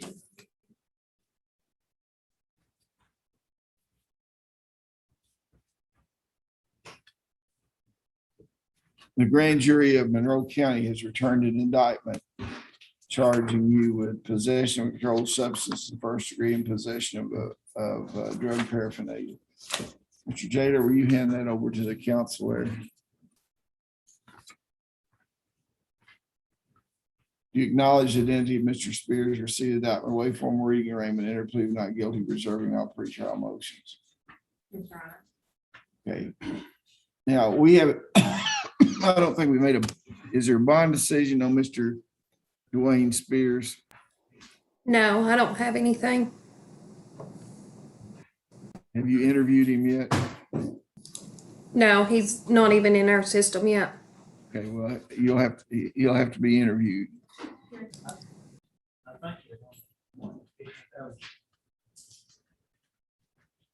think it's on the indictment. What did I put on the indictment? 15,000 surety. 15,000 surety. Pre-trial monitoring, 24-hour curfew, sections being work, medical appointments, religious services, and court appearances subject to random drug and alcohol testing and all other standard. It's just standard.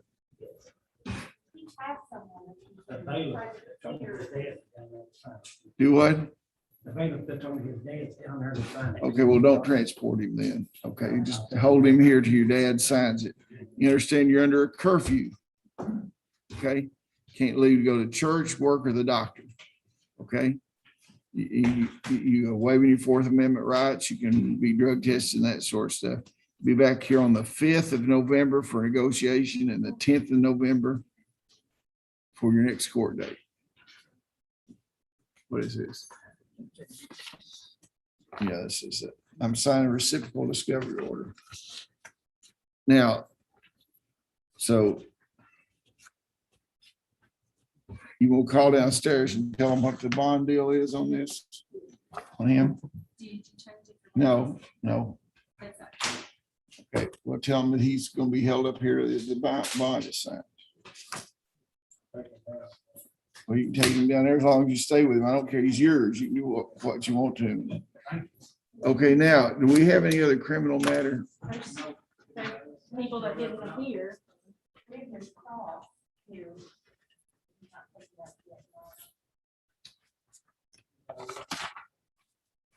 I thought Kelly Bratcher didn't appear, has an active warrant. George Michael Brown, we did him. Who do you have here?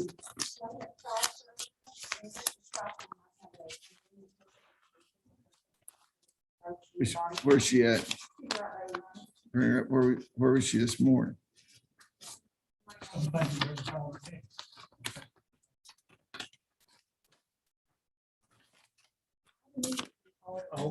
Bring her on up here. Breaking this entry. Yeah, here's your case right over here. We called it and pulled it out. Yeah. And I think we were back there and found. Commonwealth of Kentucky versus Lana Carroll Cross, 21 CR 0089. Are you Lana Carroll Cross? Yes, sir. Okay, born in 1975. Last four digits, social security number 3282. Okay. You want to continue this case? December the 9th is your the next court date. You're under the same bond conditions. Now, let's carefully consider whether there's anything else she can go. Are y'all satisfied that we're finished with everything on the criminal law? This, yeah, okay.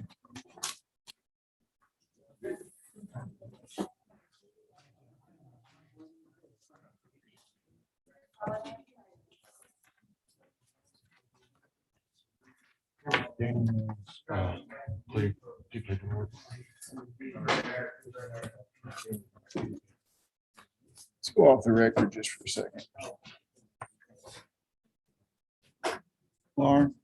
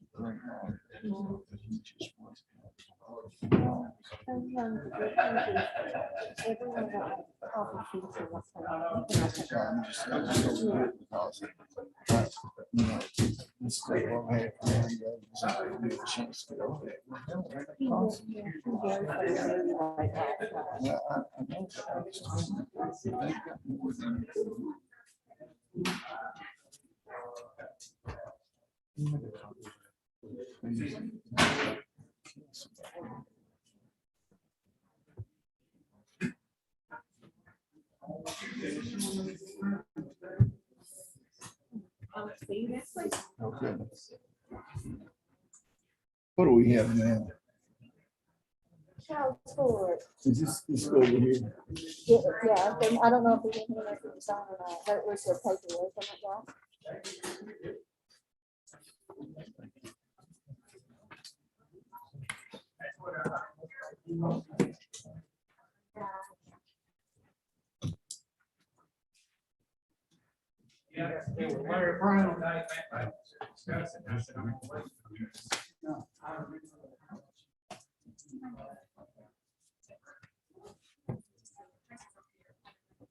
Yeah, yeah.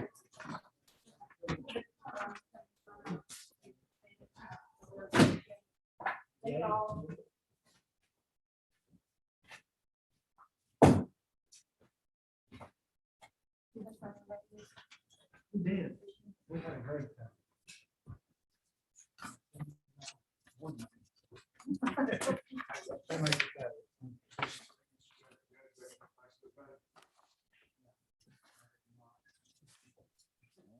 I was the suspect of that. Got a friend that's like,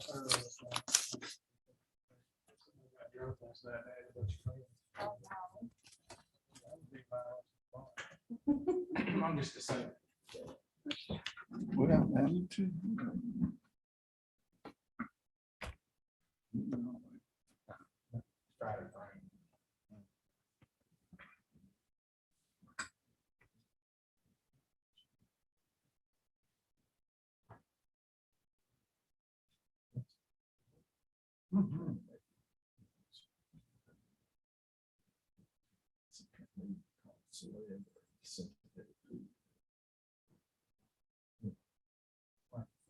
Wait a second.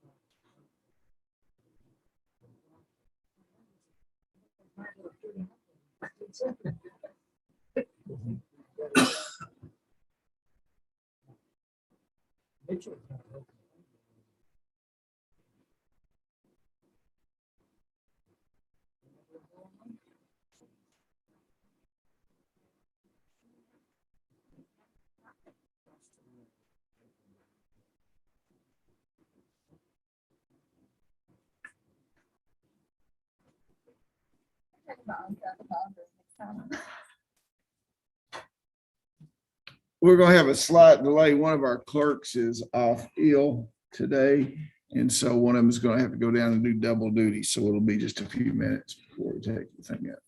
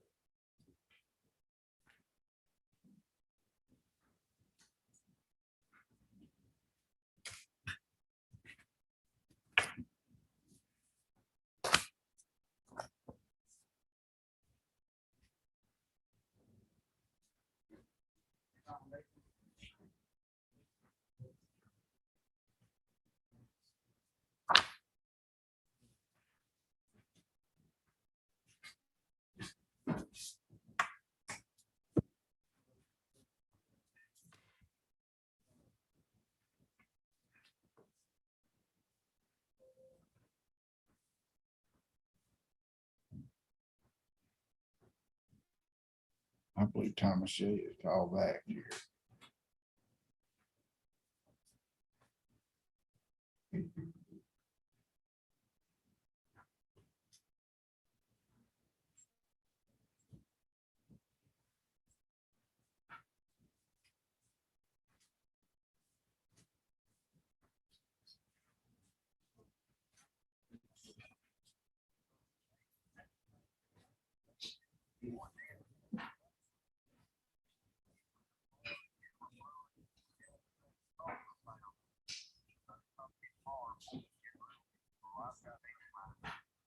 Well, are you gonna, so you're gonna have somebody with her there, right? Okay. Okay, okay, okay, thank you. Bye. They admitted her to jail, I mean, to the hospital, but he's gonna keep somebody with her. I think that's a good thing. Yeah. Jessica said she talked to the nurse and that she's not in like That's what they said. complaining of other things. Yeah.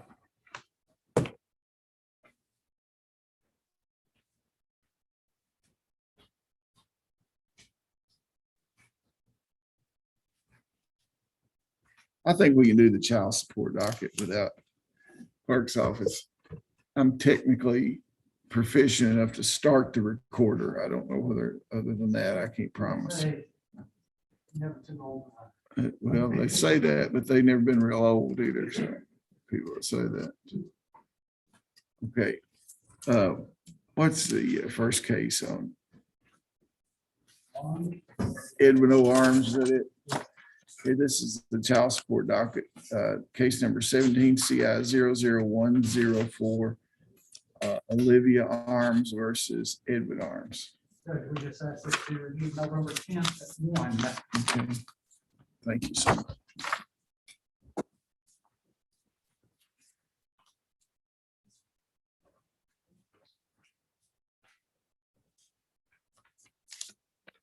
Fox versus Fox. Also, we reviewed November 10th.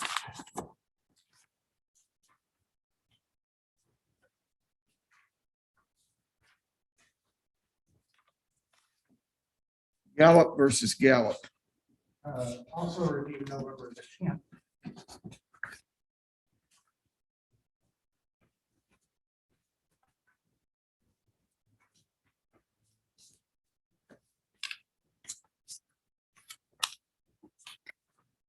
Heston versus Heston. Also reviewed November the 10th.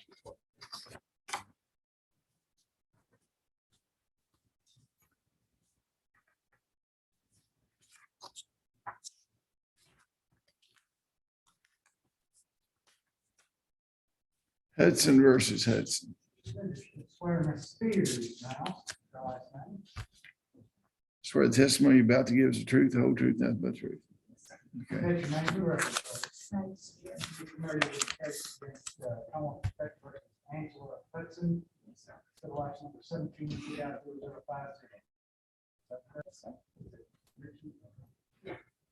But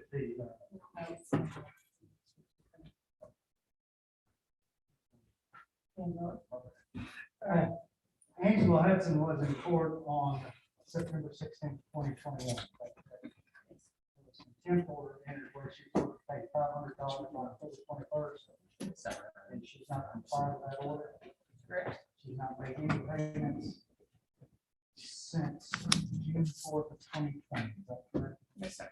As far as you're aware, she's an able-bodied person capable of providing this support. She's neither incarcerated nor a member of the armed forces. Ask for the rest of your failure study.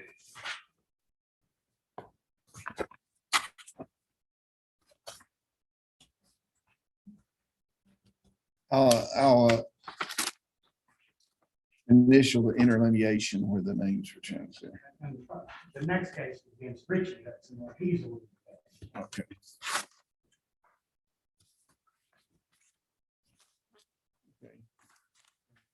Hudson versus Hudson. Review it November 10th. What he's paid.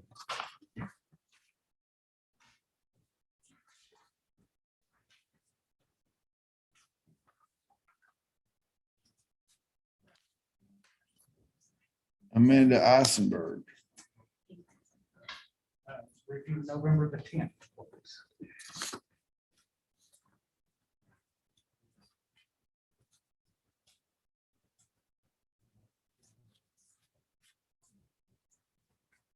Christopher Eisenberg. As we asked this to be dismissed, he deleted the arrears this morning, or asked that they be deleted in our system and discontinued services through our office. So, It's been on since I worked here. no, that was the case before. that. He's the plaintiff in one, defendant in the other. This is the Payne case. That's the pain.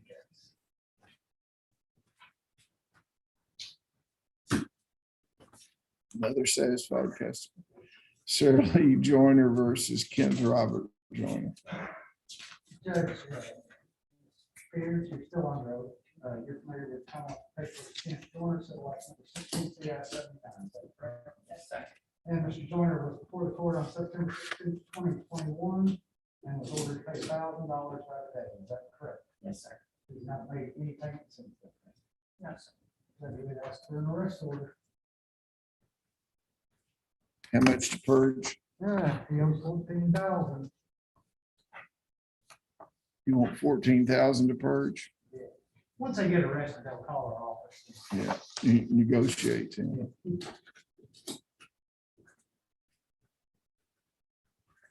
Okay. Manley. Ms. Spears, you're still on road. You're familiar with the case, Commonwealth Paper James Manuel, Civil Action number 14 CI 28. That's correct. Mr. Manuel was before this court on September 16th, 2021, and was ordered to pay $500 by the day. Okay. The next one. For the rest order, later say, he owes $7,500.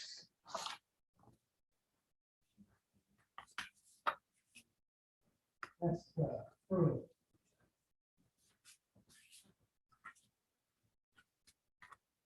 Christopher Neal Pruitt versus Jessica Pruitt. This is Jessica Pruitt approaching. Thomas Pruitt.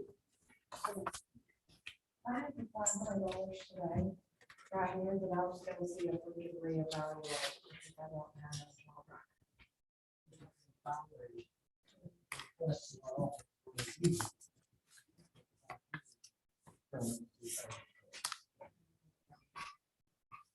would ask that this be reviewed November the 10th, please. Okay.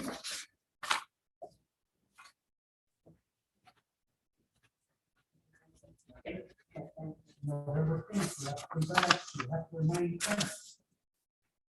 We'll get a copy of the order. Jonathan Reagan versus Jennifer Reagan. Review this November the 10th, please, Your Honor. Okay, Thank you for that. no problem. Congratulations.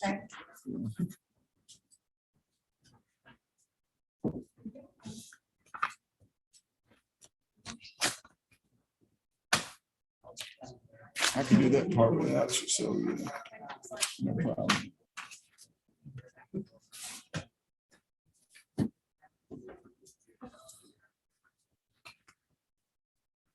Okay, we have Branham versus Branham.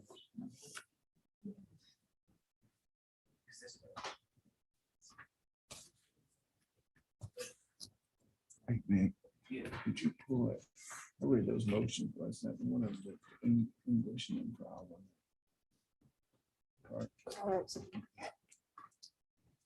Hello, this is Branham versus Branham. I didn't realize this was on the docket today, and I had re-noticed my prior motion to be heard again next month. Well, what was this?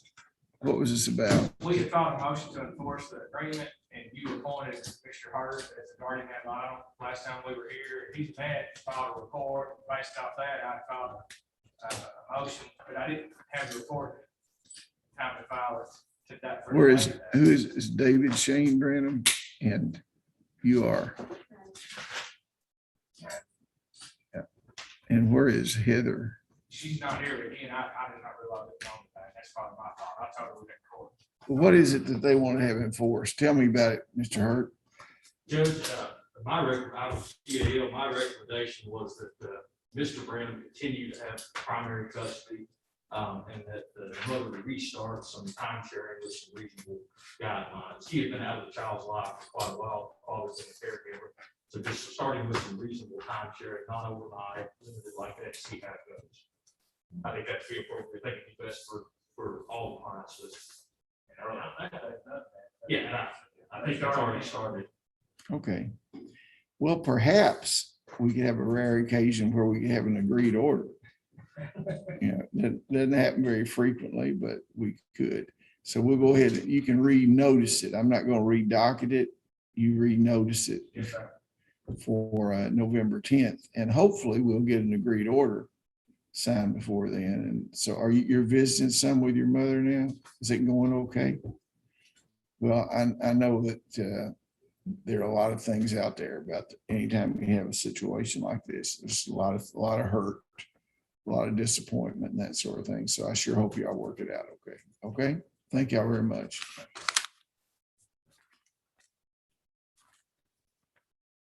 Warner Fertilizer versus Billy Carver.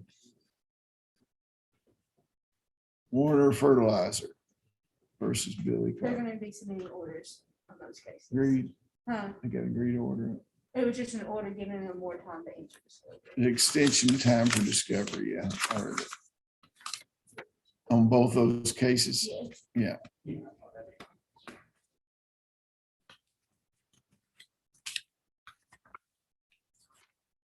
Mr. Wright said that they made on both those cases yesterday and believes they were settled. He's waiting on signed paperwork. He's head back.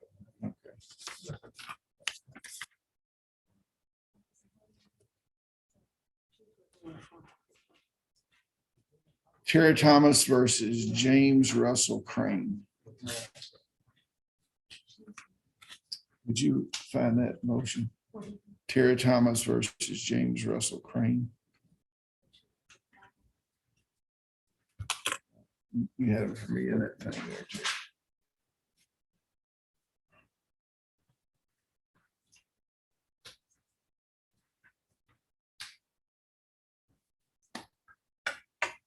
Yeah, I got it now.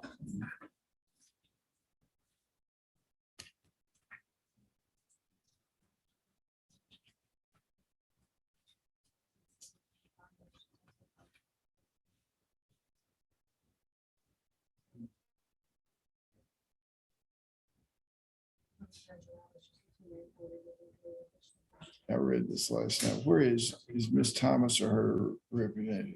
Mrs. Thomas is in the Warren County Jail, Warren County Jail. I heard she was down in jail here, but, According to Vine, she was in Warren County, and they can't do Zoom today, that's why I know that. Ms. Williams, that coordinates all the Zoom, is out of the office today, so no Zoom hearings will be held from the Warren County Jail. She was on our criminal docket. So there were findings of facts and conclusions of all entered here. And No, they sir. previously, they'd been entered in another state, so we never had entered them here, right? no, And you say that it's a nullity because it's previously been dissolved in another state. yes, sir. Well, since you can't be here today, I will let you renotice it, or I'll renotice it for November the 10th. Why don't you send notice? Who is her attorney? Judge, she had Wes Milliken file for her, but you allowed him to withdraw, Yeah, and no one has ever entered the parent since. no good deed goes unpunished. I should never done that. Let me, Judge, if you can. Give her notice. Make sure I can get that after. Mr. English is here, and he's also a Bowling Green lawyer. Maybe he'd like to take this case on. I'll do whatever court order. That's too easy. Sit down. That's too easy.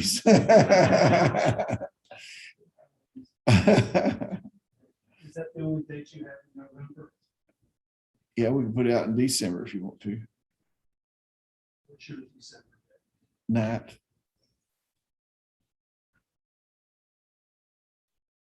The ninth of March is fine. Thank you. 9th of December. Yes, sir. Okay, That you one just part. renotice it for that, okay? Yes, sir. Thank you. Have a good Okay. afternoon. Heather Hurt. Excuse- Yeah, absolutely. Heather Hurt versus Joshua Hurt. Got scared, huh?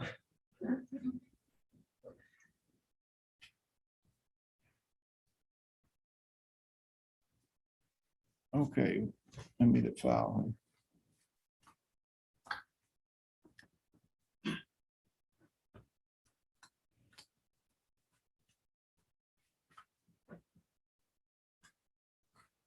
It's a waiver to proceed in form of office. Is that what it is? Yeah.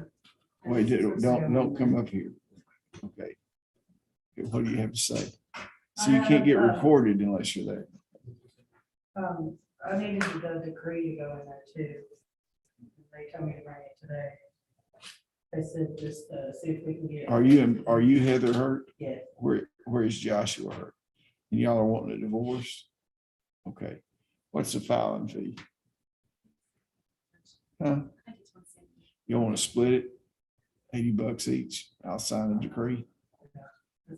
You just go down, I'll sign the decree, you go downstairs and pay the $80 a piece, and there's no, Well, if we there's no, can't pay it today, can we pay it next week and just come back and do it?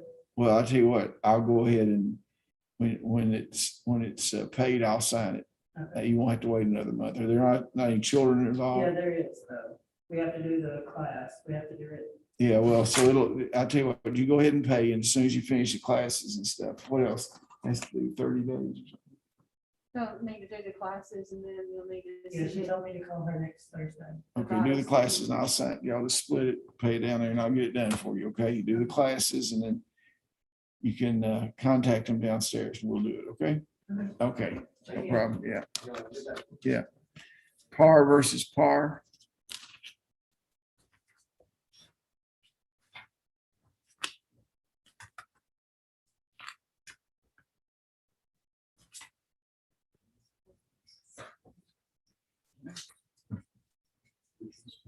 Okay, what do you have, Ms. Parr? Where is you trying to divorce James Parr? Yes. Where is he? Florida. Yeah. Are you presently employed anywhere? No. My son's got a disability. He's high functioning autistic. I should send him lots of kids. So you're not able to work anywhere? I can, I just haven't recently, between every time I went to go look for a job and my kids got called out for school. Well, don't tell anybody around here you're looking for a job, but they'll do the bum rush on your house because nobody can hire anything. I'll reduce the filing fee for you to $50, okay? Okay, no problem. Just go down to clerk's office and pay them $50 and file it. We'll enter an order. Make sure I have an order, okay? Okay, no problem. We'll need to serve it. We'll need to, you have a last address. I'll have to appoint a warning order attorney to serve your husband. You have a good address for him? Yeah, I turned over the signed papers, so you read everything. Okay, we'll check that. Okay, thank you. Bayview Loan Servicing LLC versus unknown heirs. Yes.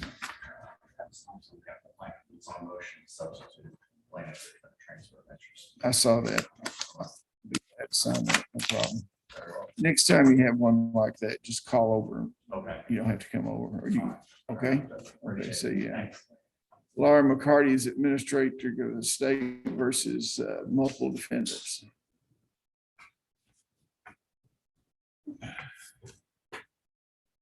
Get that file.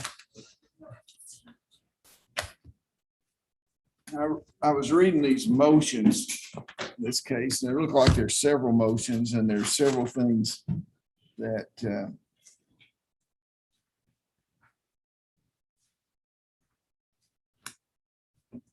this is not the right file here.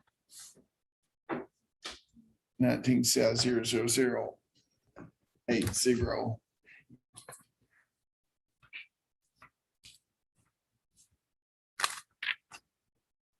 Now, there were statements that the court had been remiss in not signing certain documents. What would that be? I was reading last night that there's a motion for summary judgment. There's a motion for summary judgment. I had also filed a motion for extension of time regarding discovery. Yeah. Other than that, I think that's all that's been. Yeah. That's all. You get that, you got that file back up here.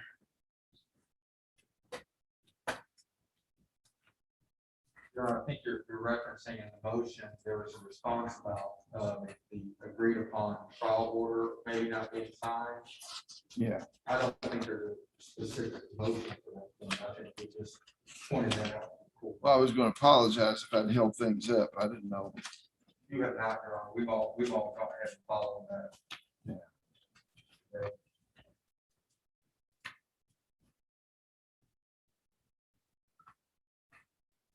You know, I have never liked these cases about these immunity cases on how to classify someone's actions or responsibilities. Have always been the bane of my existence. And every time one of them get filed, you have to read those laws again to see which is ministerial and, you know, I don't know. So it's your motion. Yes, sir. Okay, once you come up, get the center camera here. Judge, I represent what I'm generally referred to as the Monroe County defendants. And Yeah, I got Monroe you. County Fiscal Court I got you. magistrates, and also Larry Graves, who's the road foreman. This case involves a very unfortunate. I'm familiar with the facts. I won't go through all the facts.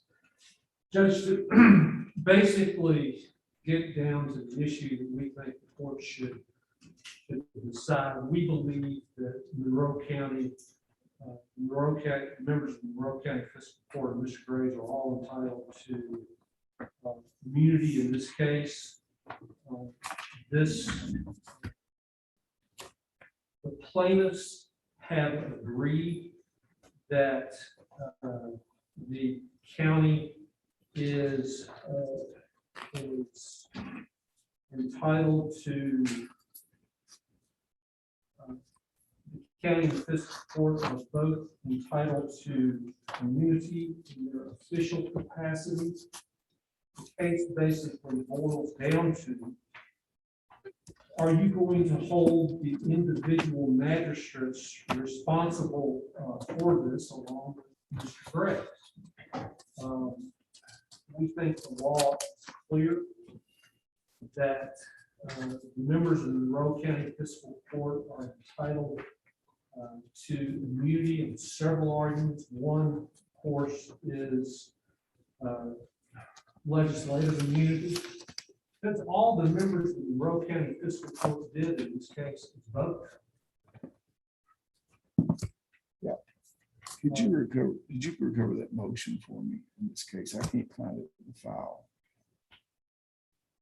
It's just- Yeah, but there was some documents with it. No, that's all that was in it. So that- Okay.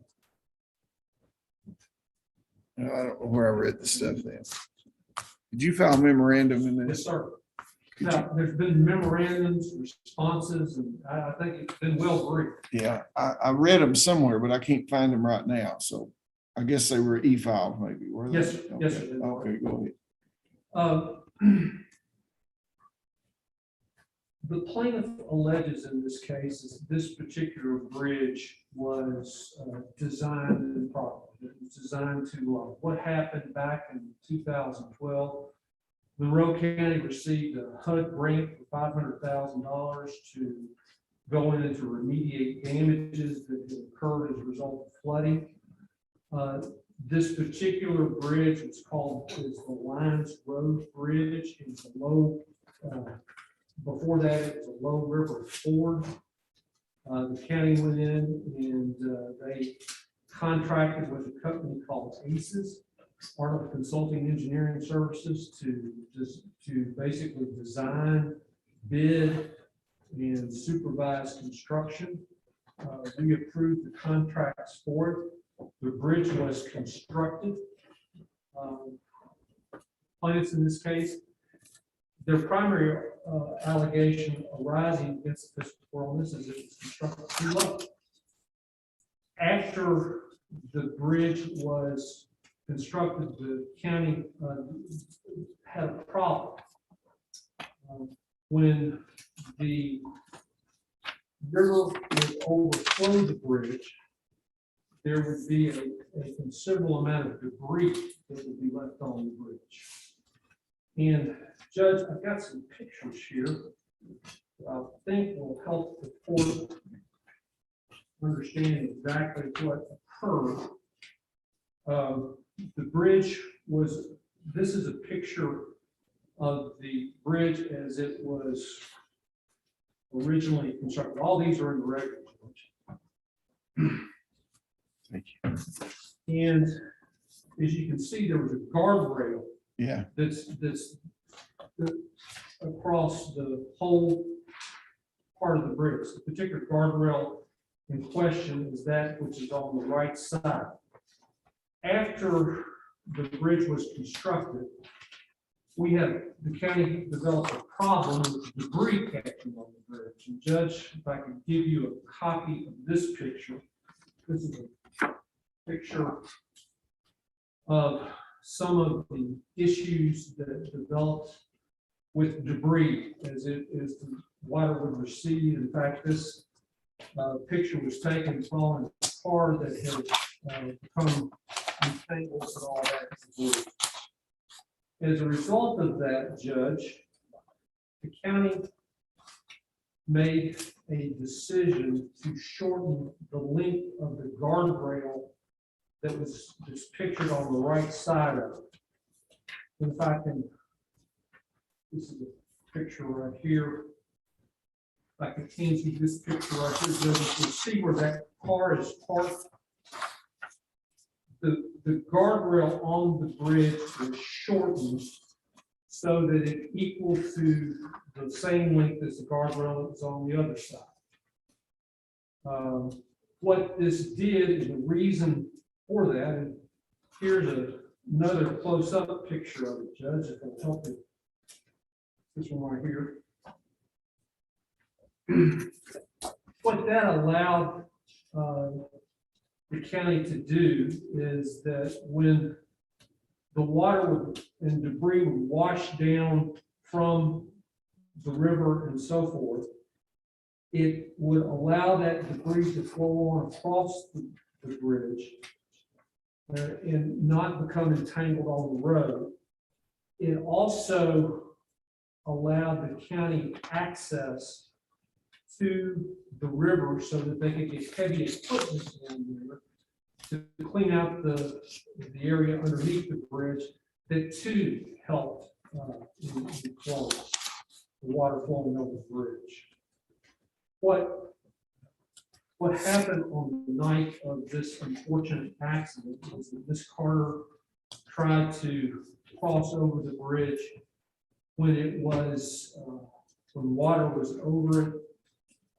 She, we don't know the exact location. There's been expert opinions. I'm familiar with it. That she I, got to I that read, area. I read the newspaper articles. Right, right. And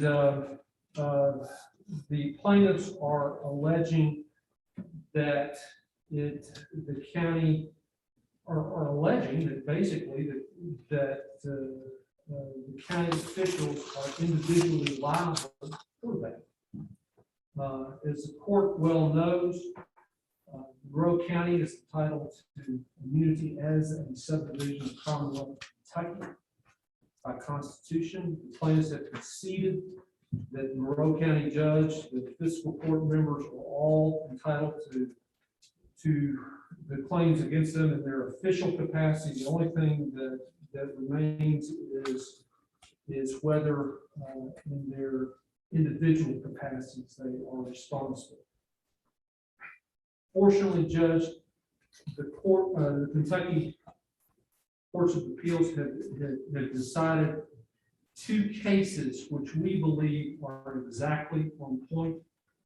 Those are the case of Clark versus Davis County, which is a case from up in Davis County where there was an allegation against the county and the county road supervisor alleging that both there was improper railing and improper guardrails, and that caused plaintiff to die. And in both of, and in that case, the court specifically held that the county and the road foreman were entitled to qualified immunity. The test that the court must apply is set forth in the case, and that is, number one, it must be a discretionary act. Number two, it must be made in good faith. It must be made within the scope of the authority of the people to make it. And we believe that that was specifically followed in this case. The other case is a case out of Shelby County. And Judge, I have copies of these cases. It's Bolin versus Davis. Again, it's another case involving a guardrail. Same kind of situation. The court found in both these cases that the county officials were entitled to qualified immunity for these exact same situations. Judge, I don't want to belabor it. Well, I noticed when I was reading one of the documents that there hadn't been any allegation that the modification of the guardrail violated code. Is that right? Is that true? That's true. I mean, okay, there's a disagreement on that point. Okay, there's a disagreement on that point, is what you're saying? Absolutely. Okay, And our experts. okay. Judge, again, there is. I'm no- not saying that's determinative. I'm just asking that question, I mean, what would your argument be different if there was a finding at some juncture? You have expert witnesses that say they didn't violate the code. Judge, I'm saying that the code in this particular situation didn't apply. There is no specific code that says there has to be a guardrail at this location. Well, I mean, mostly you emphasize the fact that you thought that they were saying that they had not notified the Corps of Engineers because of because of the expanded federal legislation. I guess anywhere there's any water running, they've got some jurisdiction now. The Army Corps, you know. Well, if there were an obligation to notify the Corps of Engineers Yeah. that you're. I'm not saying there was, I'm just Not saying saying- that's what you're. saying. That would be on the county. Yeah. The county's immune. Yeah. There is no specific requirement of the individual magistrate, or the county judge, or the county road foreman to notify the Corps of Engineers. Statute doesn't require that. And without that specific requirement, and all it is notification of the fact that. I'm not, I didn't mean to question that. I'm just saying that's what you said, that they said the most egregious things that they did. But now there, you say there's no code on it. Do you have an engineer that looked at it to determine if they were in violation of any professional standards or anything? Do you have, what does your engineer say about that? Our engineer will say that this is a discretionary act. There is no requirement that a guardrail be placed at this specific location.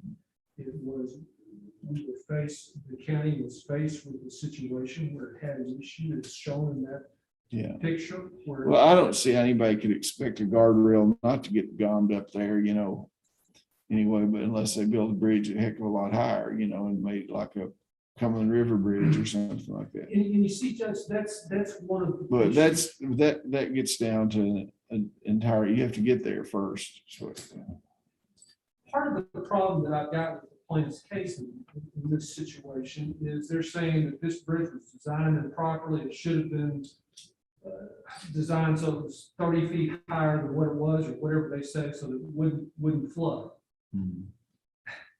The county didn't have the resources to build the bridge. They got a grant for $500,000 and they built the best they could under those circumstances. and how many people live on the other side of that? So is it lines?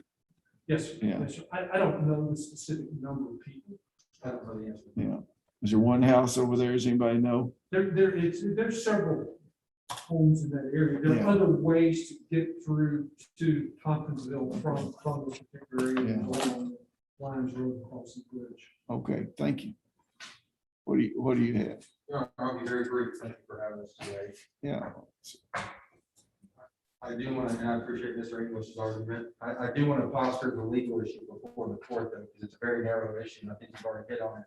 And that is whether or not the acts were discretionary or ministerial.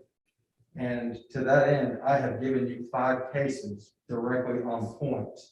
The Clark case that he decided is also on point to us as well. And what those cases said, I have the Hammers case here, I have it green highlighted. If you'd like to take a look at it at any time, you're welcome to have it. The Hammers case says specifically that the maintenance of a county road and bridge is ministerial, not discretionary. And it goes on to explain why.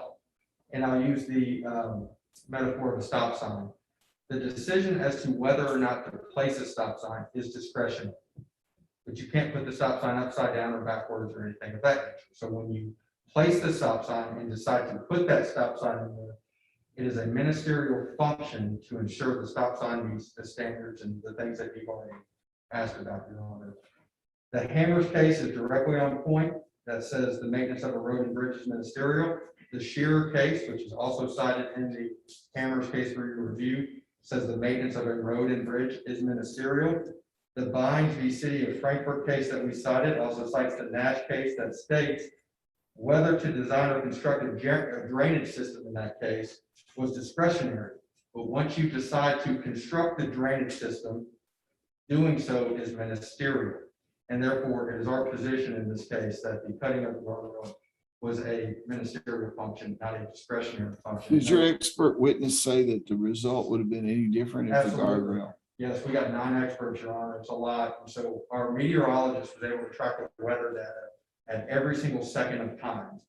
What then happened is my hydrologist took that weather data to see in the watershed what type of water was flowing on the bridge during that exact seconds of time.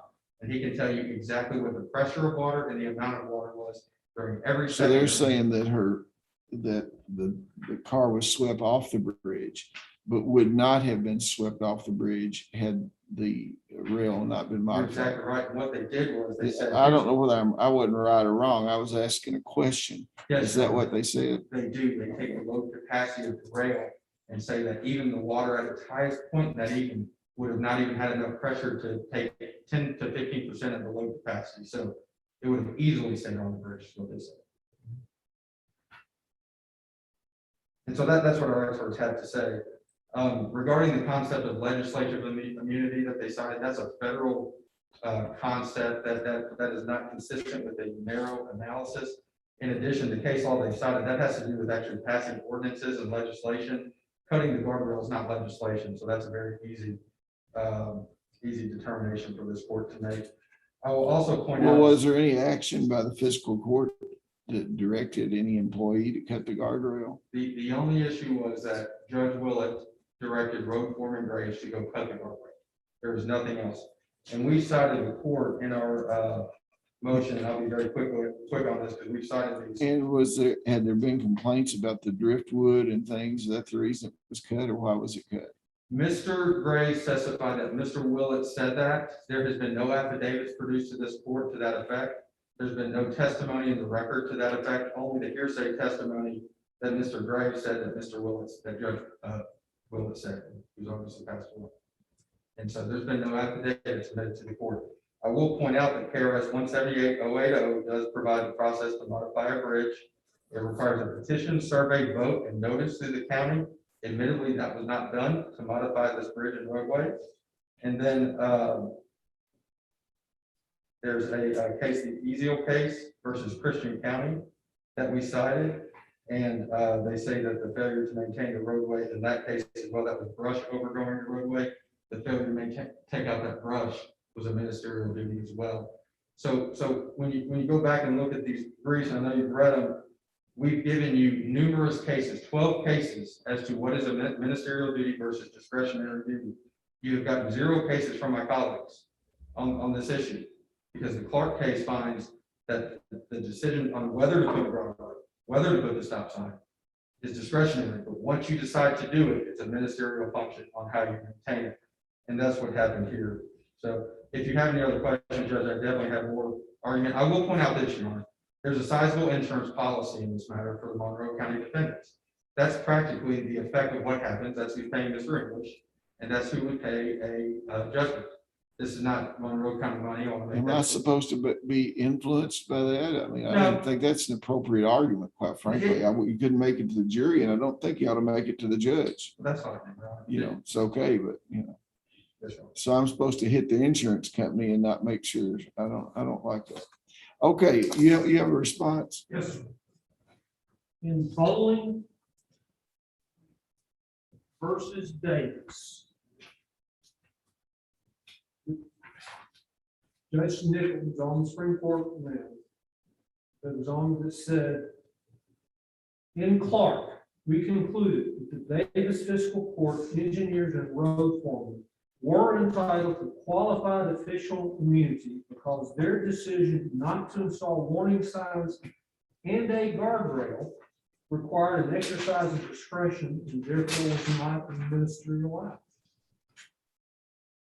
I mean, it's been decided that. Well, I mean, your opposing counsel said that it was within their discretion to put one, but then he's saying once the discretionary decision is made to put one, they have a ministerial obligation to put it in correctly.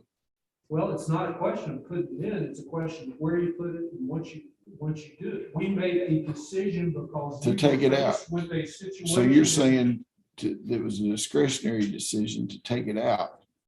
Yes. But now, okay, now I'll stop you there. If there's a discretionary decision to take it out, that decision has been made. Is there a ministerial obligation to take it out appropriately? Well, yes, there is, but we took it out appropriately. There's no allegation. They're just saying that there's no guardrail there. Therefore, that's it. We have the discretion when faced with an issue that debris and everything else coming on there that was demonstrated in the picture was there.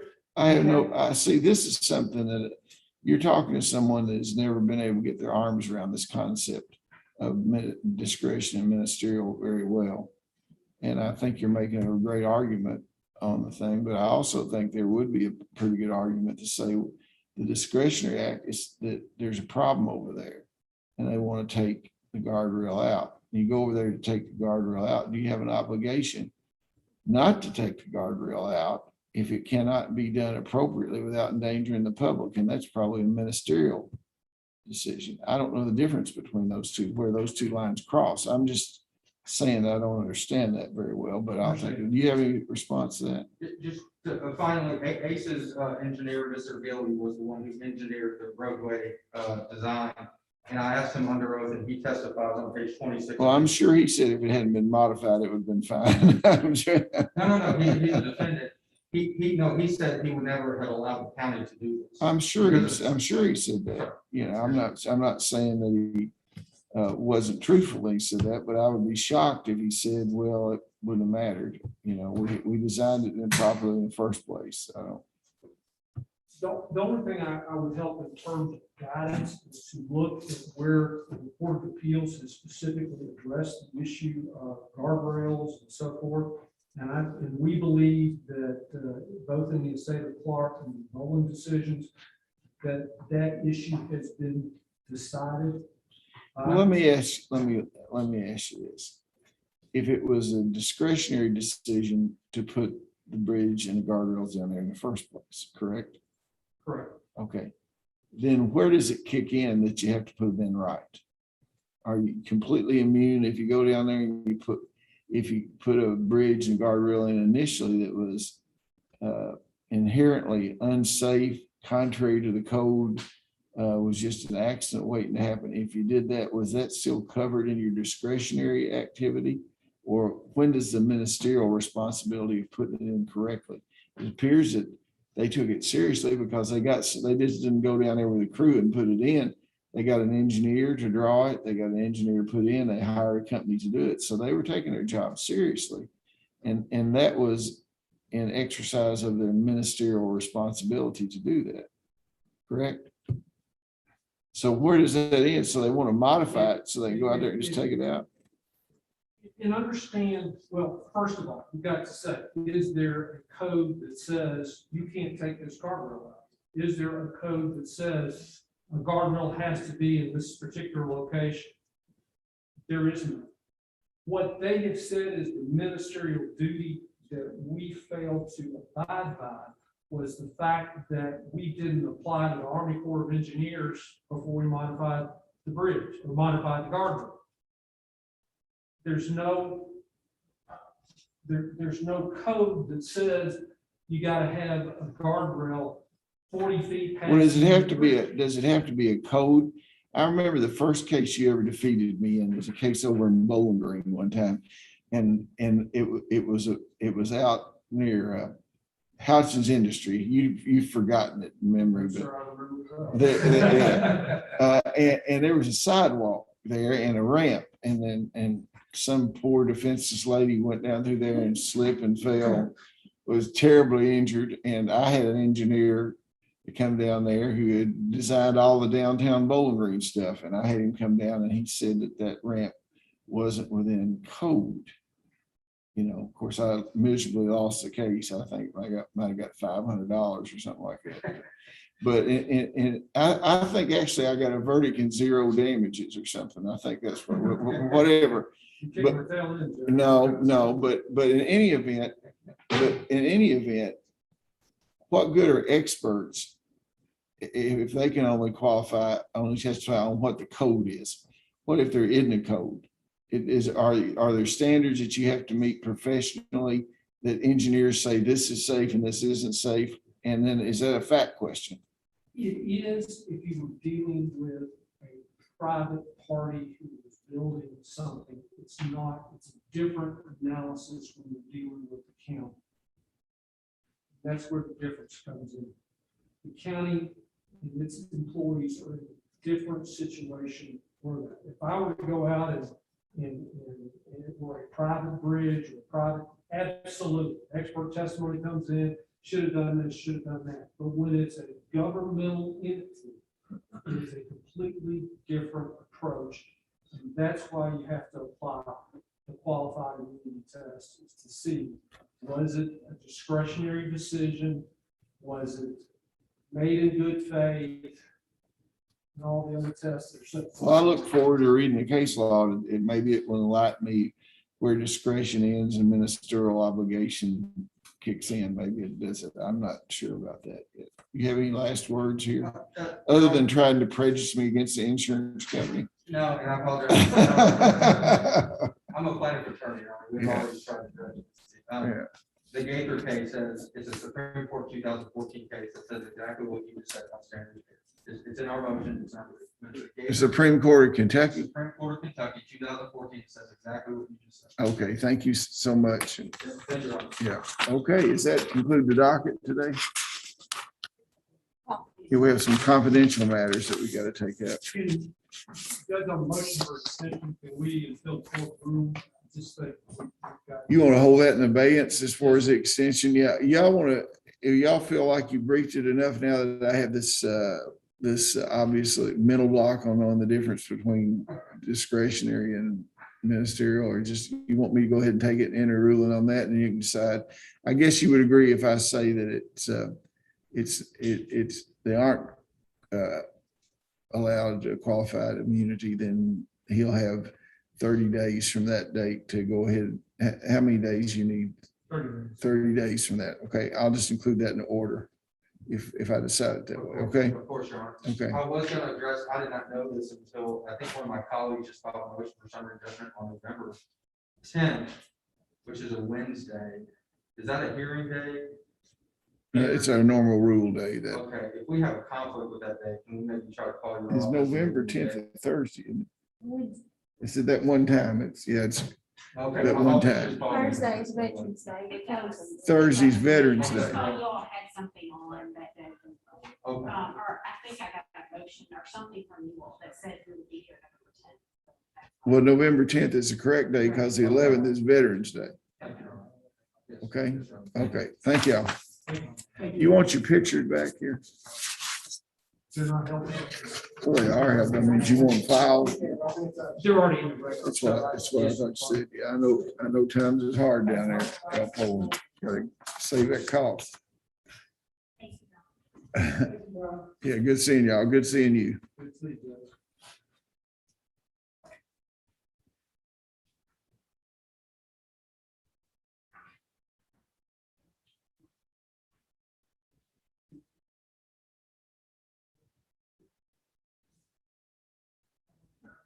Okay, what's got the discretionary matter?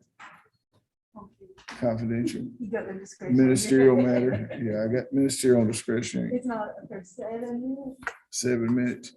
You guys won't come back just for a second. Take a 10-minute break for 7 minutes. Yeah. She sent me her schedule too. I wouldn't book it on the day that she couldn't do that.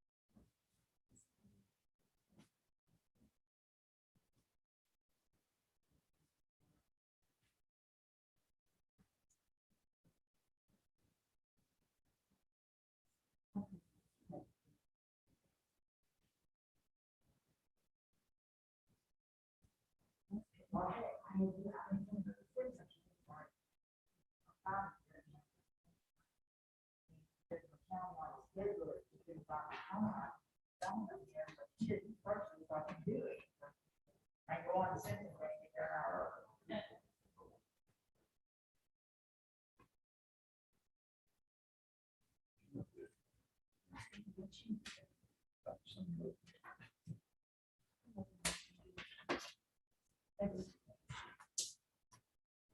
No,